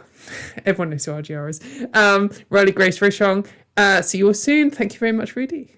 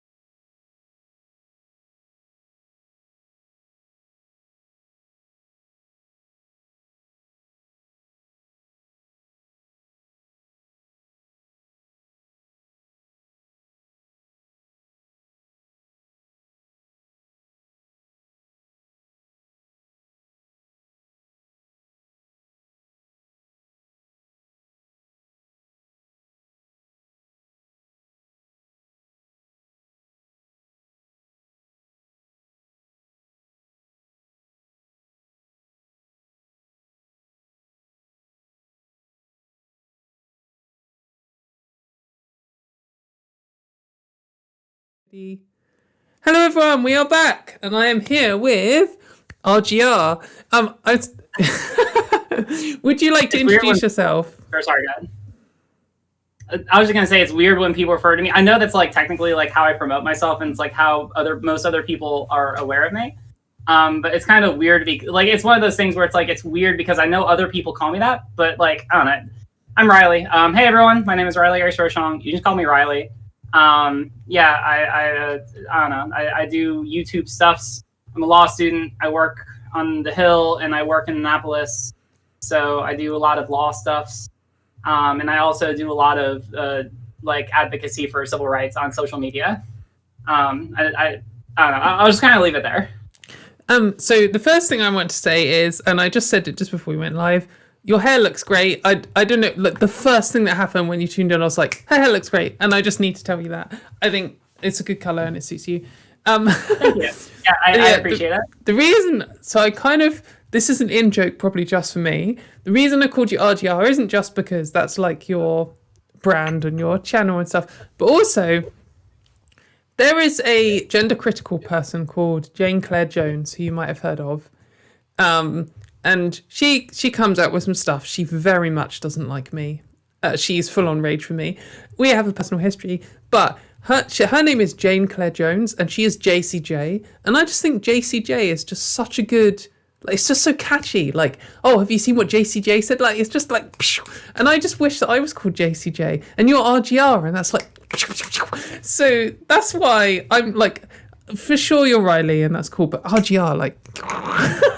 Anyway. I appreciate it. Yeah, I mean, like, it definitely makes me, I don't know, it feels cool. It's definitely, like, if I want to go into politics, it's very, like, good for branding and all that. So I'm glad it all works out in that regard, right? So talking of going into politics, that's, like, something that you're planning. Like, that's your sort of aim, right? Yeah. So basically... a lot like that's definitely the end goal for me, right, is to run for some kind of elected office. I'd like to be able to run for like right now I think what's most feasible is to run for like right after I graduate from my dual program. I'm a dual JD, Master's in Public Policy student through the University of Maryland, and I figure probably what's best for me as far as like my political career is to run for a Maryland state elected position, like a delegate or a senator's position, like preferably one of those two. Just because at this point, like I've worked in the Maryland Congress, I have a really good feel for how it goes over. And the vast majority of people, like the University of Maryland is the top law school in the state of Maryland. And a lot of people who are in the Maryland Congress, like it's kind of like a pipeline. If you graduate from here, it's very easy to be able to get an elected position over in the Maryland Congress. Okay. And also it's nice because like it's a decently progressive state. It's a super majority Democrat. So we have supermajority House and Senate in Democrat, but somehow we have a Republican governor. And the way that this comes up is that like the governor has vetoed a lot of like really good legislation. Like, for example, one big bill that went through last year was a comprehensive education reform bill. It was called the Plan for Maryland's Future. It was kind of like created by a commission of experts in the field of education policy. And it got overwhelming support by everyone in Maryland. And then it got to the governor's desk, and the governor was like, nope, veto. And then the Congress was just able to be like, all right, well, screw you. We have a supermajority, and just overruled it. Oh, so you can veto the veto? Because I don't understand American politics at all. And I know that like because with this horrific Arkansas trans kids bill, the governor could... I think it's still at the stage where the governor could veto it. Yeah, I'm pretty sure it technically is. So it's passed by, the last time I checked, it was passed by the House and the Senate. It's before the governor's desk. I don't see the governor vetoing it because I'm pretty sure that the governor is also a Republican. Yeah. I mean, I haven't checked, but like it's Arkansas. I can't see it being any other way. Yeah. And it's probably going to be passed. It's more than likely going to be passed. So usually the way that this comes up is a lot of times it just has to do with like partisan politics, right? Like unfortunately most issues, especially like civil rights issues, tend to be partisan nowadays. So like it really sucks. The way that you're able to, so a governor is able to veto any bill that comes before their desk. In order for that to get that to that point, then it has to pass through. Usually there will be like slightly different rules for each different state because they can create their own rules and through their own constitution. But it has to get through both houses or like both chambers of their Congress, and then it has to end up there. Then the governor can just like veto whenever they want. Like the governor has like a crazy amount of power at the state level, like astronomical amount of power. Right. But I mean, like often people don't understand why, but that's the main reason why is because a bill can just get before the governor, and the governor can just be like, no, like no matter what the bill is. But when you have the governor veto something and it goes, like that's not the end of the process. That means it goes back to Congress, and Congress can then decide if they want to override that veto. Right. And in Maryland, that requires a supermajority, which I believe is 2/3 of the Congress to vote to override that. In a lot of Congresses, this is very hard to be able to get. Yeah. Yeah. And especially over at the federal level, because everything is like so close, right? In the House, Democrats have a decently sized majority, but like it's not like a super majority. I don't think it's a super majority. Then the Senate, it's literally 50-50, right? With one vote deciding. So it's basically impossible to override a veto at the federal level. And in most states, it's very difficult to, but Maryland, we got our ducks in a row, kinda. So it seems like a really ducks cool in place chat. to kind of start. Sorry, Karen. So it seems like a really cool place to like start a political career, because you can actually pass legislation, and Republicans will get up and they'll try to do like they'll ring a lot of bells and whistles to try and make a big deal about certain kinds of legislation. But most of the time, it's a lot easier to be able to pass things that like seem pretty common sense to pass. A really good example is recently I had written an article that got published. Yes, I wanted to ask you about this. Go ahead. Yeah. I wrote an article that got published after I had testified on a bill. I believe it's House Bill 213. I might be wrong on the number. It's been a second. But it would get rid of the LGBT panic defense in Maryland, right? And the nice thing was that because of the way that Maryland is, and Republicans, if they want to have like essentially Republicans are in a position where if they want to be able to get any legislation passed, they have to like at least like they have to present as acting in more good faith. Like they can't just raise objections and do a lot. Unlike the rest of the country, Republicans in Maryland have to at least pretend to play by the rules.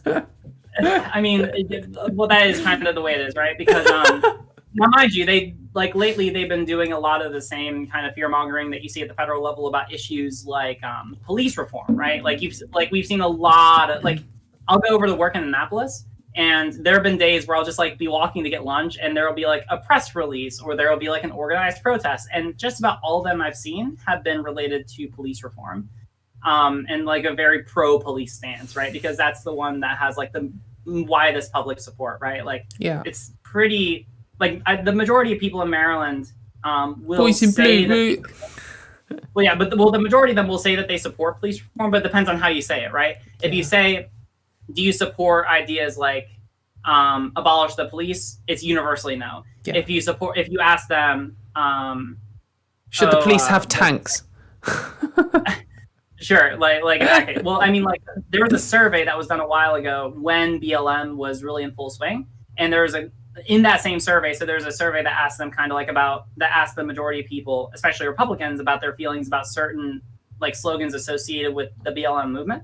And when people were polled on the question, would you support taking away funds from overfunded police departments, the majority of people said that they would support that, right? So it just depends a lot on the way that you convey that messaging. But like that's the place where Republicans have like the most wiggle room to seem like very reasonable. Right. So that's where they've taken their stance. But on the trans panic defense bill, it went through the House unanimously, right? Because they can't really do a lot of the culture war stuff here. And also like they can try to have an argument for like, for example, like states which have like a trans athletic ban, like those states can at least have more wiggle room to where Republicans and conservatives can seem more reasonable because it's a much harder issue to argue. Yes, absolutely. There's no rational defense for trans panic. Like it's beyond beyond next level. It's just so fucking ridiculous. Yeah, exactly. Yeah. Like that's the thing is that there's literally like zero, absolutely no justification for having it whatsoever. Yeah, exactly. So that's an area. Yeah. So now I believe at the stage that's at is that now it's in the Senate, which is good. I mean, like I don't see any issue with it. Like last year, the problem was that it was actually presented in the previous Congress, but that Congress ended early because of COVID. RIP. But now, like, I don't see any issues with it because I mean, like, if it passed with that much support, then it should pass through the Senate without any issue. And then even if the governor decides to veto it, then it'll probably be overridden. Okay, that's good because it's still like 80% of the US which has a trans panic bill, trans panic defense law or whatever. There's no ban on it, basically. Wait, where is that? Most of the US, right? So I'm pretty sure I wrote on this a while ago. So I'm trying to remember the National LGBT Bar. If you go onto their website, they actually have a section about the trans panic defense, and I believe they keep track of how many states have either introduced legislation or have banned it. I think it's somewhere around. I'm just remembering off the top of my head, so if I'm wrong, then chat can be mad at me. Yeah. And I'll feel bad. I believe chat's it's about already half. raging at you anyway, mate. They all hate you. It's just fine to carry on. Oh, right. All right, then. I guess I don't know. My days were already numbered as it was. But I'm pretty sure at this point it's like 22 states. That's the number that I'm remembering off the top of my head. If you really want the numbers, I can. Well, you can read my article later. I referenced that number in there. Definitely check out Riley's article. That is something like that. I like. That's what I have in mind. It's a large number of states which allow it still, which is kind of grim. Hooray! No, but that's really cool. Like, I think it's really great that you testified and wrote this article and like are making it, because in a way the trans panic defense is fucking ridiculous, and the fact that it exists at all is so beyond like sanity almost. Like, it's so ridiculous that I almost feel like it's not a thing that I think about, but at the same time, this is the kind of thing we need to stamp out hard, because, you know, it's an actual genuine trans right, and this ruins people's lives. I mean, literally ends people's lives, and then people get away with it.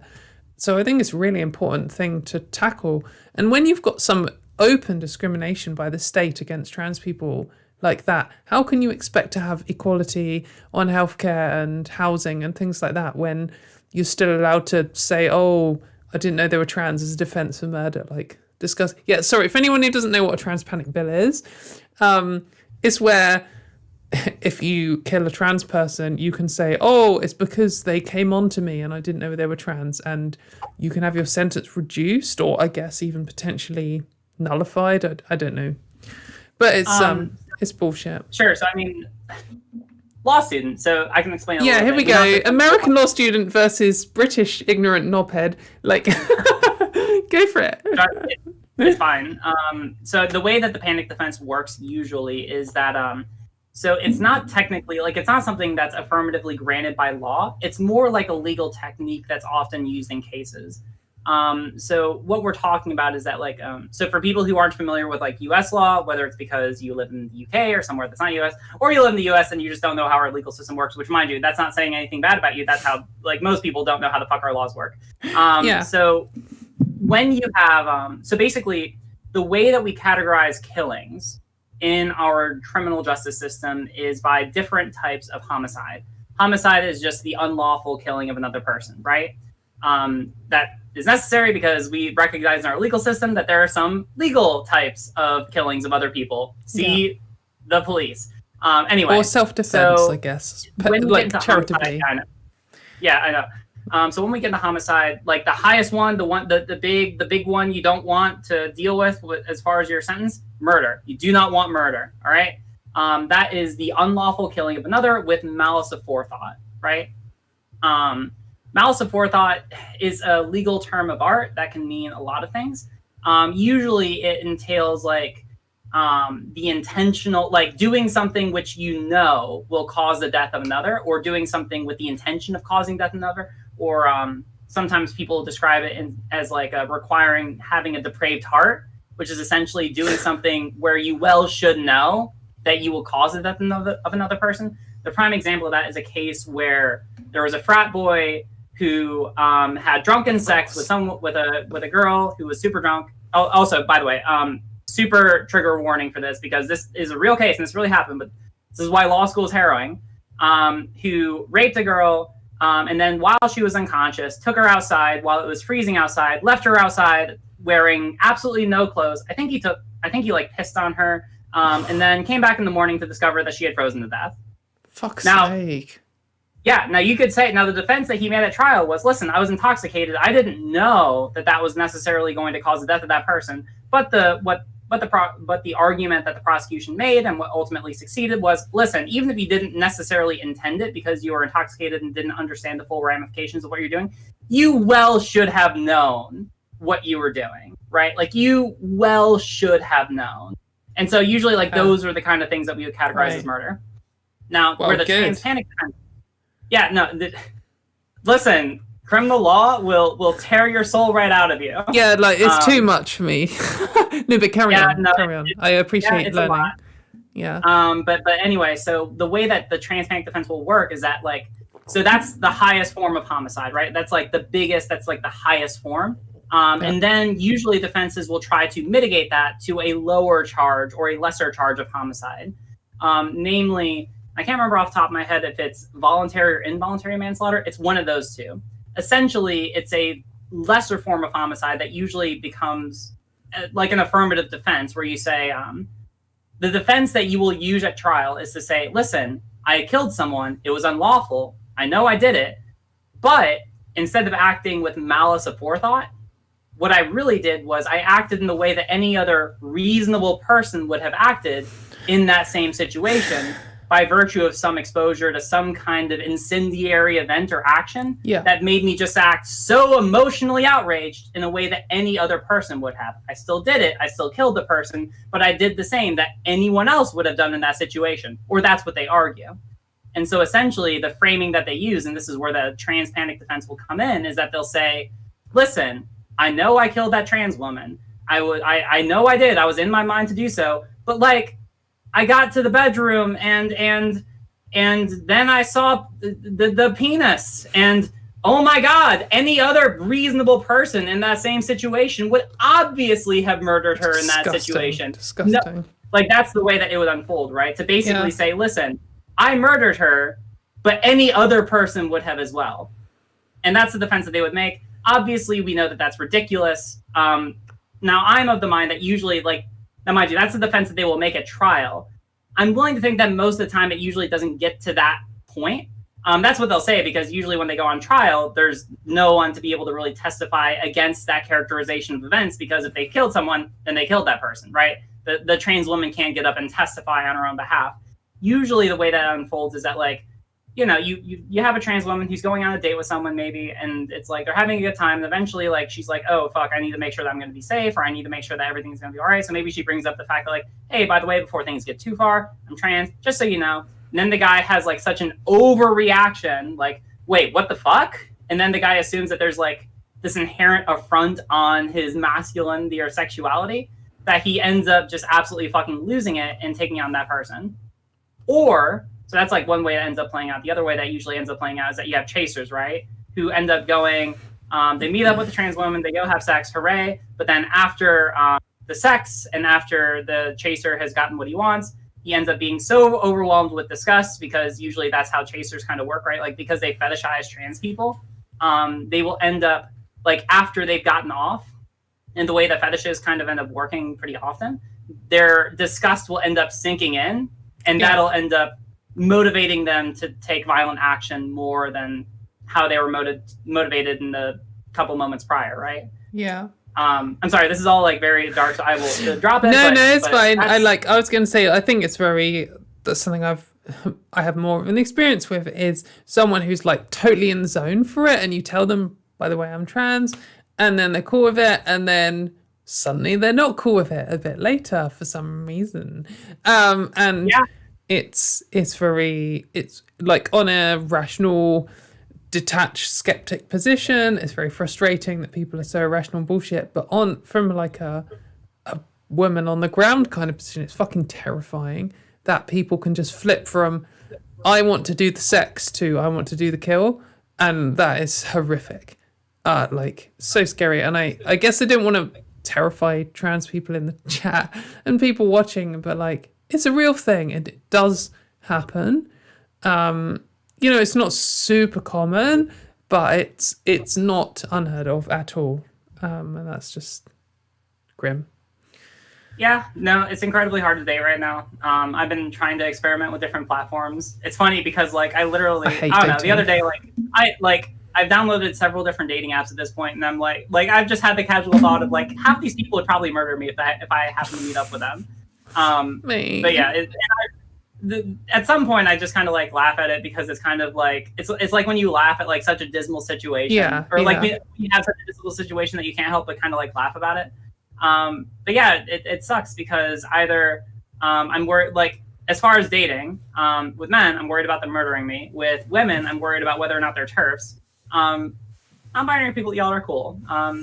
Hey, how's it going? But yeah, so it's a very hard situation. But I think it's better to just kind of like be able to talk about it, because I'd rather talk about it and have people be safe and just be more conscientious. Mind you, that's not saying that you shouldn't date. Like, obviously, you should be able to. Everyone should be able to date. Trans day visibility. We should be able to go be visible in the public eye, and that includes being visible in dating spaces. But like, I don't want anyone to just become like a statistic, right? I don't want someone to end up in a situation because they weren't exposed to these kind of discussions and they didn't take proper safety protocol, which is unfortunate. But like, the world that we live in right now. And until we end up changing the world and making culture better, like there are certain safety steps that everyone should take. So that's one of the exciting things. So we're slamming through the time, but like one thing I wanted to say to you about like the change in the world thing is like the US has some trans politicians, and like the US is just way bigger than the UK, so you've got more chance of it happening. But the US is on pretty much everything much better and simultaneously much worse than the UK on everything. And that means you have like people like Sarah McBride and Danica Roem who are just like absolute legends. Like I'm sure that you think that like they're just amazing people. And then you have like, you have Westboro Baptist Church and you have flipping Donald Trump and all this kind of bullshit. In the UK, the chance of us getting a major UK politician or any, like we don't have a UK politician who's a trans person, and I don't think we will in the short term. Like it's kind of inconceivable, and the first trans person who does it, the media is going to ruin their life. And I think that you're in the position where, I mean, Danica and Sarah and like several others, I mean, you've got quite a few at different levels who have kind of broken the ground. How do you feel as a trans person? Because like, you're going to face fucking bullshit if you become a politician. Being a politician is shit, full stop. And I presume you've thought about all this, and like, how do you handle that? Oh yeah, no, I've definitely thought about it. I mean, right now, I don't know. Like, I feel like I'm probably going to end up taking something contrary to like how Lil Nas X has been handling a lot of the criticism that he's been receiving online, which is to say that like, obviously, like people are. And the thing, like, with him, right, I think that the thing that makes this, like what makes him particularly special to my heart, which puts him in a, like, there's a very special place in my heart for him right now, all right, after the way he's handled all the backlash, is to understand that, like, the people who are going to, like, try and make a big, like, a giant uproar about me, no, like, they were going to no matter what I did, right? Like, I could literally be, like, the most perfect individual conceivable, and they would still try to paint me as... trans bad, mate. Trans is bad. Trans bad, predator, invading women's space. Yeah, like all the, like we've heard all these things before, right? And a lot of people have been saying those same kind of things to Lil Nas X, except it's kind of like the gay guy equivalent, right? Or the black gay guy equivalent, which has a fun racist element. And he's just kind of not cared about it, and he's ended up just kind of like laughing at them and just doing a bunch of fucking king shit, and I love that for him. And I think that the best way is a legend. A lot of that. Like, it's worth following him on Twitter, even if you don't like his music. Just worth following him on Twitter for the burns and like the sarcasm. Like he's smashing it right now. So yeah. No, he is living at the best. This is the best part of his life. I'm sure. But I mean, I'll probably handle it very similar, right? I think that I have an upper hand in terms of like social media, because no one knows how to use social media. Like right now for the federal office, like earlier I was talking to, so the professor who teaches my seminar that accompanies my federal externship, like he works in DC, and I was giving him advice on how to use social media. All right. I know how to use social media probably better than most people in politics. Yeah, definitely. So I'm definitely going to have an upper hand there. And if someone releases an attack ad on me, I'm just gonna rip it to shreds, and I'll end up benefiting more from it, because like I'm probably gonna get more engagement on social media and end up getting more exposure as a consequence. Like if they want to try and like do the conventional, oh, we're gonna release an attack ad and just try to smear you, even though we have no basis to be able to do so, then like fuck you, I'm gonna make that into my own benefit. You know? Yeah, exactly. I think that there's definitely a benefit for you. By the way, if you need someone to hype you, like, hit me up. I appreciate it. Listen. I mean, like, it's a couple of years away, because I'm going to be doing it. So I have like 2 more years of schooling. That's why I'm starting my social media presence like relatively early. But I mean, like, I don't know. Earlier, like yesterday, I was messing around with like TikTok. I released a video on TikTok just to see how it would do, and I've gotten like it's starting to do stuff. I've gotten like 3,000 views on it over the past like 2 hours. Everyone follow Riley on TikTok. Yeah, so maybe I don't know. Maybe that's the path forward. I don't know. I mean, like, first ever trans woman president who got there via TikTok. Can happen. We will make it happen. I mean, right now, you know, like I just want to kind of spend my time to learn. Like, obviously, the main thing I do on social media is kind of do research with my community and apply that research to different subjects. Like, that's kind of what my social media is right now. I like where that is right now, because the biggest thing I've learned from working for politicians is that once you get into politics, your ability to learn kind of stops, or at least you're not able to devote nearly as much time to it as you otherwise would want to, right? So what I want to do right now is to take the time while I'm a student to try and learn as much about the different issues that I would have policy positions on, and to be able to grow my platform as much as possible, so that once I run for politics after I graduate, not only will I be able to apply what I've learned and I'll be able to have like really strong arguments as well as rhetoric that I've kind of honed and developed, but I'll also have a substantive following to be able to help me.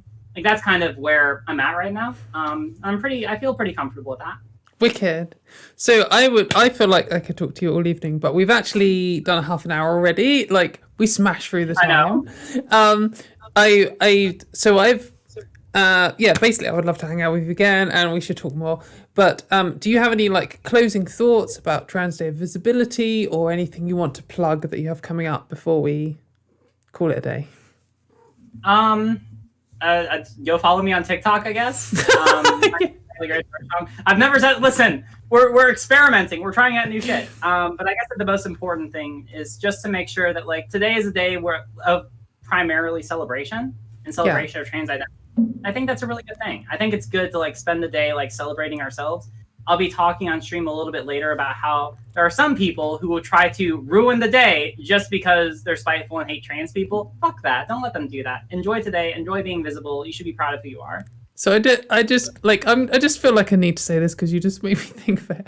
But everyone's favorite trans woman, Debbie Hayton, is doing a video live stream today with some reactionary knobhead called "Trans Women and Men, Yes, Me Too." What a loser. Anyway, on that note, thank you, Riley. I really appreciate you coming on. It's been great to talk to you again. I always like talking to you. Thank you very much, everyone in the chat. And so we're going to have another 15-minute break, and hopefully my computer is going to cool down a bit. And then we're going to be back with Bianca, and then Natalie Wynn from ContraPoints, and it's going to be amazing. We are, and a good news for Riley, we've just hit 69% funding target, so nice. Nice. Riley brings in the 69, so everyone, bring in your friends. We can hit, I think we can smash. We got like 30% to go. Bring in your mates, just tell them to come and watch the last two amazing trans people. We're going to be really exciting, and donate to the amazing mental health charity MindOut. It makes a big difference. Just £15 can give someone who's, in a time of crisis the call that they need to help them. So it's really important stuff.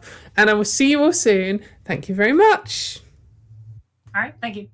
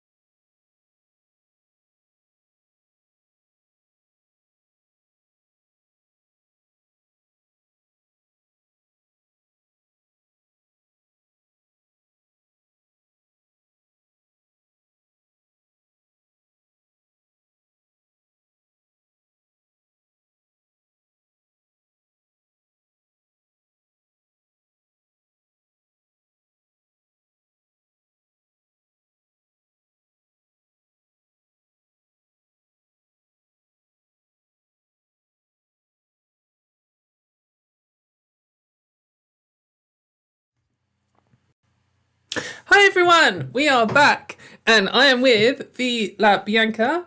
Would you like to introduce yourself? Sure. Hi, Katie. I'm so excited to be included in this.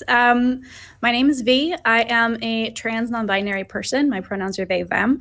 And I am also an atheist activist. So I kind of came into the whole YouTube scene very much alongside the atheist community of Austin. I do a show every Thursday with them called Secular Sexuality, where we talk a lot about sex and gender and educating the general public as they call in. And then I also have a show on Sundays called Talk Heathen, where theists call in and argue with us, and it's fun and intense and funny and just an overall blast. So I'm so stoked to be here. I'm really hyped to have you. I know you originally. I think the first time I ever encountered you was seeing you on an Atheist Experience video on YouTube. And then I discovered Talk Heathen, and then I saw you on Talk Heathen, and then I discovered I can never say the show, Secular Sexuality. It's a terrible name. It is no a one can mouthful. say it. And then I also then discovered Arden on there, who is like my co-host in another show. And then you invited me to be on there, and then you invited me to Talk Heathen, and I was just like, oh, it's so exciting. I am so excited because the first time I got to meet you and Arden both were through you guys being guests on Secular Sexuality. Yeah. And so the fact that you guys went off and did your own like spin-off show and like that's how we talking met about this stuff. It's awesome. I feel like I don't know. It's great. Yay. But yeah, it's really exciting. Like I feel like you're again, sorry to everyone in the chat who isn't hype about the atheist YouTube scene, but like I feel like V is like a celebrity in that world, so it's just exciting to have you here. One thing I don't like, feel free to just deflect this question or this comment. Sure. It wasn't on your list. You didn't specifically send info, but you came out on the Atheist Experience on your first time on the Atheist Experience. Is that I did. Do you want to just explain that situation? Sure. So I was still very much figuring out who I was, what I was, and I hadn't come out to anybody really, not even really myself. I mean, I knew I was using the term cis-ish at the time because I was like trying to take baby steps away. That's always a bad sign of permanent cisness when you start saying cis-ish. It's like, you know that you're cis when you start worrying about whether you are. Like that's a good indicator. But so I was doing all of this and I was like, okay, I think I'm non-binary. That feels right. That feels like what I am. And I went on the Atheist Experience for the first time ever. I had watched the show for years, 5,000 plus live viewers, a live studio audience, right? And this caller calls in and makes this very reductionist example about, well, men have penises and women have vaginas. And, and I was like, well, not everybody. I am, one second. Sorry about that. Something popped up and collapsed all of my screens and I wasn't sure if I was still on. Yes, still here. So they made this example and I was like, well, actually, I'm non-binary and that's not accurate. And not until after the show did I realize what I did. Like I was on that adrenaline rush, right? I was just yeah. So because when my coming out took a long time, it took me about a year to come out to everyone I knew, and I actually told 81 people in person, one-on-one, and it was an ordeal. And at one point, like my final hurdle was coming out of work, and I stood up in front of a room of like 35 people who had all known me for like 5 years, and was like, "Oh, tomorrow I'm coming in as a woman," and like that was scary. Oh, but that was 35 people. That wasn't 5,000 plus. Like, what do you get? 20,000 viewers on a mediocre Atheist Experience? Like. Oh, yeah, it was closer to 75K, I would say, ultimately. So, but I mean, that's a whole different thing, right? Like standing in front of 35 people who you knew for 5 years, I would imagine would be 10 times more intimidating for me than just saying it to a bunch of, faceless numbers that were popping up on the screen. So, I mean, kudos to you. That's intense. Thank you, but like, you know, I think they're different levels of extreme. And I think it sounds like to you almost came out to yourself at that moment as well. So yeah, no, I was like, I guess this is a thing. This is a sticking point for me now. I've drawn a line in the sand that I didn't know existed until this moment. So that's what really happens. Like, no trans person, no one's really trans. You just set by accident, and then you just have to stick to. Like, you've just committed now. You've gone all in, and that's it. Like, B isn't really non-binary. They just said it like by accident, and then like just double down. Can't be wrong. Yeah, exactly. Oh, that's the atheist experience. The comments on that video. Oh, mate. Oh, that was to this day the most awful that I've gotten. Like since then, I've gotten some, you know, as everyone who is visible does get a certain amount of that.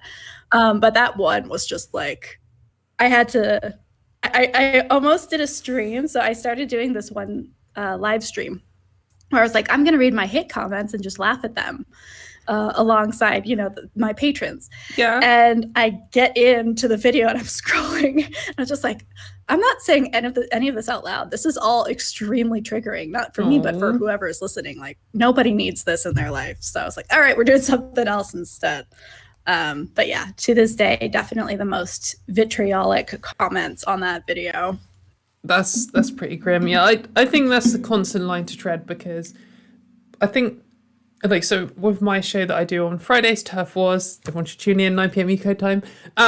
One of the reasons that I do that is as like an outlet, and like people call me this bullshit every single week. Yes. And I need to, like, I feel like I need the studio audience to turn around to and be like, and because then everyone can laugh with me. Pause for laughter. Yeah, but if they exactly, like, if you don't have that outlet, it can just start drilling into your brain, but then you have to balance that against, like, I'm literally doing a show where I just read out people saying disgusting things, and that's not very nice. So you have to kind of balance. So sometimes, like, I filter out. Sometimes some of it is just so vile, and I can laugh at it, but it takes a lot of work to laugh at it. Whereas when someone just comes up and sometimes says, it just hits different. Yeah, it does. And like when someone comes up to me and it's like, "You'll never be a real man," I'm like, "Oh, I'll post that one. That's funny." But some of them are grim. The accidentally gender affirming insults are the best. They are pretty I funny. live off of those. I like the there's some meme and it's like, "Are you a man or a woman?" It's like, "I'm sexy," and that's like the answer to the question. It's like, no, totally. That is the answer though. Exactly. But yeah, no, it's really cool having you here. Like, I feel like you do loads of atheist show stuff. Like, how were you so prolific in that world? How did you get involved in it all? Yeah, fun story. So I deconverted when I moved to Portland for grad school. And Portland, Oregon, it's got a reputation. Has its flaws. A reputation, let's say. And one of the good things though is that it's a very progressive atheistic kind of city. Like there isn't a lot of stuff centered around churches or anything like that. So for me, becoming an atheist in Portland, it was kind of like a fish in water, right? It's like, oh, well, this is just how things are, I guess. Like this makes sense. Yeah. And then I moved to Ohio. And hello, culture shock. That was fun. I quickly became a political activist in Ohio, especially around ideas of separation of church and state and around the idea of making sure that atheist voices were being heard at like the local level. And I started this little group called Amen, Atheist Membership for Equitable Nominations. So we were essentially a group that would be a watchdog for local politics and talk about like, are these things problems? If so, who do we contact? All of that. And actually, Columbus, Ohio has a very large underground atheist movement. Like there were quite a few groups. And so I quickly got to know people there. And then American Atheists, which is happening this upcoming weekend virtually this year, back in 2019, had their conference in Cincinnati. So I went over there to, network on behalf of my group. I was like, if you had asked me at the time what the best possible scenario was, I'd be like, ooh, maybe we could get like, I don't know, Jamie Boone to come and talk to the group for a minute. And the most I was looking for was a little bit of that, shoulder rubbing. Hey, here's my number. If you ever in the area, come give us a talk. We'll pay you, whatever. And I actually ended up spending a lot of time with the members of the ACA. I met Matt Dillahunty, I met Jamie Boone, Eric Murphy, a bunch of people, and they were all like, "You should come to Austin. That's where all the cool atheists are. Like, you should join us down there. That's where all the fun is." And I thought it was a joke. Like I treated it like a pie in the sky. Yeah, sure, I'll come down one day. It'll be great. And then I did. And I moved down here sight unseen. Had never been to Austin before. Packed everything up, got on a plane, one-way ticket, and showed up on a Sunday. Totally just like unprepared for the heat. Beet red because I had been in the sun for too long. Desperately thirsty and tired. I was just like, I'm here. I made it. And yeah, it was not my intention to get in front of the camera at all. I was anticipating maybe being part of the crew, doing AV stuff in the back because of my journalism background. But make some tea, pour some water, yeah. Yeah, I was like, I'll set up chairs every Sunday. Exactly. I know how to do that. That makes sense. And slowly but surely, I started getting looped into shows, and people seemed to like what I had to say. So it's been fun to kind of navigate that boundary between being an atheist activist and being known for my atheism, but also the gender stuff. So I feel like I'm kind of straddling two very different communities in this very fun, but sometimes tense way.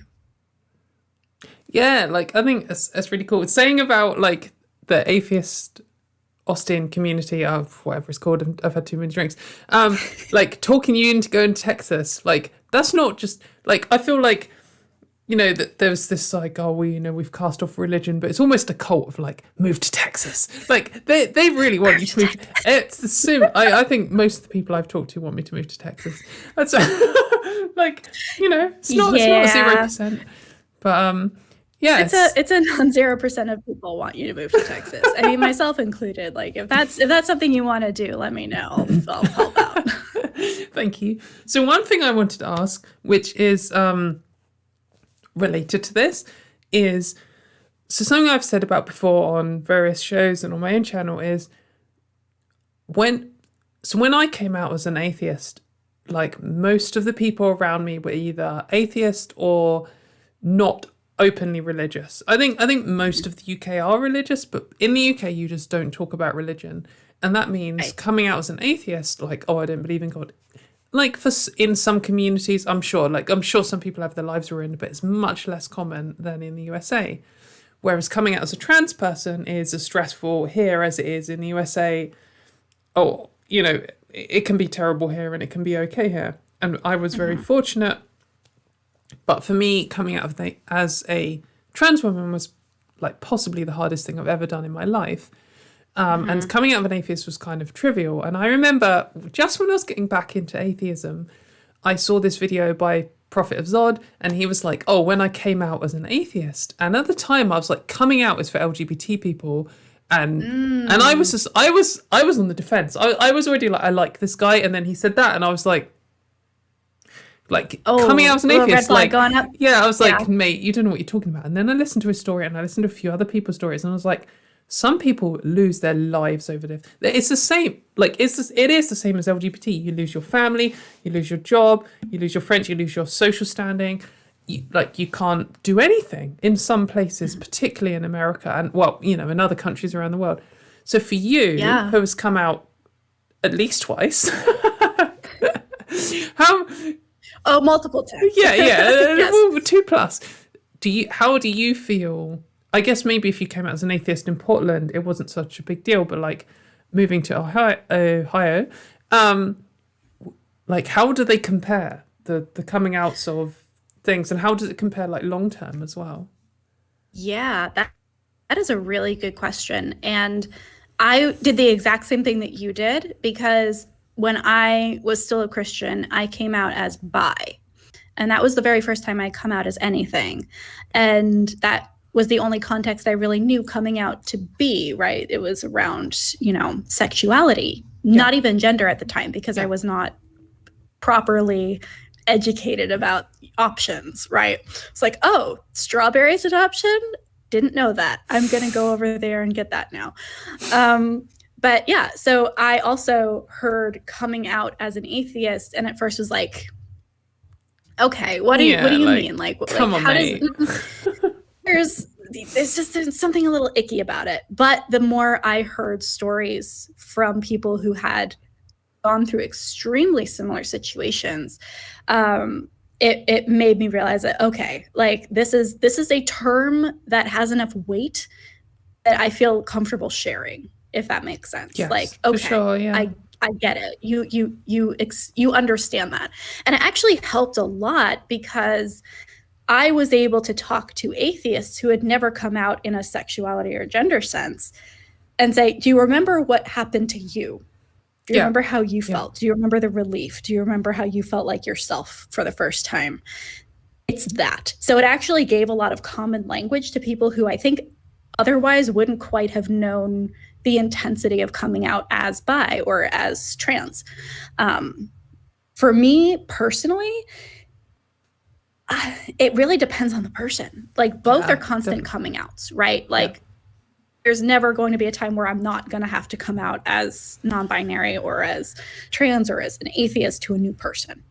There's always going to have to be that conversation. If I can roll them into one, that's great. Usually I just shoot them my link tree. Yeah, exactly. What you need to do is you need to get like a Christian cross and like the gender binary tattooed to your forehead with a big red line through them, and then people can just stop asking. No, people will be like, that is such an interesting tattoo she has. I wonder what church she goes to. Oh. That would be the response. So it is very similar in the conversation that it sparks with other people. And to this day, it's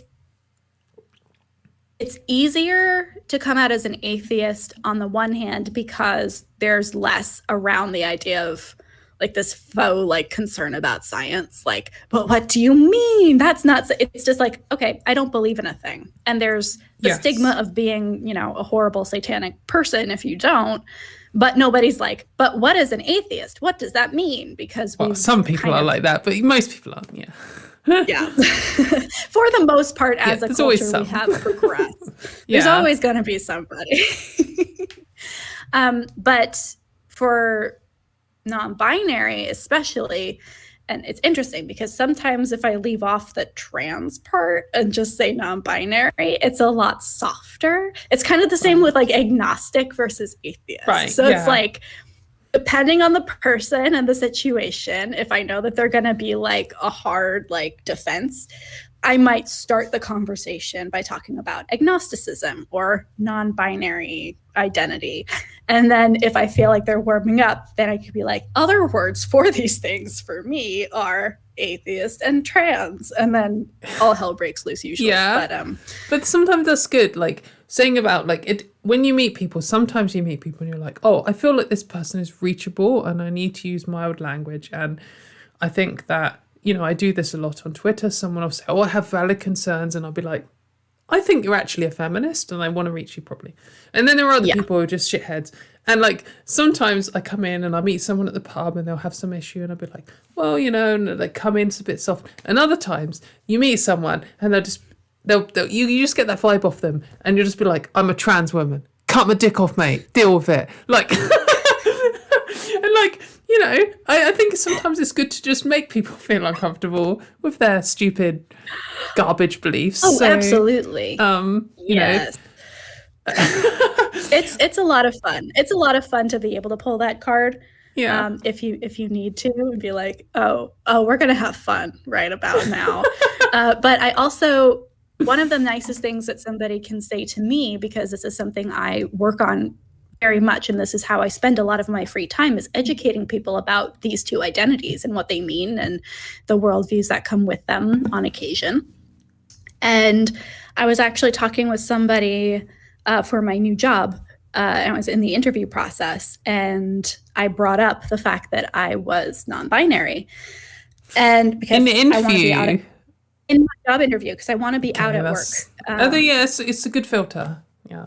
Yeah. And I was like, okay, if you can't deal with that, then, then fuck you. We would have other problems. But so I came out to the person interviewing me, and the response was, I can tell you're a very graceful person and that you're you like educating people, and I can come to you with questions. Like, I get that vibe from you. So I appreciate that. And then they used my correct pronouns for the rest of the interview. So it was all around a very positive experience. But also, the nicest thing you can say to me is that I am an approachable person who you want to ask questions of. Because that's what I'm going for, right? Yeah. That's my brand, if you will. Yeah, well, no, I mean, I definitely get that vibe from you. I think that's, like, sometimes, I guess this is like a Trans Day of Visibility thing. Like, I like to have that kind of vibe too. I like to have that kind of approachable, and I would rather that some confused cis person who doesn't understand what's going on just comes up to me and says all the wrong words, but in good faith. If they come up and be like, oh, are you a she-male? Then I can just be like, I know you're genuinely asking because you don't know. And I'd be like, mate, you need to stop watching porn. But also, like, you need to, like, here's the words, but I know your heart's in the right place, and that's the important thing. Right. And I think that can make a big difference, but sometimes it's so exhausting. And, like, I feel like my tolerance on the internet, like, I can handle that 95% of the time. And in real life, I can handle it 50% of the time. But when, when someone just catches you wrong and you're just like, I don't want to educate you today. Like, please, can you just send me an email instead? Because I'll deal with it. I know that by Wednesday I'll be fine, but like right now, just fuck off. Yep. And then that's when you get into the chat with the other trans people online. And you're like, okay, listen to what this, this stupid person just said. So, like, we'll be nice to you when you're asking questions in good faith, but then we go and vent about it later. Yeah. So, like, I guess to cis people watching, what I would say is, for me personally, if you meet me in real life, please only come up and ask me about heavy metal. Do not ask me about trans stuff. I don't want to talk to you. If you do want to ask me about trans stuff, hit me up online and I will reply when I'm ready. Which will probably be instantly because I'm addicted to Twitter. And I think that's the truth for most trans people. Like, if you just don't ask people. Like, if you wanna come and have an argument about trans stuff, call into one of our shows. Like, call into V's show, call into one of my show. If you want to ask a question, find someone who does that all the time and ask them.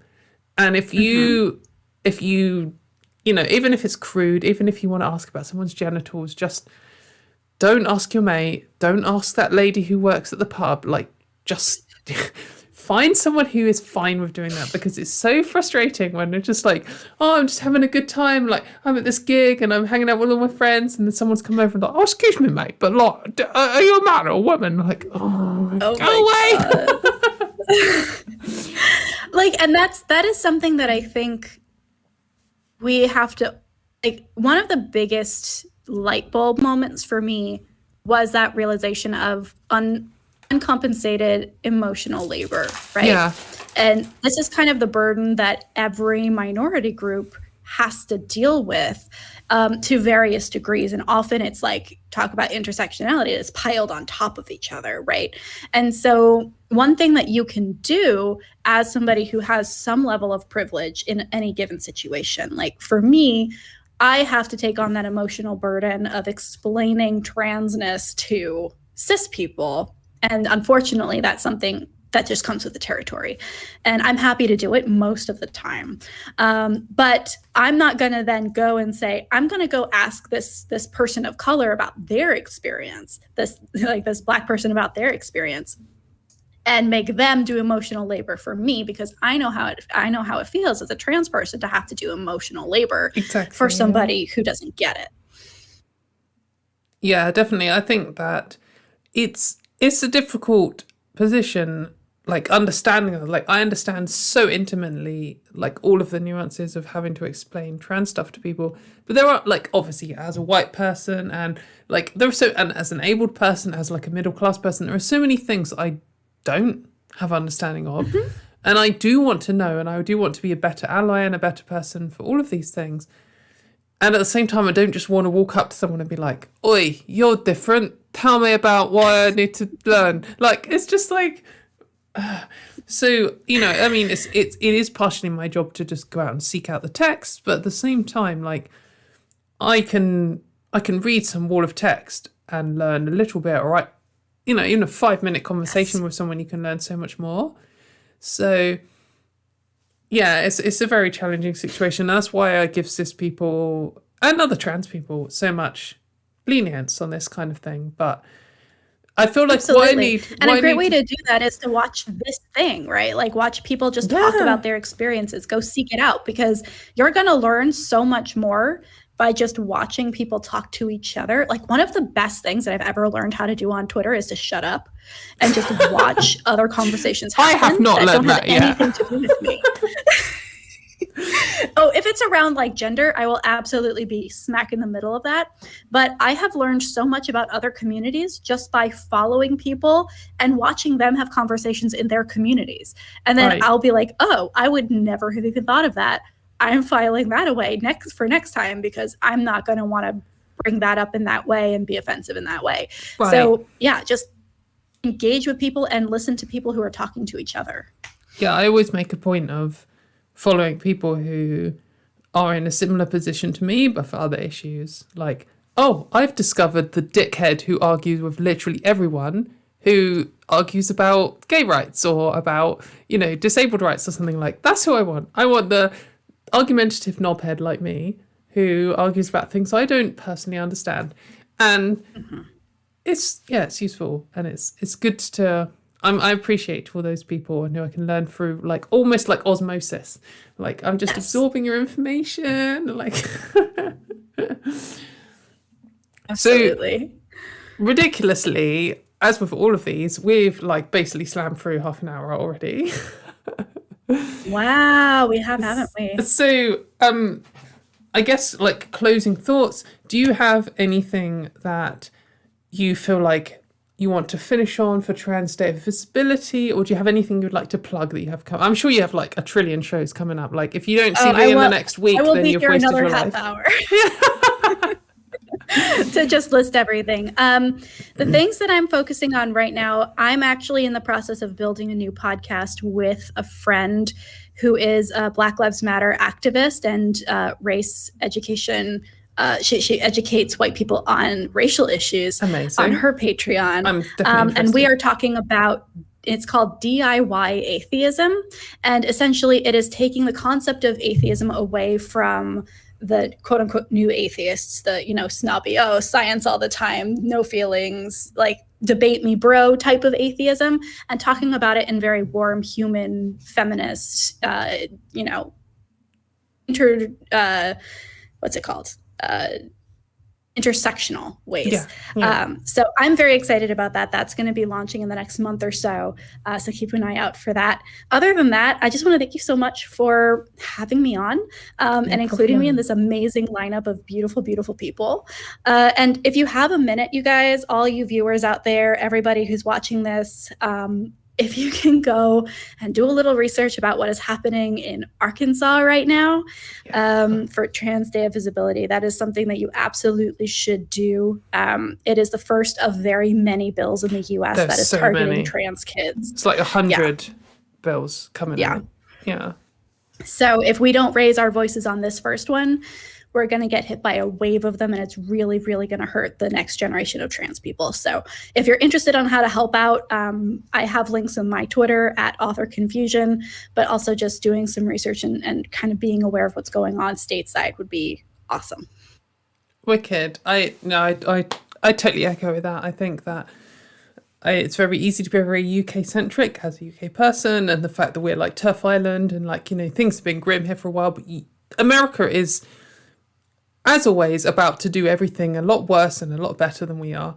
And it's going to be fucking grim in places and it's going to be inspirational in others. And I think that internationally we need to look to not look to America to lead, because like fuck off American exceptionalism, but like we need to just take the parts from other countries where they're doing things right, bundle it up, understand it, and destroy the things where they're doing it wrong. The UK is doing it wrong almost universally.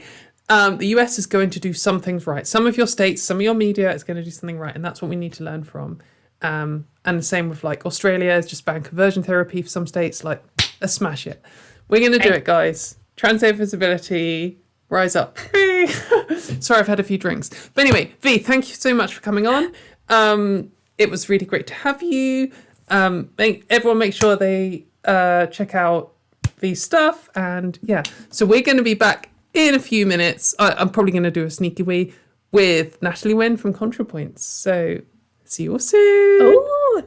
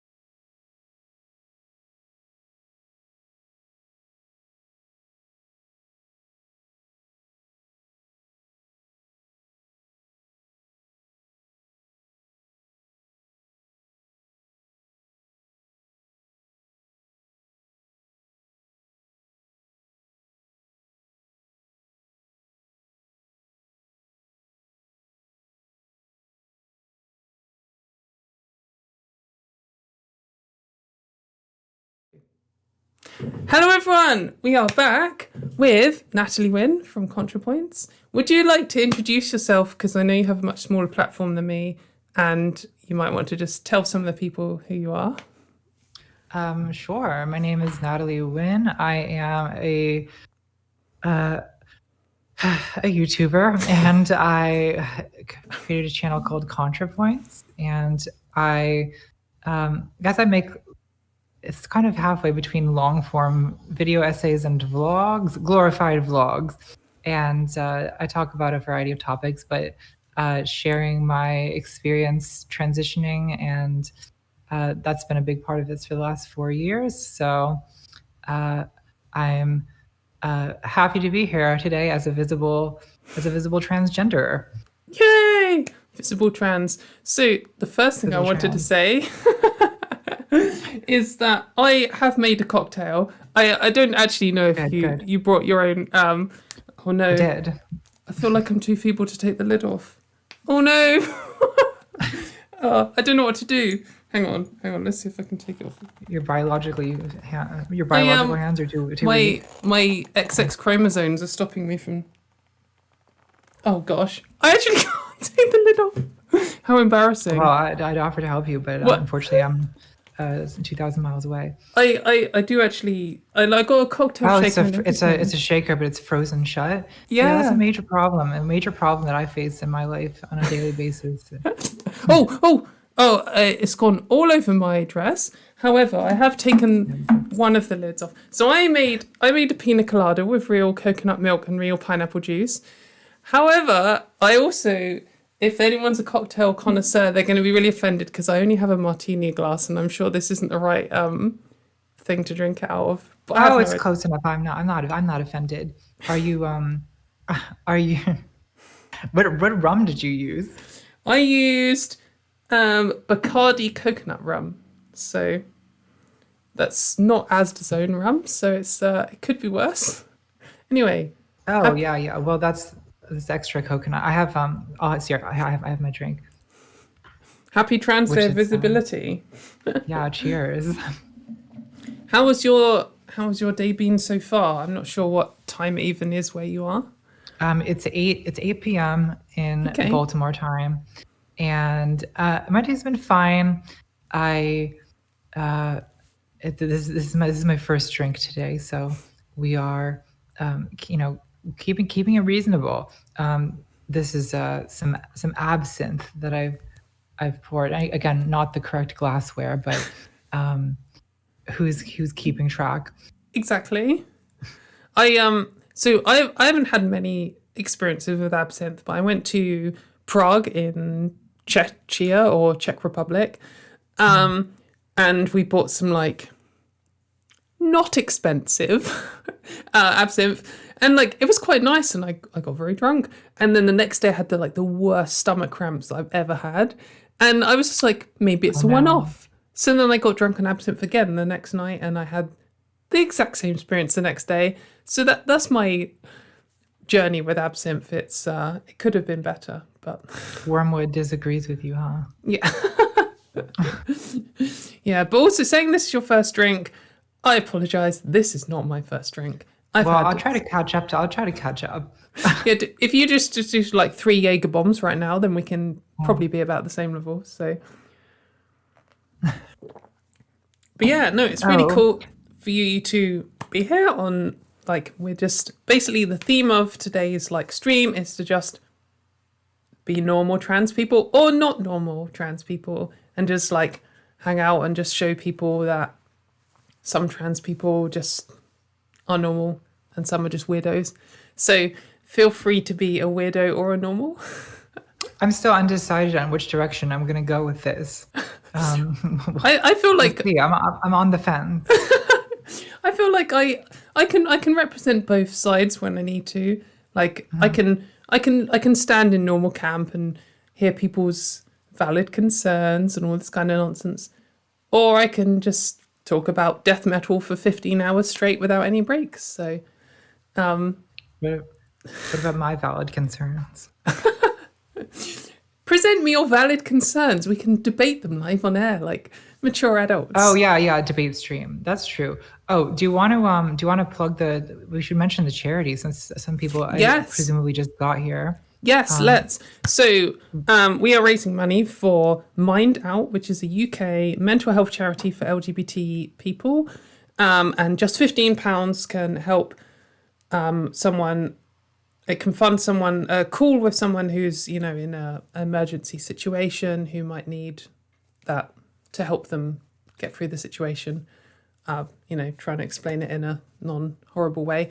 But we'd really appreciate it. We're aiming for £5,000. It's quite possible that we're going to achieve it. We're at 77% already. So that's really exciting. So keep those donations coming in. Your name will appear above if you donate. So yeah, bring it. Yeah, thank you. Good shout out.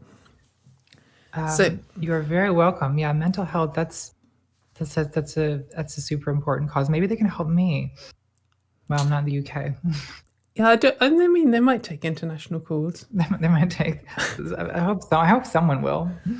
Is there any mental health charities in the USA or in your state which deal with LGBT? There are, but I don't. Well, there's a Trevor Project, which is it's like a hotline. I've given to the charity. I've done streams raising money for the Trevor Project before. It's kind of a emergency or mental health or suicide hotline that specifically caters to LGBT people. It's good that there are charities that target LGBT people in particular. Sometimes I worry, like, when there are like mental health charities and they obviously deal with like the majority of cis straight people and they focus on that kind of thing, that's probably what they're trained for. And I think that there are some LGBT issues which are very hard to communicate to someone who isn't LGBT. And often when you say LGBT, you mean a gay man. And lots of the issues that you have with trans people are very hard to communicate to any cis person, even like a gay person. So I think it's important that there are those specific things. But yeah, it's a set of challenges that most people are not familiar with. So yeah, I agree. It's important to have.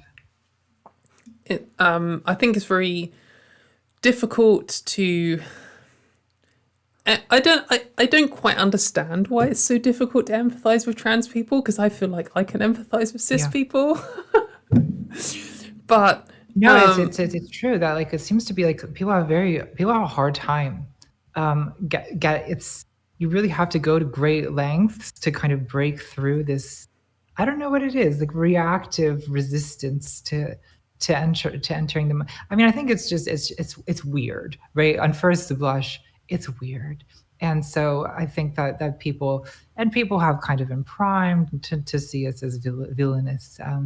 I just did this video about J.K. Rowling, and which I featured in. Yes, as I guess part of that video was like going through a lot of like trans media, like the history of trans representation in media, and like, wow, is that dark? It's it can be really depressing. I guess the positive side is that, well, the bar is so low that almost anything is an improvement. So, turn your camera on and get out there, kids, because like whatever you have to say is going to be better than what people have already heard.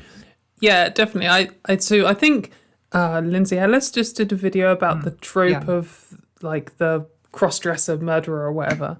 And it's totally like that. Like I just recently did a video which was, I'm a trans woman and I used to be transphobic, and like discussing some of the reasons that lead to that kind of stuff. And like pretty much every piece of media before 2015 was fucking grim, like really dark and really horrible and rubbish to trans people. So like you say, like you've only got to do, even if you just do a mediocre job, even if you make the trans person the villain and they're a pervert, but you don't make it so bad, like I might be quite pleased with that. Like, oh, they only had one sexual fetish. How exciting. Yeah. Well, I mean, that's definitely my experience as well. I think, the two first like real pieces of trans representation I encountered in the world were Rocky Horror Picture Show and Silence of the Lambs. Right. Which, not getting started on a great foot. I mean, Silence of the Lambs is a movie that has two serial killers as main characters, and the trans character is the less sympathetic serial killer. So I think that's a pretty good summary of the state of things. I'm looking very green. I think because your background is green, I'm going to try to compensate with warming up my lights. Okay. Oh, look, I did it. I always have a constant battle. I think, so what you're seeing, I look really super red, but hopefully what everyone else sees, I look normal color. You don't okay. look red. That's always what I think when I look, like, for some reason my webcam is like horrible, super you look red. great. But I have a nice little insect friend behind me, which you can't see, but an insect friend. Yeah, I have I quite like insects. I'm not quite sure what I like about them, but I have it's like a grasshopper or a katydid kind of thing. I'm just quite a fan of anything with 6 legs. I was afraid you were going to say a tarantula. No, because tarantulas aren't insects. Oh, a good science fact. I'm terrified of tarantulas. A grasshopper, I'll take my chances with a grasshopper, but a tarantula, no, we don't do that here. One of my friends has a rule, which is any animal is okay as long as it has no more than 6 legs. I think that's a reasonable rule, but then I think so too. She's missing out on millipedes and centipedes and like woodlice. Like there's so many cool like wriggly. I don't care for that sort of thing. I think that 6 is a very reasonable maximum of limbs, and more than that is well, I think it's excessive. I think it's unneeded. It's a bit selfish to have that many. Like there are some things without legs. Yeah. Exactly. But so you know sometimes when you just need to cry, like you just want to watch a little thing that gets you cry. One of the things that gets me going is there's this type of centipede which looks after its babies. So most like arthropods or whatever they are lay their eggs and then just run off, and these ones lay them and then they curl around them, and then when the babies hatch out they like cuddle them, and it makes me cry every time. And I don't think Yeah, and when you look at the comments, all the comments are like, kill it with fire or stamp on it. And I'm like, no, but she loves her babies. Anyway. That's very touching. Yay. Anyway, how has your Trans Day of Visibility... I've messed this up every single time. How has your Trans Day of Visibility been so far? Have you been very visible? No, I've not. I've been very invisible. I've been home alone all day, like I have the last 300 days. It's getting grim over here. We're doing strange things. I would say I'm coping by kind of fixating on interior decorating. That's been my strategy for coping. So my bedroom is getting very lavish, and that's what I've spent time doing. It's a lot of rugs, a lot of lamps. I'm creating a reading nook in one corner where I have this like very opulent chaise longue and a blown glass reading lamp, and then I'm just going to sort of ensconce myself there and then try to just remain until the lockdown's finished. Until the lockdown's finished, and I won't even notice, preferably, so someone will have to come get me. I can see from your room behind you, and then I guess obviously with from your videos, your set design is amazing. You've obviously got the brain for interior design and making things look nice. Your room behind you is nice. I mean, it's not as nice as my insect friend, but it's very well presented. Oh sorry, oh god, sorry, my cat stood on the keyboard. we went off there for 1 second, but I think we're back. How does the cat get along with the grasshopper? Are they friends, or is there tension? When I first got my cat, I used to live in this place that opened onto some allotments, and there was lots of long grass and stuff. And she was really excited about the first time she'd ever could go outside, and she used to run out and catch a little grasshopper, because she's only a little cat. And she'd catch a grasshopper and bring it in and show me. And this grasshopper would be mauled and writhing on the floor. And she'd be look, mummy, look. And then she'd just eat it in front of me and be like, and then she'd run out and catch another grasshopper. So she's eaten a lot of grasshoppers in her life, basically. Do you think do you think a grasshopper lives in fear? With a monster like that. She must have killed so many generations of grasshoppers. We were there for 5 years. So there must have been some kind of generational pass down of grasshoppers, beware the beast. See, cats I sympathize with. I'm more of a cat sympathizer, I'd say, than with centipedes. To be honest, my top animal is probably a cat, and that's the thing that I love the most. And if my cat eats an insect, then I'll live with it. I'd probably be very distraught if an insect ate my cat, to be honest. That would be that would be tough. Well, cats are they're kind of bloodthirsty psychopaths, beautiful little fuzzy psychopaths. I think that's part of the charm, though, isn't it? That you can make evil so compelling. Definitely. There's this I can't remember this. I basically follow all of the cat Twitters, which tweet out cat videos all the time. And there was one recently of the point of view if you're a mouse hiding inside your burrow, and there's this cat sticking its face in and sticking its paw in, and on one hand it looks really cute, but can you imagine seeing a cute cat face and you're oh, I love it, but instead it's just this is going to kill me. It's such a dissonant weird thing, because you don't think about that of cats. But I try not to think of the mouse's point of view. I don't think, mice were not put on this earth to be happy. There's sort of the personification of fear. Not the personification, the animal. Animalification. Yeah. Yeah. I don't want to enter the mind of a mouse. I mean, they're nervous wrecks, mice. Their heartbeat is how many 100 times a minute, and they're always very frantic. They do that thing that little birds do, where instead of the head moving, it just kind of teleports. So it's like, yeah, yes. Oh, it seems very stressful. I think it would be stressful, but then, like, maybe you would appreciate life if it was more on the edge. I don't know. Oh, I don't think so. I think I have too much edge as it is. I'm always trying to take the edge off. Yeah, I mean, I guess that's the point of cocktails. So, among other things. Yeah. Yeah. So, I guess the theme of today is trans visibility. How do you find being a visible trans? Is it terrible as I think is? Yes. Next question. Yeah, it's in retrospect, I definitely would not suggest transitioning to in public, to be honest, or transitioning on camera. I think that, speaking of visibility, I think that it helped a lot of other people that I transitioned in the public eye. It did not help me. No.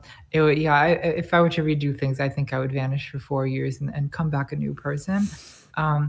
I think that, I mean, it's like filming your own adolescence. It's not a spectacle that should see the light of day.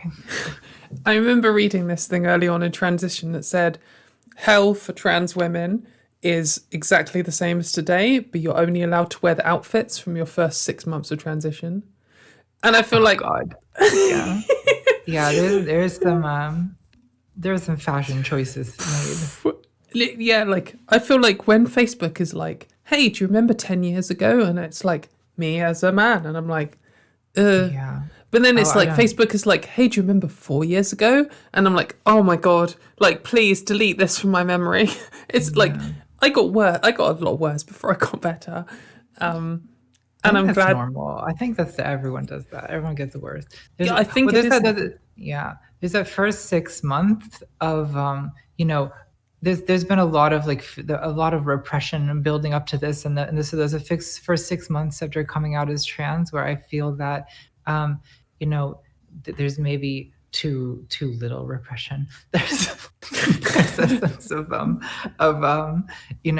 I think there's a very exciting kind of celebratory breaking out of one mold, but that's maybe accompanied by an inadequacy of self-consciousness. I think that's especially true of trans women. It takes time, to sort of internalize the shame that's required to live as a socially functioning adult human female. I think that it's that takes at least a couple years. Yeah, exactly, because like you're living in so much shame for so much of your life, and then you're like, no, fuck the shame, and you go from like 100 shame to 0, but really you need to live at a cool 70. Like that's the average level of shame for a woman. It is, yeah. Like, well, it's about having the correct type of shame. I mean, that's really the best you can do, isn't it? To manage different kinds of shame, and just to find a shameful spot where you feel, shamefully comfortable. You just got to balance your shame. I do feel like maybe British people have an easier job of that, because like being ashamed to exist in public and have an opinion is quite a British thing, whereas Americans are very much like, this is me, like, whoa. Yeah, that's true. We didn't this country was not founded on shame. This is the national ethos is very, if I had an idea, it's probably good. I'm gonna see how many people I can get to follow me out into the desert believing it. That's really kind of the national character, I'd say. I was on some call. Interesting. I was on some call-in show once, and this guy called in, and he was like, it was really weird. He was like self-aware of the fact that he was like a cult leader, and he was like, I feel like I was destined to be a cult leader, so I started my own cult and now I've got like this cult. And we're like, but like, you do you think this is good? And he was like, no, cults are terrible. And we're just like, well, like, why do you do it? And he's just like, I just feel like I was born to be a cult leader. And I just feel like it was such an American thing. Oh yeah, that's the honest grift. I mean, it's a national pastime. It's we celebrate this kind of behavior over here. Yeah, like get that man a jet. Like he needs his own. Yes, it's considered innovation. It's considered an entrepreneurial mindset. Why invent something or build something when you can just trick people into thinking you're Jesus? Like exactly. Problem solved. Well, there's a I guess a documentary called, what is it called? It's called like Nuts or something like that. But it's about this like radio preacher who kind of pioneered the early days of talk radio.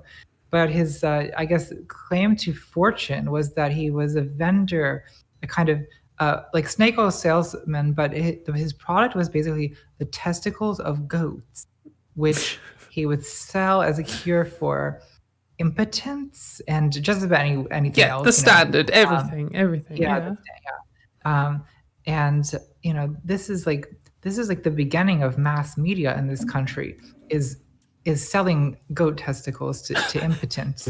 Like this is how this started. So I think that that explains a lot. We try to understand why is YouTube like this? Why do we have Stephen Crowder? Well, why do we have Alex Jones? I mean, it's a flaw in the national character. Like it's as simple as that. But you say like, why do we have Stephen Crowder and Alex Jones? But maybe they're right. I mean, maybe why do we have trans people? It's because they've not had enough goat testicles. How many goat testicles have you had? Like, it's honestly, do a big reveal now on the stream. It's true. I guess my childhood is marked by an insufficiency of goat testicles that could explain a lot. I think that's all of it. I've eaten like, oh man, I don't know why I'm saying this. Is probably literally the first time I've said it. I've eaten at least some of a penis and testicles. I went to France and I was actually a teenager and I didn't know, and we just picked some random things off the menu and everyone else got some like, steak or like some shellfish or something, and I got something that was very shaft and balls like, and I feel like everyone else knew and I didn't know at the time, and I was just like, I don't really like this, I'm going to eat as much as I can, and it wasn't very nice. And then like years later I just suddenly had this realization. I was like, I think that was like a bull's penis. Yeah. So, and well, there you go, stream. Well, I'm glad everyone's glad they stayed on for that. It didn't do you any good, clearly. That's why I'm like what I am. Oh, I don't think that's why. I think that I don't think that makes sense. Well, you never know. Like, maybe that's one of the many ways. Like, there's actually 3 types of trans. There's AGP, HSTS, and once A to penis.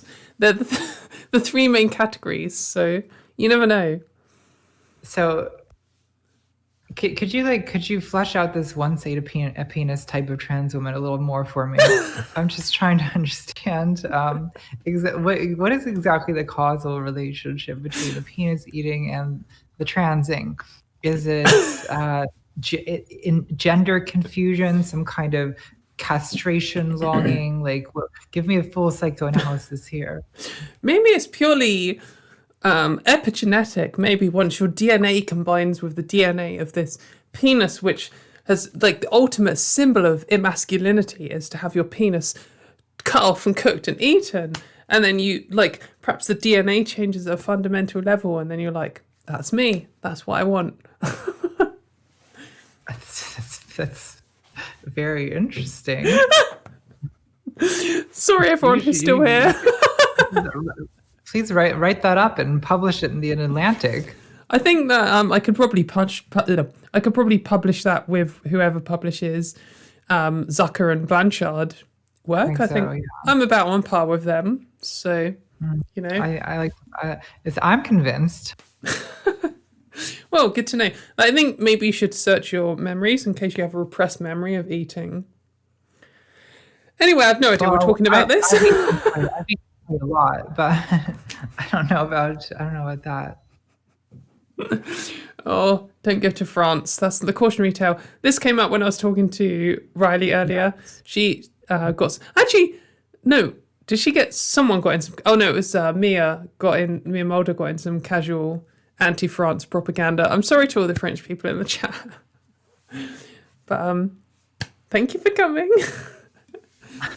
Well, I feel like I don't know.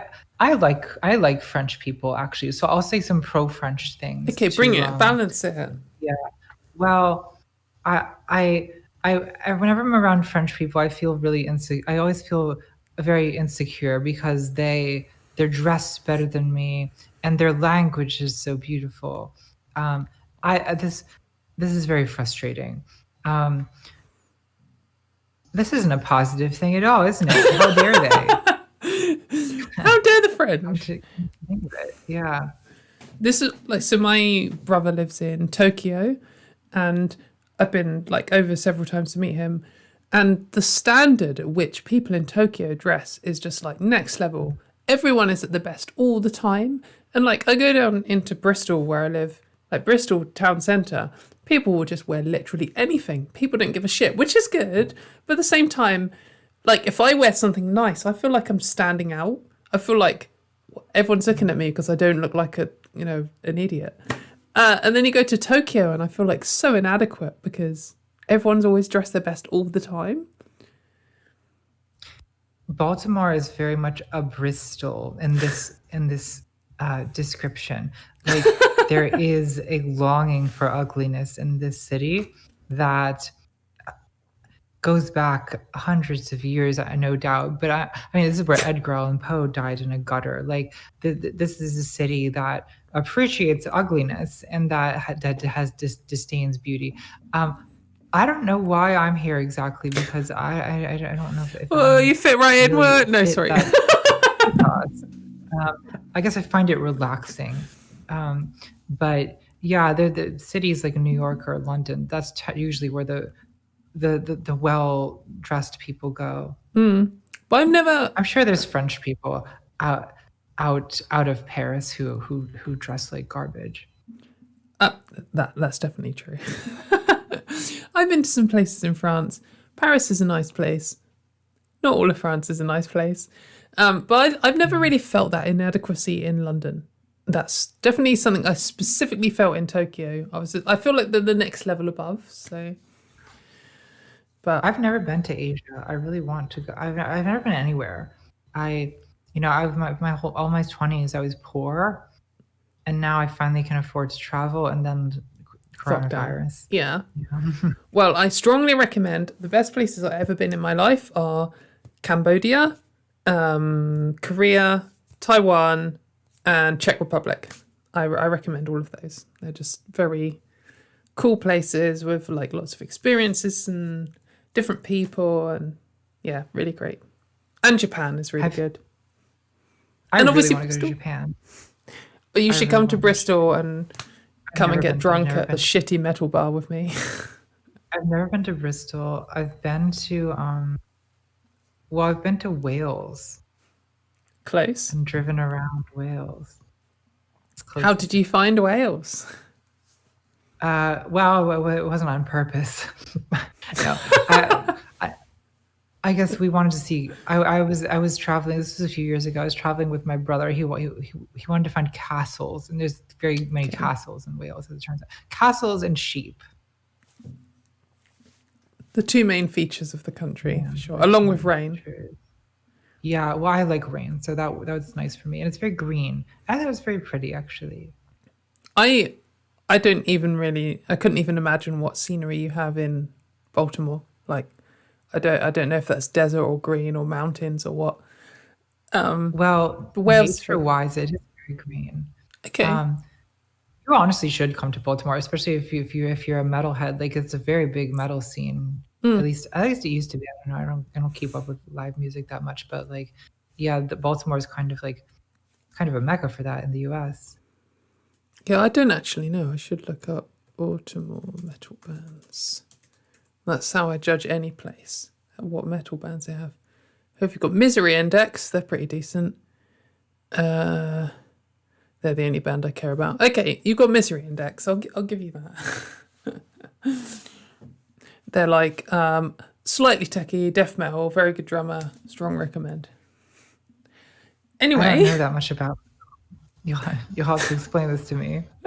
So they are a death metal band, which means, so if you imagine like the distance between like Katy Perry and Metallica, if you got that exact difference and then like started at Metallica and then went again the other way, that's when you get to death metal.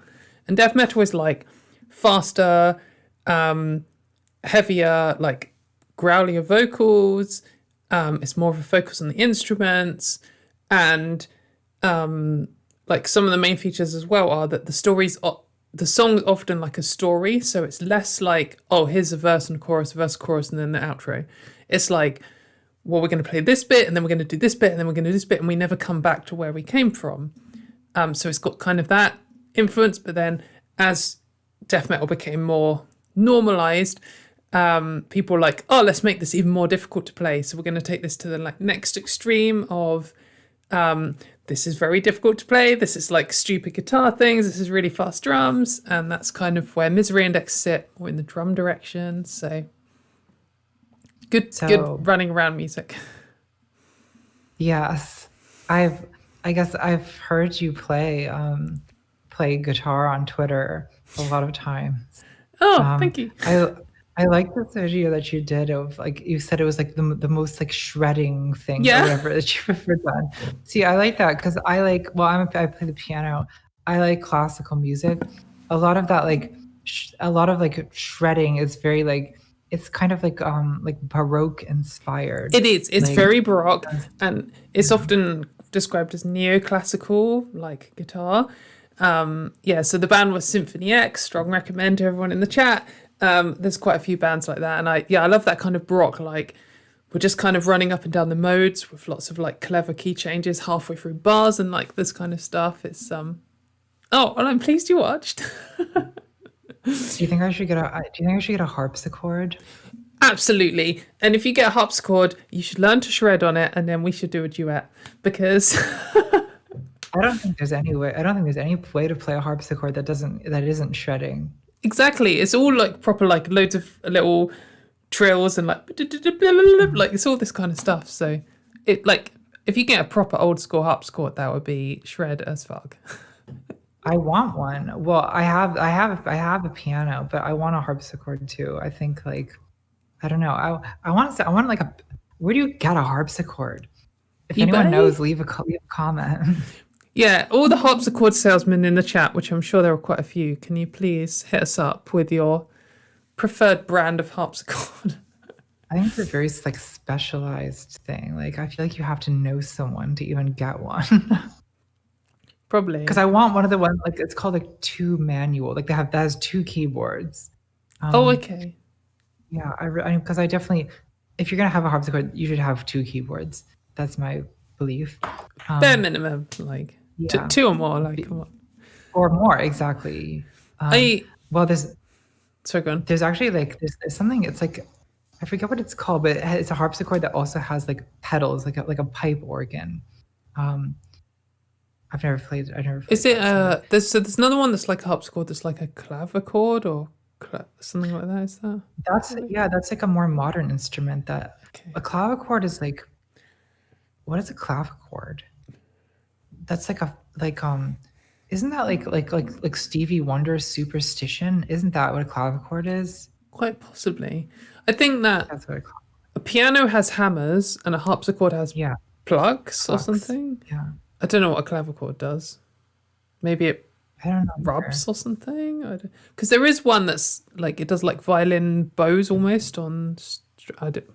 I should probably stop talking live on stream because I have absolutely no idea what we're talking about. But like, well, there's a medieval instrument called a hurdy-gurdy. That's like it's like a rotating, like a wheel. That bows the strings. So one of my favorite bands of all time is a band called Helveti from Switzerland, and they are a folk metal band. So they take traditional Gaulish music and I think maybe some other music, folk music from around the like that area, and like Celtic music and stuff, and they mix it in with metal music, and they have a hurdy-gurdy player, and it's such a cool instrument, and it really fits the vibe, and when you're listening, like, oh, it's just such a good band. Really, like, top 10 bands. Strongly recommend them. I like that. I also want a harp, just like a concert harp. I can really imagine you playing a harp. I feel like it suits your like aesthetic. So I think it does too, and that's why I want one. But I don't know how to play it. But I could learn. I mean, they can't be that different from piano, right? It's like a one string, one note instrument. Yeah, and we just need to get good at plucking. I'm very good at plucking. Well, because the piano it's more hammering based. I'm less good at hammering nowadays, so one of my cool harp. Is there meaning that I missed on here? Not at all. One of my cool harp moments is I was in this castle in Wales. This links two things that I've mentioned so far this evening. So we're talking about castles in Wales, and we're also talking about the band Elveti. They have a song called Ynys Mona, which is the Celtic name for Anglesey, which is the northernmost island of Wales. And I went there literally just to listen to this one song by this one band because I'm a nerd. And we went to this castle. I can't remember what the castle's called, but you can like walk around the castle in Wales, and it's like a traditional castle, and it's all cool. And we were going around all these little corridors inside the castle, and we could just hear this music. And we like followed the music, and we ended up in the chapel of the castle. And in it was a cellist and a harpist, and they were like playing some like medieval style music. And it was so cool to be like in this castle with these people playing traditional instruments, and it really like summoned the vibe. It was just really cool moment. Yeah, sounds pretty like really beautiful acoustic spaces do change the way the instrument sounds so much. I used to play the cello when I was in high school, and I wish I did because it's such a pretty instrument. But I do really like cellos, and it's like a very like vocal kind of instrument. You know, it sounds like a human voice, and instruments like that do very well in like a very resonant, like stone castle type environment. Yeah, definitely. I'd love to learn the cello. I keep considering buying one, and then, they're not cheap, so. No, they're not. That's why I don't have one either. But I don't know. I guess I should just get one with my YouTube money and play it, because just to play it in a video, just to be iconic or whatever. What you need to do is you need to go out and buy a harpsichord, a clavichord, and a cello. And then you need to put them all in a video together of you doing like a trio between yourself. And you can do all these little things where you like look at the camera and then it cuts to you on the other instrument and like. We don't even know what a clavichord is, but you still think I should buy one? How else are we going to find out what one is? Do you have a better idea? I didn't think so. Well, what if I just order one now?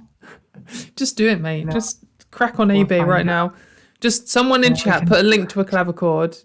Natalie's going to buy one. It's like, just like and that. then next year we can have a clavichord stream. Yeah, exactly. Clavichord stream. We can do a duet. I can do some neoclassical guitar. You can do some clavichord. Whatever you do on a clavichord. I'm pretty sure clavichord is Stevie Wonder. I'm pretty sure that's what that instrument is. Well, it sounds pretty cool. I mean, it's very funk. We can pull off some kind of Baroque meets funk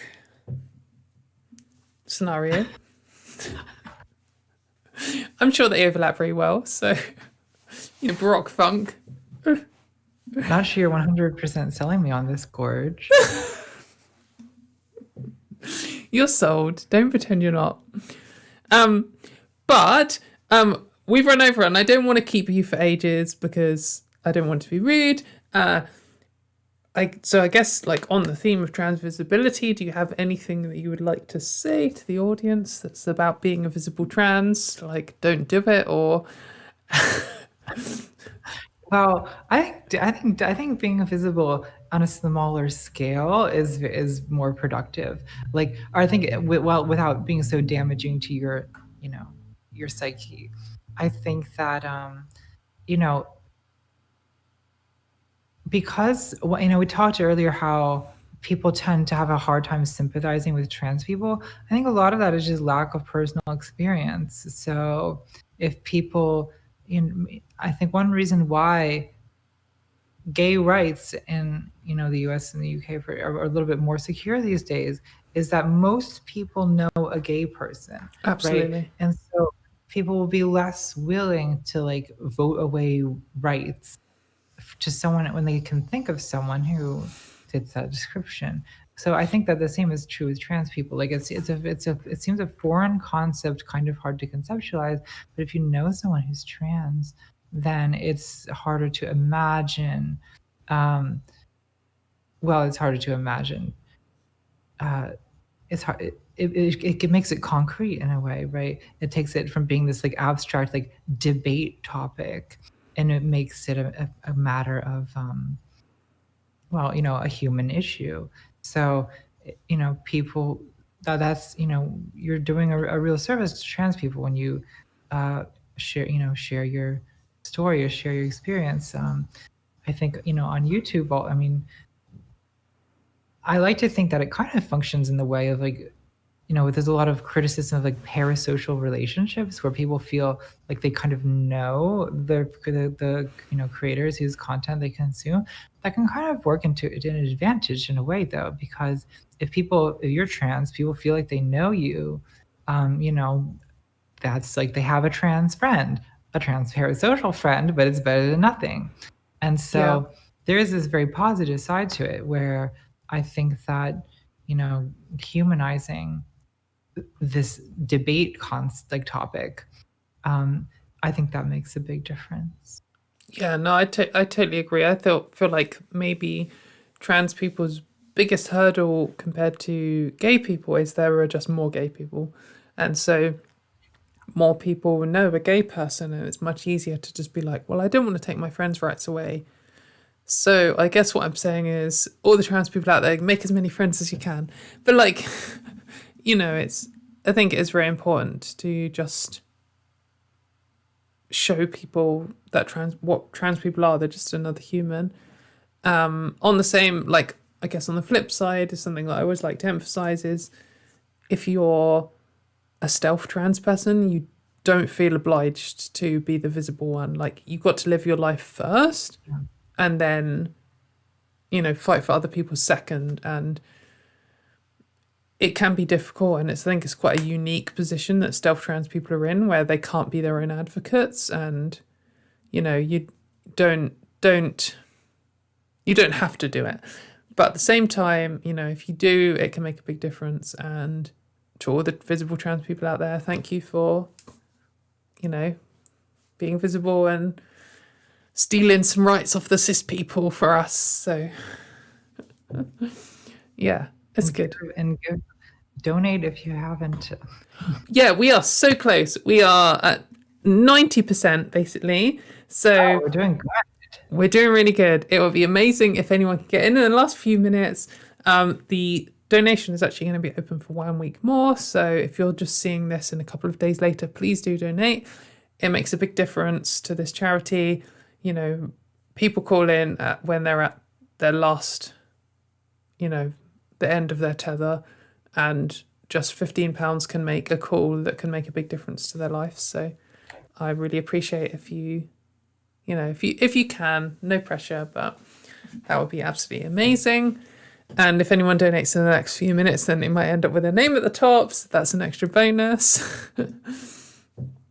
Yeah, it's a good charity. So, but yeah, I think this has been a really cool stream. I feel like I could just talk forever. I mean, I do just talk forever, and I've already been talking for like 6 hours. So I don't want to keep you for ages. And I know you've probably got a whole action-packed evening filled. So do you have any... I mean, feel free to keep me a bit. It's not that action-packed. Okay, no, we can carry on talking. Like, whatever. Streaming for 6 hours. I know. I just did a 5-hour stream last night because I do these Patreon AMA streams, And yeah, it's exhausting to go for that long. So, but like you should go to bed soon. Well, what's the time here? It's 2 a.m., but it's not too bad. I'm an extrovert and I get all my energy off meeting new people. And lockdown has been horrific for me. And tonight has been amazing because I've just met all these new people and like talked to everyone. It's the first time I've ever talked to you, which is really exciting.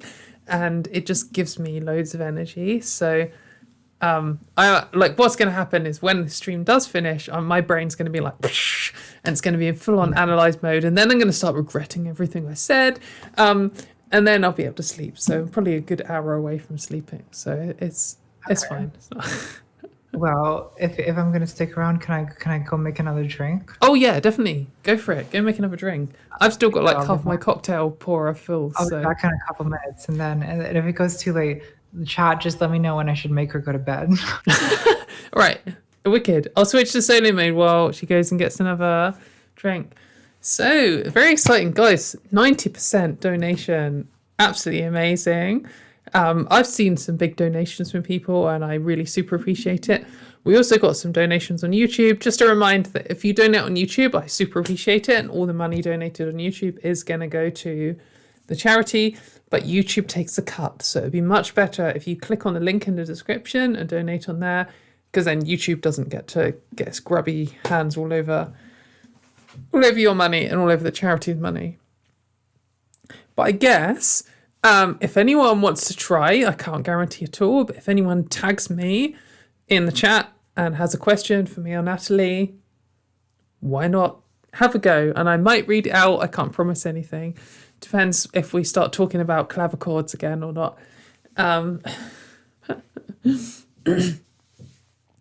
But yeah, why not give a question a go? Also, if you just want to compliment my grasshopper friend, like, I wish grasshoppers were this big. Don't you think?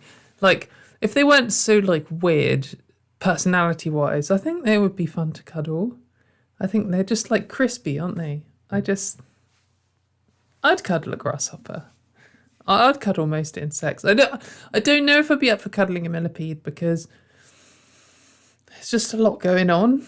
But I think they are cute, but, like, they're kind of cute from a distance. A bit like a lionfish. You know, lionfish are, like... very pretty, but I don't want to touch one. I think that's the vibe for for millipedes as well. But like I've smashed quite a few of these glasses. I'm a little bit clumsy, and these are very smashable glasses. And I nearly just smashed another one.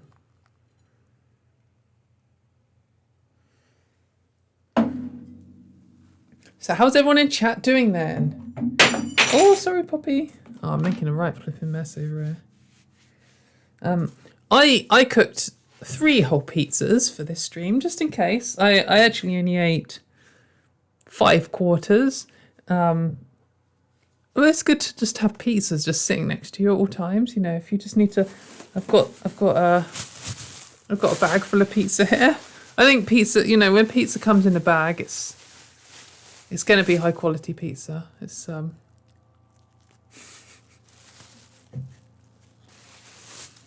Sorry, I've had quite a few drinks. That seemed funny in my mind.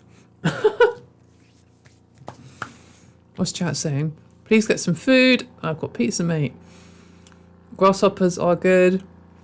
Why is Big Mayo stopping us from hitting the destination goal? Like, if you hate mayonnaise, please donate now.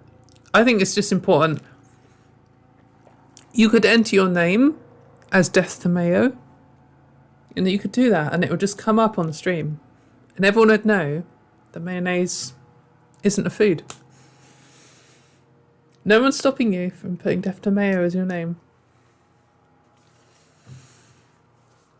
What's we got? What's been my highlight of the stream? What's been my highlight of the stream is fixing the tech issues.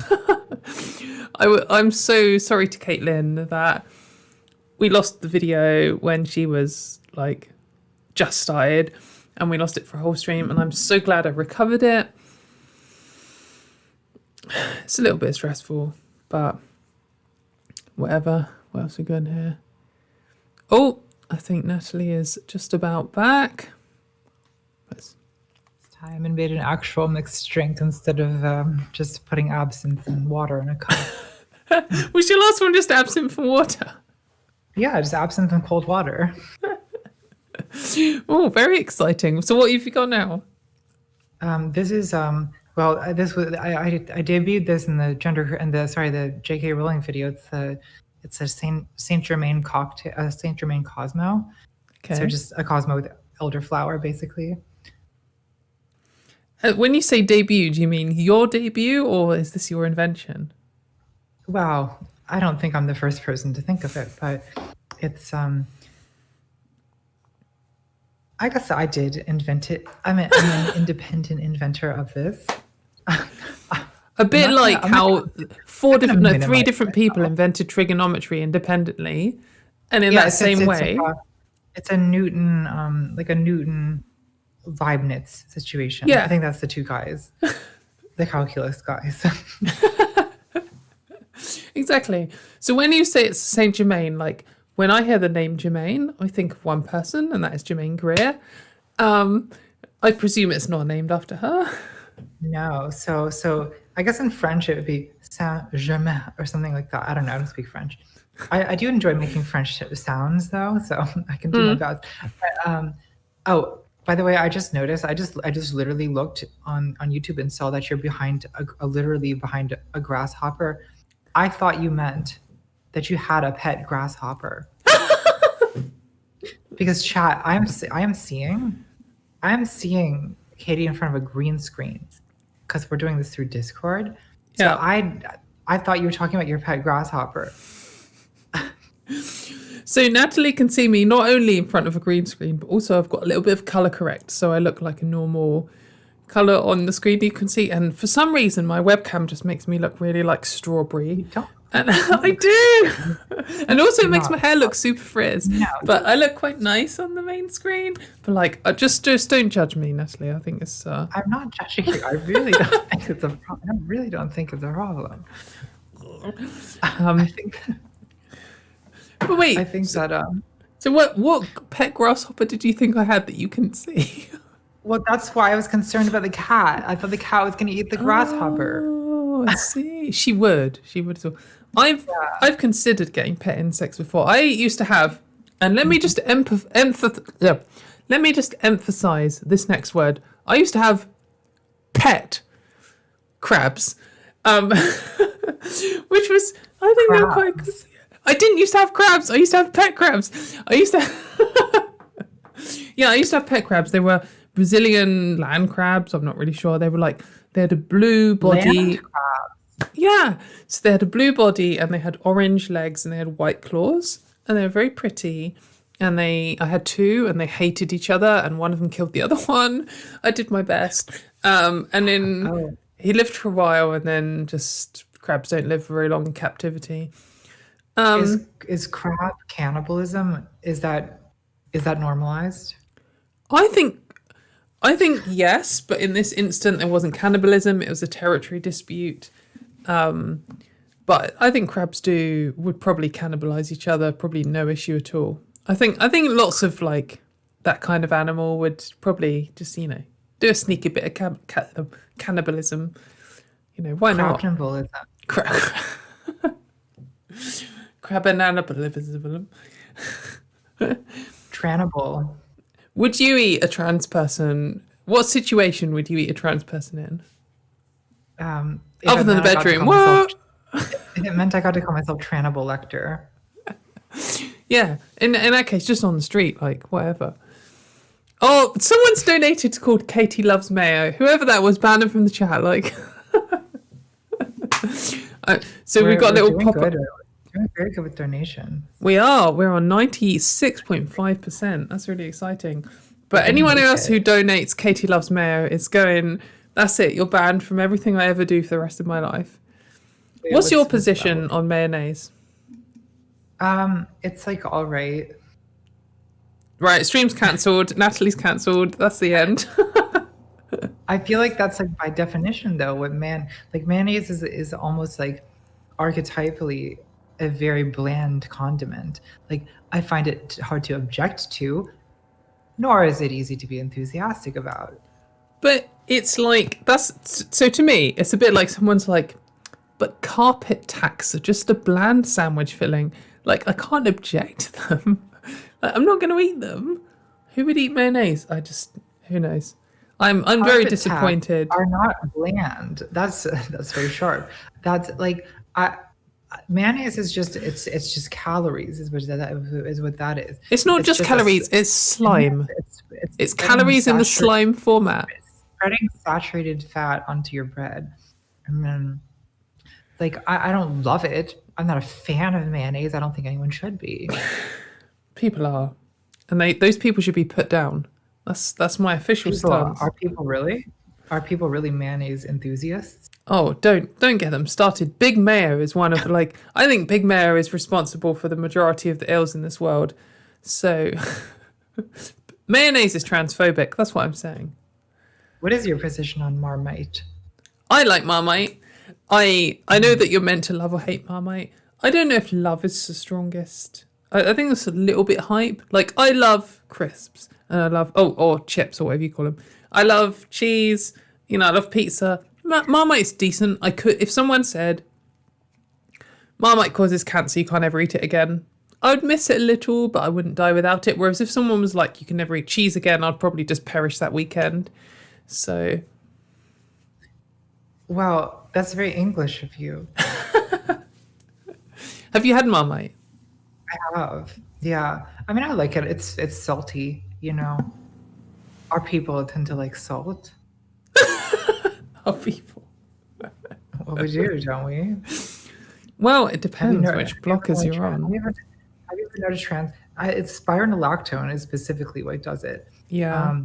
But I think once you get the taste, it's like cannibalism. Once you get the taste for it, it doesn't go away. Once you get the taste for salt. I never did Spiro. That wasn't it was offered to me, but I did Decapeptyl instead. And Decapeptyl is, I don't want to put people off in the chat, and if it's working for you, that's amazing, and I think most people have a really good time with it, but it didn't work with me, and I fucking hated it. Well, spironolactone, I think it's an issue. It's like sodium potassium balance gets thrown off, so you need more sodium, and so you crave salt. I think I don't understand the chemistry very well, but I think that's what it is. Yeah, I've heard that you need to be careful on potassium intake and have as much salt as you feel like all the time. That's been my interpretation.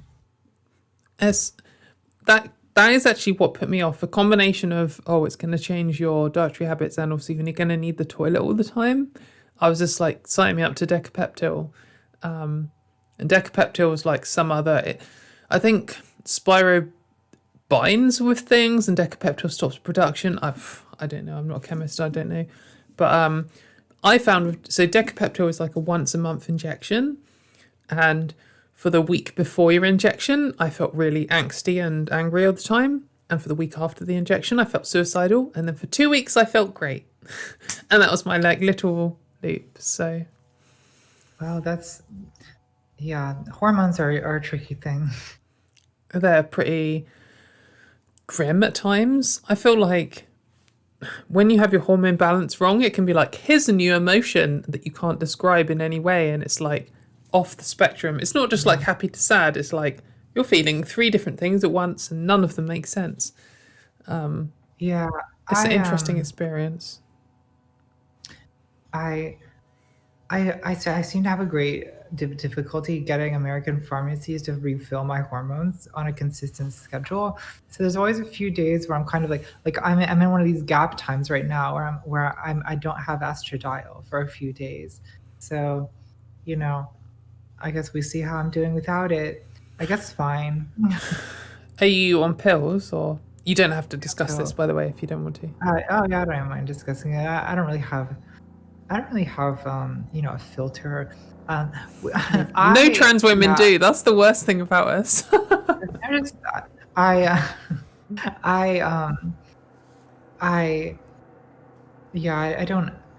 don't know. Maybe I should switch to shots. I've just never been convinced. I don't mind taking pills. I'm already in the habit. So, it's not too difficult for me to take 8 pills a day. But But I don't know. So some people say there's advantages to the shots. I don't know if that's true or not. Yeah, I've like pretty much everyone who does shots that I know recommends them, but I haven't really understood the science or anything. People recommend all kinds of things. I mean, people recommend putting it under your tongue and dissolving it. People recommend, I don't know. I never did any of that stuff. So I'm also on progesterone. I don't know if you're on progesterone, but people recommend a non-oral way of absorbing that, which I haven't yet tried. Well, if you talk to drug people, it's only a matter of time before you're putting things up your butt. It doesn't matter what drug it is. It's a law of nature. You know, if you got people devoted to a drug, whatever drug it is, whether it's hormones, whether it's, you know, other things, it's only a matter of time. I personally do not have a taste for that. I find that my mouth is intended for this purpose, and I'm happy to use it. Mine, you know, like perhaps God is real and God designed humans to be able to consume through their anus for a reason. So, well, I think I don't really pay that much deference to the designs of God. Exactly, like we're trans people, we've destroyed God. I hid God in the chat earlier. I don't know if you saw that, but the first hate comment we got of the whole chat was from someone called God, and I removed them from the chat, and it was a good little Katie has removed God from the live stream. But yay! Yeah, I think there's different pros and cons to all of the hormone consumption strategies, and I don't know. I'm on patches, which is like quite standard for the UK, but I don't know if you even do those in the US. But they work. It's not as common, but I'm sure some people do it. It just means that sometimes you wake up and you just feel really grumpy and angry all day, and then when you go to bed, you see your patches stuck to the bed sheets, and you're like, "That is why I've been in a bad mood all day, because my patches came off in my sleep." Which is pretty frustrating, but it's kind of, so wait, what hormones do people do as patches? Just estradiol. Estradiol is a patch. Yeah, I think it's estradiol and that and fentanyl. So the two patch and nicotine. I don't have a nicotine patch, but I'm sure some people do both. I think nicotine actually prevents your like uptake of estrogen or something, doesn't it? Really? Potentially, I've heard that. I feel like most of trans hormone stuff is just black magic. Like no one quite knows what's going on. Yeah, there's like an inadequate amount of research. Yeah, like I'm a hypochondriac, and I feel like sometimes I say that and I'm a little bit exaggerating, but I don't actually think I am exaggerating. If I read about a new disease, I have it. That's just how my brain works. Like, the symptoms are this. I'm like, I've got all those symptoms, and suddenly I can feel them 10 times stronger. But like, when I was first approaching transition, and everyone's like, "Oh, DIY," and you know, you can go private. I was like, no, I want the official like endocrinologist, like sanctioned way. And then when I got to like the most official people in the NHS, and they're just like, they have no idea at all. It's just all bullshit. And it just made me realise that my health and emotions and everything are just in the hands of someone who doesn't give a fuck, and who's just going to give me the default, like, "Oh, you're a trans woman, therefore you do this." And it's like, well, this might work for someone who's 6'4" or someone who's 5'4". Like, they're not going to be the same doses, and you prescribe the same thing to everyone. It's just garbage. Yeah, you have to find an endocrinologist who will do blood. I mean, it's only very recently that it occurred to anyone, oh, maybe we should be giving trans women progesterone. Like, they just weren't doing that for decades. Katie, we got the goal. We did the goal. Oh, 101%. Absolutely amazing. Thank you so much, everyone. We've raised more than £5,000 for the LGBT mental health charity MindOut, which is really exciting. And I'm really pleased that we made it. Thank you so much, everyone who's donated, apart from that one person who said Katie loves mayo, fuck you. Everyone else, like, that's really exciting. It's so much money. I hope that we help loads of people, who need this service. And I think at the moment in the UK, lots of people need this service because LGBT rights are fucking shit here. I feel like a dickhead saying that because LGBT rights in the UK are better than many countries. But, it's a state in the UK at the moment. And anyway, I'm sure everyone understands. And I really appreciate everyone donating. Thank you, donating. Thank you, Natalie, for being here and inspiring the donations. You're very welcome. Katie Montgomery, who are these people? Fuck you. Everyone who's donated some kind of mayonnaise thing, I hope you drown in mayonnaise. But yeah, that's really exciting. People can keep donating. We can go past the goal. Absolutely incredible, everyone who's donated, and every 15 more pounds can help someone who might be at the edge, and it makes such a difference. So thank you, and thanks for pointing it out because I wasn't paying attention at all. Please let me know if you need to go to bed. So I basically have chronic FOMO, so I will keep going until you're flagging, but I don't want to keep you too long. Until I make you go to bed. Basically, we could round it off to the next half an hour if you want. I don't know what you want to do. I don't want to keep you up. I can see you've still got drink left, so it's up to you. Well, not a lot of drink. Enough to be worth drinking. Good. Okay. Well, we can talk. We're in the afterlife of the stream now. We did the goal. The goal is achieved. I feel like I'm more at peace now. That means we can talk about something really peaceful. What is your favorite mammal that isn't a cat? Is that peaceful to you? I was thinking of something cuddly, like a panda or like a dog or... My favorite cuddly mammal that's not a cat.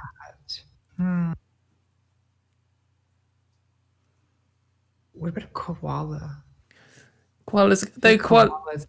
I've never even seen a koala in person, but I want to touch one. So I would also like to do a cuddle with a koala, but I know a few facts about koalas.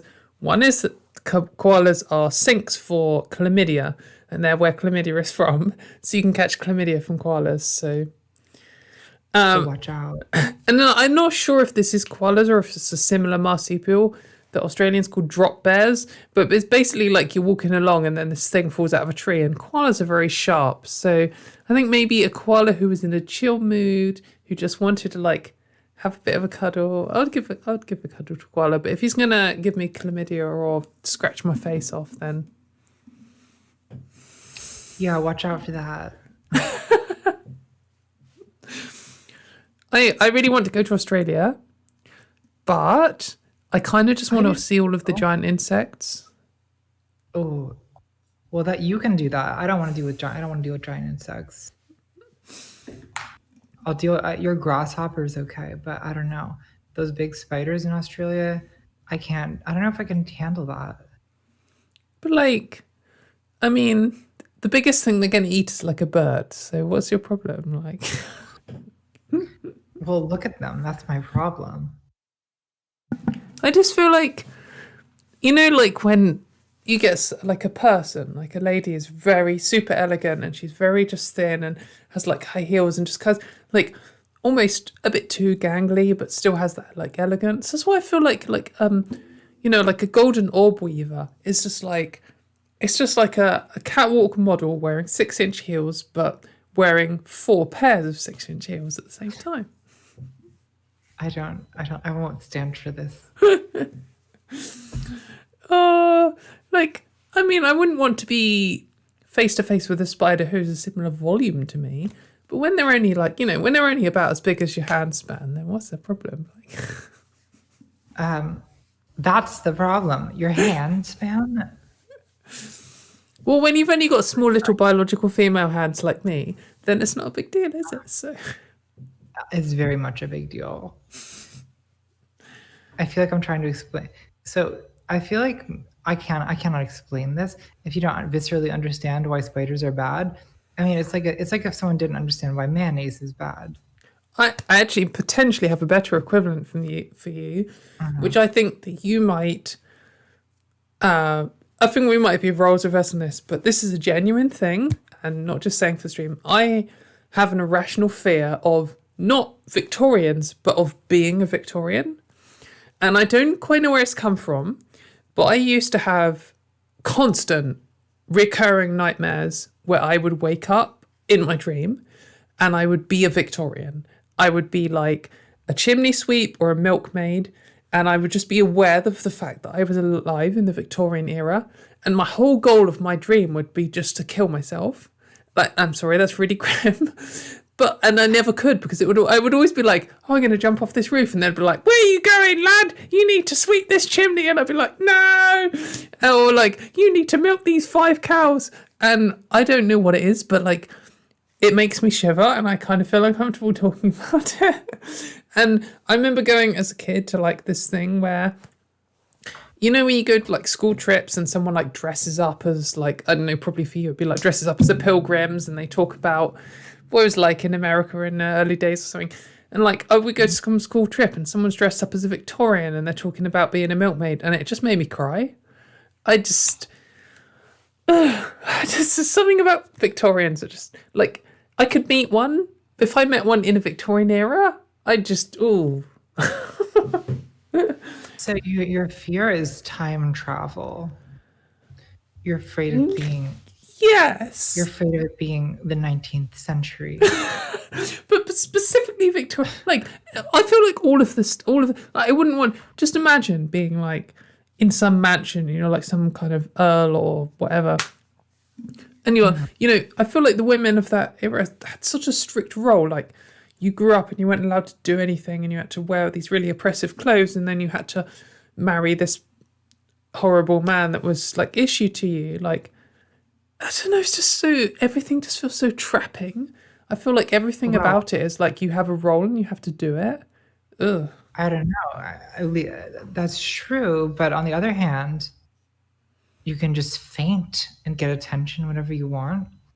Smelling salts, laudanum. I mean, I feel like these are positive qualities. Absinthe, yeah. You know, I feel like I'd be a laudanum to sleep, laudanum to get out of bed kind of woman. Obviously, I would not be able to have sex with men because of my extreme drawing room sickness, which requires extensive treatments with smelling salts and laudanum. But you would have to be really careful, because you've got to play that line, otherwise they might lobotomize you. Well, what's the loss? I wish someone would. Well, maybe that's a pro. But just imagine if, like, who knows what lobotomy is like? Maybe lobotomy, you would be totally super aware and you could do all the thinking, but you were like trapped in your own body. That'd be terrible. Imagine it was like now, you had all the same thoughts you do now when you're like super sober, apart from you can't do anything about it. Could be terrible. See, Victorians are bad. Okay, I've been convinced. And that's why spiders are better than Victorians. I rest my case. They still had Victorian spiders. They did. They probably had more species of spider in the Victorian times than they do now because of climate change. I know you already told me that insects aren't spiders, but okay, whatever. They're arthropods is probably their shared group. I can't remember what it's called. Kingdom? I don't know. Someone who's a biologist in chat, tell me I'm wrong. They're all invertebrates. Cool woodlouse fact, just while I'm talking about invertebrates. Did you know woodlice, I don't know what you call them in America, but there's loads of different names for them. They're born with 12 legs, and when they reach adolescence, they grow 2 more legs. And they have 14 when they die. That's too many. You know my stance on this. I think I've made that clear. But just imagine, you know, like when you're a kid, you have milk teeth, and then your milk teeth fall out, and then you have like your adult teeth. Imagine if instead of when you're reaching your teenage years, it's like, oh, have you got all of your adult teeth? Instead they're like, oh, have you grown your adult legs yet? Like, oh, like, oh, her adult legs are coming through. I don't find this cute. I don't understand normal people. Let's change the subject. The subject from excessive legs. Yeah. Have you... Has excessive legs ever been an issue for you before? It hasn't. I mean, apart from the fact that I'm a little bit too tall for my liking. So actually, yes, it has been an issue. Exactly. Like, that you just have 12 legs stacked rather than parallel. Sequentially, 12 legs. I feel that's what I'm like. I'm too tall. How tall are you? You don't have to share. We can change the subject. If I say, will you even understand? I'm 183 centimeters / 6 foot, so probably. I'm 1 inch taller than you. Oh, in that case, I have absolutely no understanding with you at all. No, I understand. 6 foot and 6'1" are the cursed height. Well, I don't think it's necessarily a cursed height. I actually think that I don't know. There's worse things than being a tall woman. I think that I don't know. I feel like I would prefer to be a couple inches shorter, but like I kind of enjoy being tall. Yeah, I like that. You know, I don't feel that I'm too tall. I feel everyone else is too short. I think my ideal height would be 5'9", but I do appreciate being at gigs and being able to see the stage. So it's a toss up. So see, I think that I don't really see the disadvantage. Well, my main complaint of being tall is when I go out with all my metal girlfriends, like we have a night out that's just us lot, which hopefully a few of us are going to meet up and having a park barbecue this week because we're finally allowed to meet people outside. They're all like 5'6", like all of them. And when it's loud and you're at a club or a pub or something and they're all having their conversation, I have to like bend down to hear what they're saying. Like, it'd be good to just be normal. But, you know, normal schmormal. Normal's bullshit. But... Well, maxi dresses, that's an argument. That's true. That is a strong argument. Like, that's as far as we need to go on that one. I don't think I rest my case. Adult human mayonnaise donated $15. Fuck you, mate. Why are we still getting mayonnaise donations? Anyone in chat who says anything about mayonnaise, mods, just ban them all. Ban them all. Like, delete their whole channels. Report them to YouTube HQ. Sorry, what were we talking about? Maxi dresses. Yes. But the maxi dresses are good. They're good in the summer, but they're not a winter dress. So, what kind of climate do you have in Baltimore?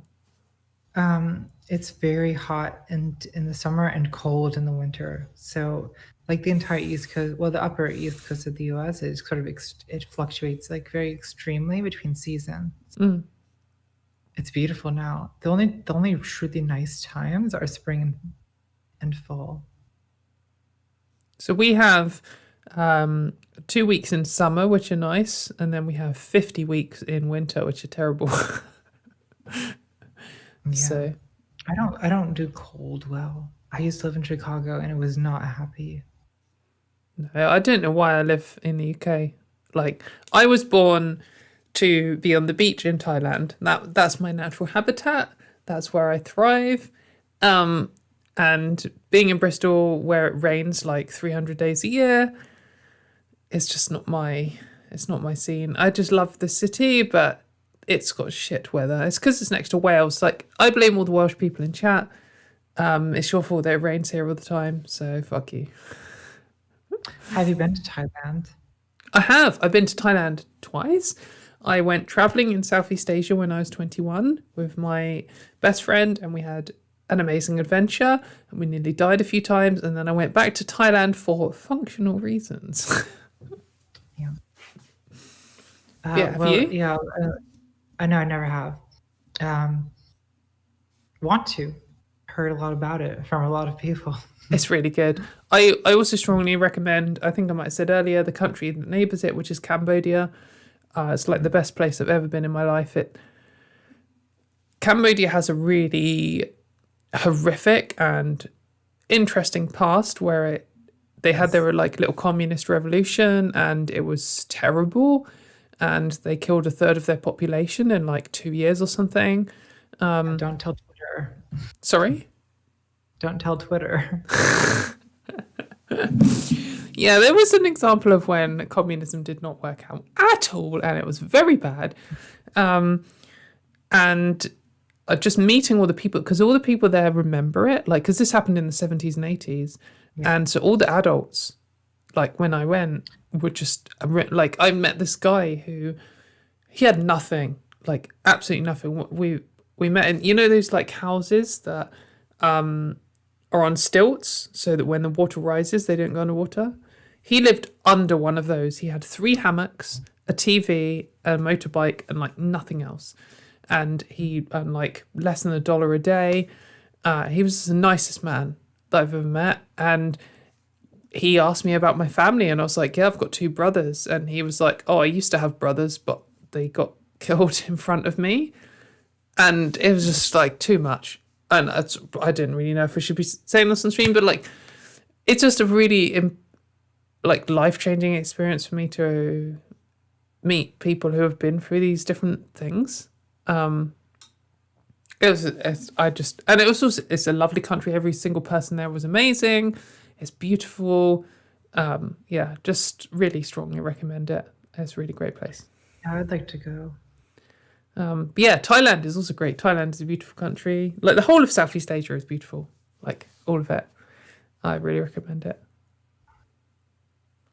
Yeah, I need to get, well, as soon as I get vaccinated, I don't know what I'm going to do.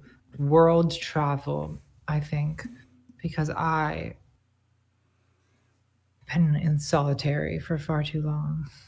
Do it, mate. Come to Bristol on your way. We can go get drunk somewhere. Then you can go on to, like, I don't know, Eurasia. And then you can go on to Southeast Asia, do a little tour, do Japan, go home. It'll be good. That sounds good. Yeah. I think, yeah, it's one of the things I'm missing, traveling. It's good to do. But we did say we're going to go to half an hour. I do feel like I could talk forever, but perhaps we should call it a day before I end up just telling you tedious traveling stories that everyone just kind of tolerates.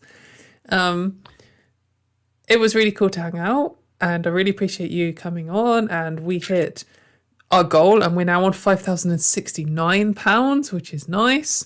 So thank you very much for everyone who's donated. I think it's going to make a really big difference. Is there any like closing statements you would like to add, or anything you would like to say about what you've got coming up other than your world tour? I have no statements. I just think that thank you for everyone who donated, and I should probably get to work on a video.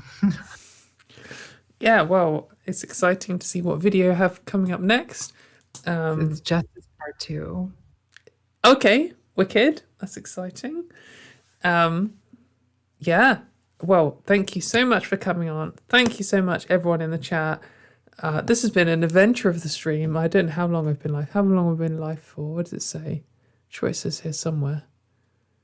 Oh man, I can't even focus on it. I don't even know. Some hours. I've melted all the sweet corn that my laptop is resting on. My neighbours are probably sick of me loudly talking with the window open. Yeah, it's been a really great time. So thank you so much, everyone. And I love you all, and we'll see you soon.